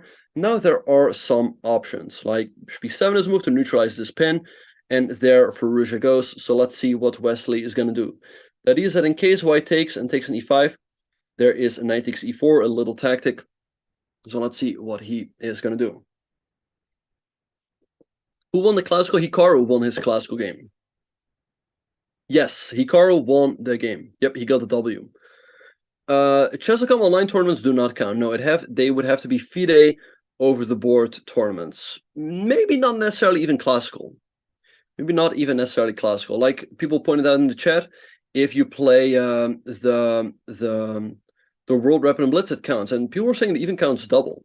Anyway, we have the move kingside castles by Wesley on the board, d6. Bishop e7, very solid, but it's also a little bit passive. So let's see what Wesley will do from here. Maybe something like c3, knight c3. All logical moves. I think the players just have to keep going. Yes, right now, Hikaru is number 2 in the world. All right, I just had a look at the Chess.com stream. They are covering the Armageddon between Wesley and Firouzja, so I don't know if they will have Hikaru for an interview, but of course we will try to have him for an interview. I mean, I'm sure he would love to talk to you guys. He's, of course, also going to make a recap, so definitely be on the outlook for that. I'm sure all of you guys can learn a lot from that, and it's always a lot of fun to hear his thoughts. Anyway, we have to move bishop d7 on the board by Firouzja. Pretty solid stuff, knight c3. But Wesley having more space. Now, at some point, Firouzja probably should take, because otherwise, at some point, like let's say castle, then Wesley might take over here, and things start hanging. So let's see what Firouzja is going to do. He's down 3 minutes on the clock. What's generally nice in the Armageddon is try to cut into White's time advantage for a little bit, and he takes on d4. Now Wesley will recapture with the knight, and Firouzja could take. He can also just castle. Pretty solid position, but Wesley definitely having a very slight edge because he just has a little bit more space. Yes, where can you see the ratings? You can see the ratings on 2700chess.com. That's where you see the live ratings of these top players. All right, so we see a trade on b5, and we see castles by Firouzja. So let's see what Wesley's going to do here. I expect a move like rook 81, looking pretty solid to me. Rook fe1 is a move as well. Again, Wesley having a very, very slight advantage, but Alireza being pretty solid. I mean, he already managed to get some trades in, and there we have to move rook a d1. So let's see what Firouzja is going to do. Can he do this? It's a move, because in case you take here. You can take on e7, but then you recapture rook fe1. Queen e7, but White will keep a very slight edge because of this very nice in-between move, knight takes c7, attacking the rook. In case of this, you go here and defend this pawn over here. So a6 was played, knight c3, and rook e8, a very logical move, moving the rook to the middle. So let's see what Wesley will do here. All right, we're getting word that Hikaru is too tired. He will go back to his hotel. I don't know if we will get an interview from him there.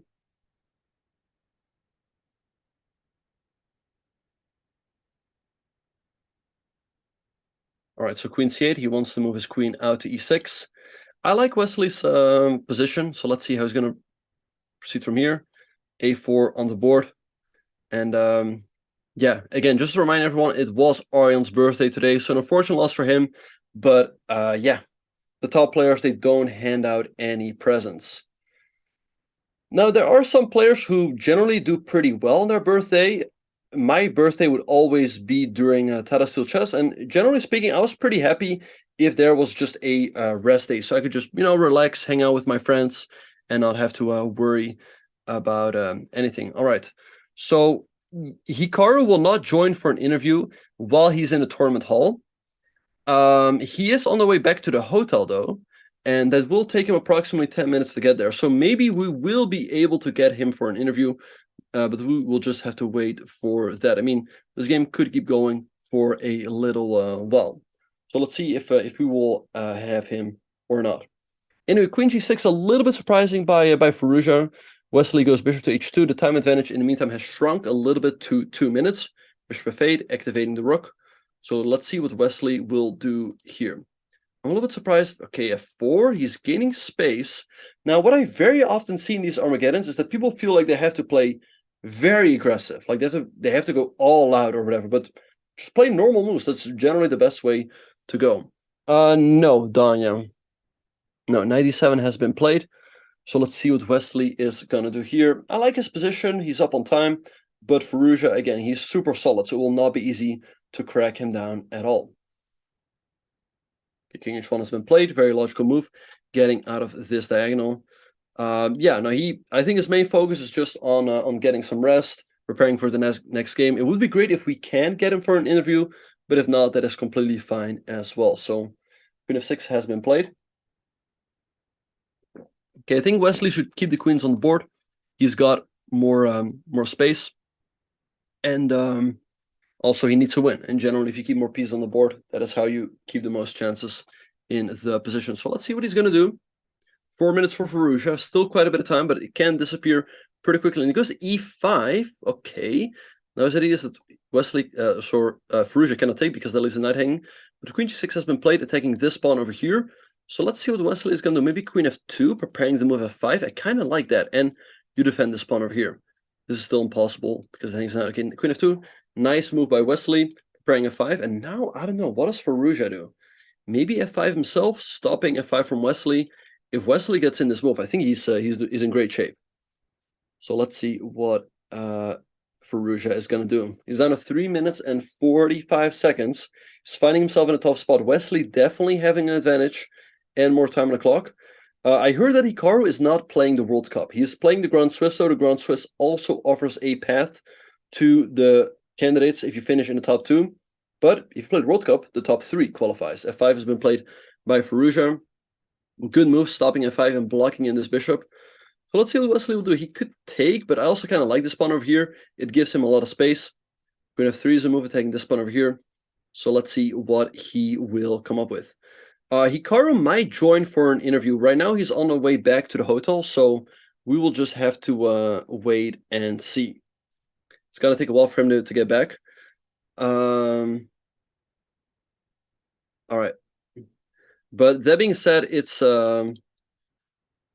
don't know yet. We do not know yet whether Hikaru will play the Grand Swiss. He said that he will probably play, but he hasn't formally committed to anything yet. Anyway, so takes and f5 has been played, attacking the queen. I guess the queen will move back. I don't know. I'm not in love with this trade by Wesley. I think now Firouzja's pieces come out a little bit, but now Wesley's bishop is a little bit more active. Queen f3, nice move, attacking this pawn over here.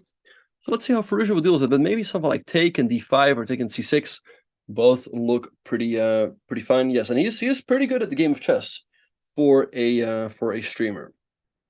Exactly. Anyway, let's see what Firouzja is going to do. I like. I like how this game has proceeded for him in the last couple of moves. c6 has been played. Maybe Wesley can take over here. Although takes. There is check, king h2, queen c7. Very tricky to figure out what exactly is going on. But black is pretty active here, so they should be okay. Wesley now in the tank, just dropped below 5 minutes.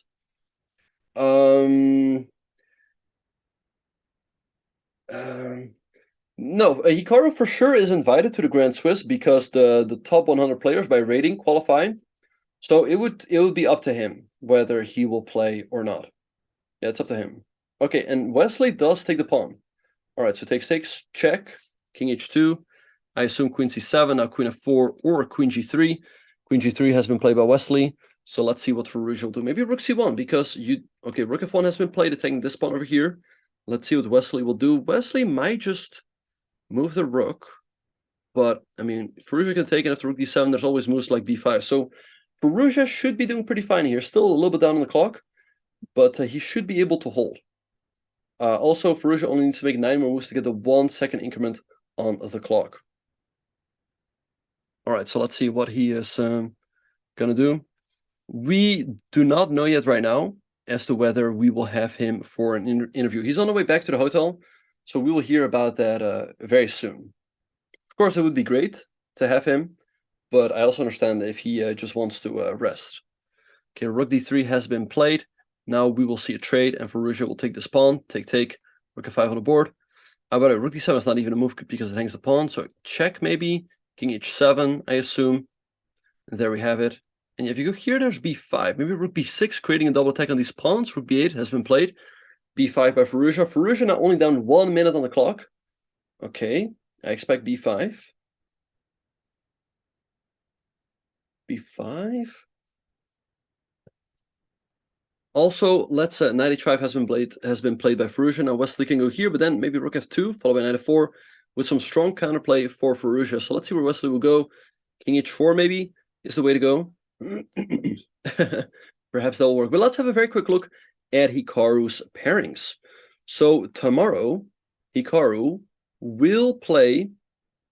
Tomorrow, Hikaru will play Farouj with the black pieces. Not an easy pairing, but I'm sure he will try to cook something up to make the game combative. Then he will play Shahryar Mamajarov with the white pieces, then Noterbeck with black, and then Fabiano Caruana with the white pieces. So we're definitely in for a very exciting finish.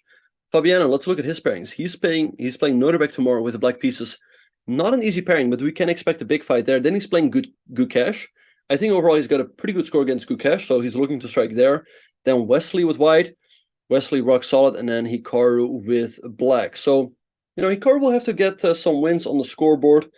But of course, he also still has that final game against Fabiano to leapfrog him in the standings. In the meantime, King h4 and Knight f4 have been played. So let's see what Wesley will do. I mean, maybe g4, but g4, rook e5, followed by rook e3 perhaps. This one should be a draw. Can Wesley somehow find a way to keep things complicated? Yes, if Hikaru joins, of course, I will congratulate him on your guys' behalf. I mean, you guys did a fantastic job sending him energy, and hey, it all works. It always works. You guys should know by now, it always works. Anyway, Wesley giving up the G pawn, now giving up the C pawn, but he's going all out on the queen side, attacking both C6 and A6. So let's see, knight f1 by Farouj. Oh, wait. How does Wesley get out of this? Wait. If you go here, this is mate. This is mate. If you go to g2, check. I don't think Wesley has a good way to get out of the perpetual. Because if you go, let's say, to if you go to h2, then check. No, Farouj should have this. Farouj should have this. I don't see how Wesley has a good way to keep the game going.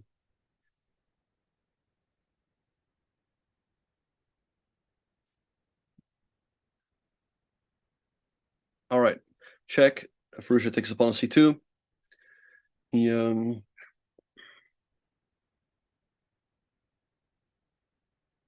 So let's see what's going to happen. I mean, I mean, Wesley can take and then take over here, but it's only enough for a draw. He's not going to win this one. Farouj at the time is evening up now as well, so he should have this one in the pocket or in the back. But of course, it's not over until it is over. Okay, in the meantime, Wesley takes upon c6. Okay, and we have confirmation that Hikaru is gonna come in any second now. So let's see if we can bring him in.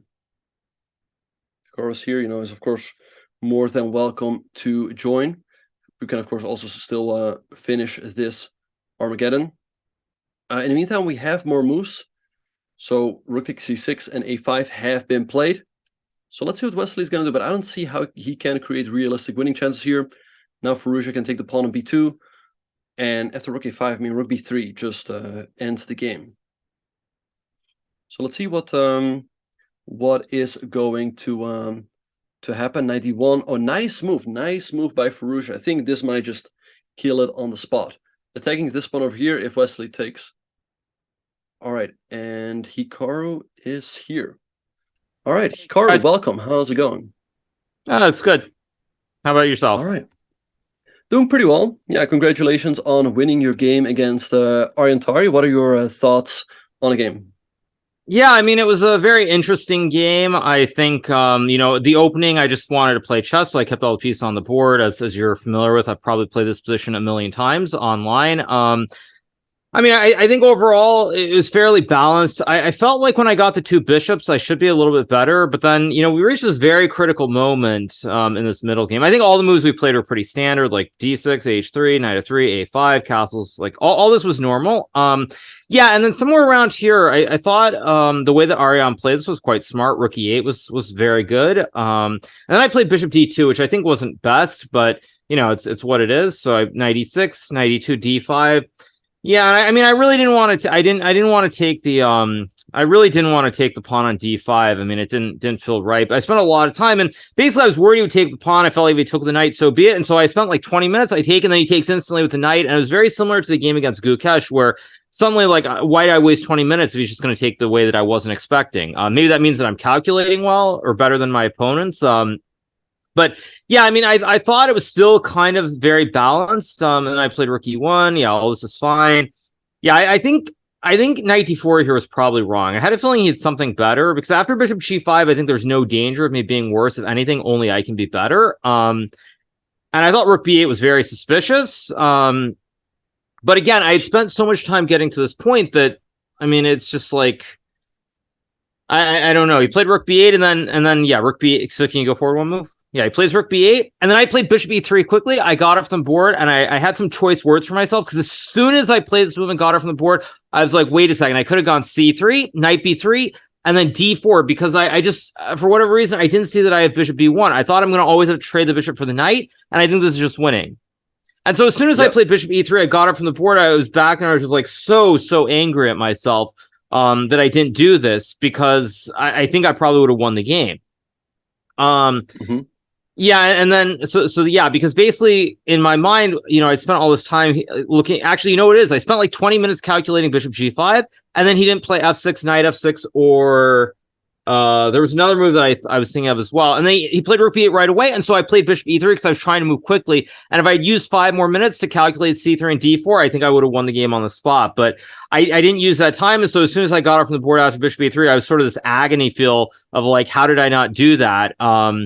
But still, it should be a little bit better here for white nonetheless, I think. Yeah, I just have one question. So after bishop g5, f6, did you want to go down this endgame with knight e4? I think I was just gonna go bishop e3 and play chess. But knight, you mean knight e4, queen e6, bishop f6? You mean this one? Mm-hmm. Yeah. Yeah, I mean, I wasn't sure about this. I really didn't know what was going on here. I mean, maybe it's good for white. And g3 or something. Yeah, I mean, maybe it's good. Yeah, I don't know how to judge it. It's really hard for me to judge whether this is good or bad. I mean, optically, it should be good because I can always guard b2 with rook e2. I always have rook h1. I always have f4. So with the combination of ideas, it feels like it, practically speaking, it should be quite good. But I wasn't really sure what I was going to do. I was basically waiting for him to play one of these moves. And then he played rook b8 right away. And I'm like, uh-oh, I can't spend too long. I played bishop b3. And then I was like, wait a second. Why did I do that instead of using my time? So yeah, I mean, and then of course it's just a little bit better. It's nothing super special, but the game goes on, and yeah, he trades. I mean, maybe queen takes g4. I had a feeling he shouldn't have traded the queens. I thought maybe he should have played rook d8 actually, and let the queen stay on the board. But then yeah, here it's the heartbreaker where he plays c5. So after bishop b3 takes c4, I think it's just game over. It's the GG, why not instantly. Pretty much, and I mean, it's obviously very sad. You play a long game and suddenly make a 1-move blunder, and that's it. But So yeah, I mean, Rook D8 I think was okay. I mean, after the game, Aryan thought maybe he should have gone knight E6 instead of knight B3, but I mean, it just came down to one blunder, and that was that. Mm-hmm. Yeah, no, then I think he played a good game. I mean, 96, you seem to have an advantage, but after Rook BD8, it feels like Black is very much in the game. I think it just hinges on whether you get King F2 and King E2 in, then you might be borderline winning. But after Rook BD8, I think he should have enough counterplay. But yeah, after C5, after take 6, C4, you didn't give him any chance to get back into the game, and it was all pretty straightforward from there. Yeah, I mean it's what it is. Obviously, very very tough game, but you just keep playing. I mean, if it's not a dead draw, you should keep playing, and it seemed to work out. I know everybody's busy yapping about number two or some stupid nonsense like that, but I mean, I don't really care. It doesn't matter at all. I'm just trying to play good classical chess because I mean, I have what 4 more games, and it's back to my regular job. So I'm just trying to enjoy the moment as much as I can, and it seems like it's working out. Okay, nice, nice. And well, you said you don't really care that much about the ratings, but of course there is that spot up for grabs for the candidates. So I guess that might only be something on the back of your mind later in the year. I mean, it's not even on my mind. I'll play the tournaments. Maybe I'll get 4 turns. Maybe I won't. Like it's really. I know people assume that I'm just like making everything up as I go along, but it's not even on my mind. It's really not. All I'm thinking is I have 4 more games of classical chess. And then the vacation's over, and I have to go back to my real job. So, yeah, I don't have any such thoughts right now, contrary to what everyone thinks. But I'm just trying to play good chess, and if there's an opportunity down the road or towards the end of the year, so be it. But it's not. It doesn't matter. Okay, awesome. Well, things have been working out very well for you. You're playing great chess, and tomorrow you will be playing for Ruja with the black pieces. So, what are your thoughts on that matchup?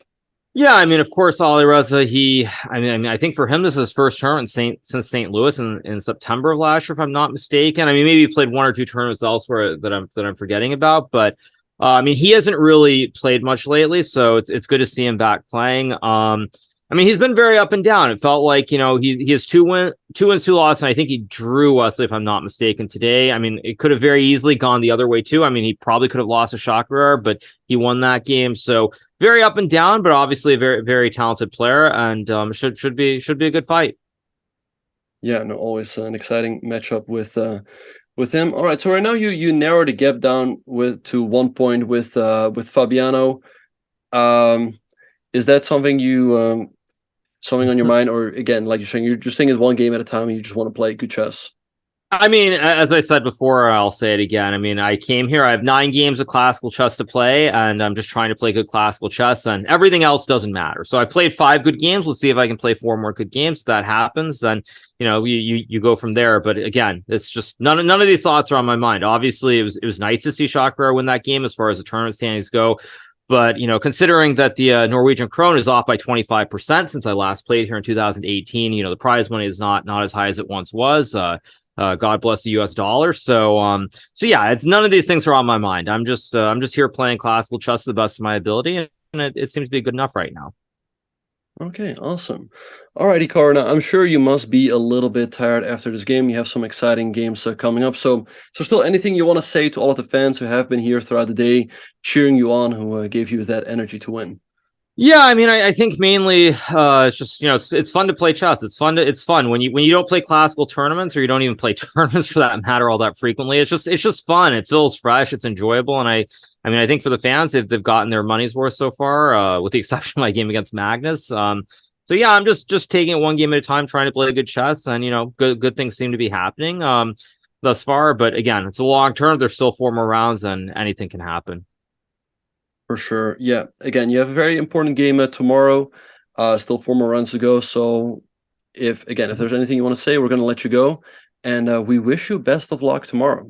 Yeah, no, just looking forward to it, and just keep rolling forward, and hopefully good things happen. So again, big shout out to everybody for watching. Hope you guys have enjoyed it, and obviously hopefully tomorrow it's more fun. It's all fun. It's all I'm playing with house money. It's all fun. I could lose every game and it's still been fun. So just enjoying the ride.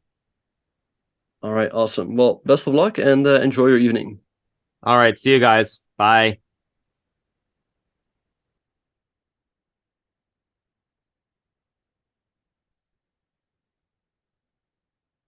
All right, you guys. So, yeah, we were fortunate enough to have him for an interview, but all good things come to an end, you guys. Today, he played a great game with the white pieces. He managed to beat Aryan Tari.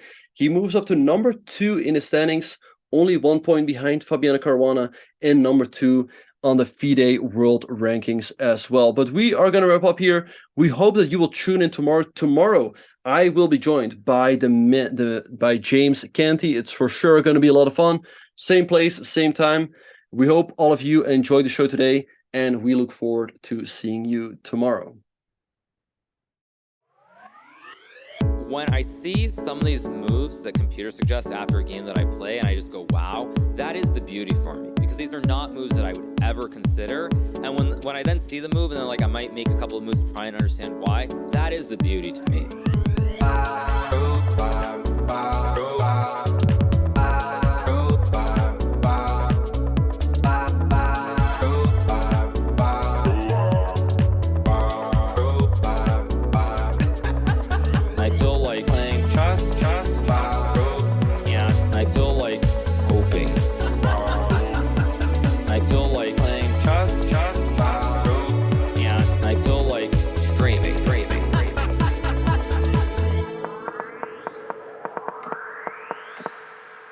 I'm just trying to play as well as I can, and I don't really worry. Like, if I lose a game, it's not the end-all be-all.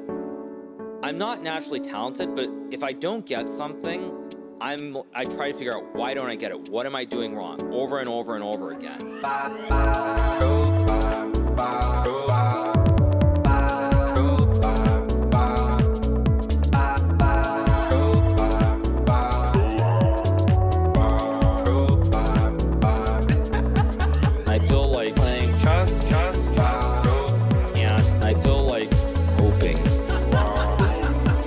I feel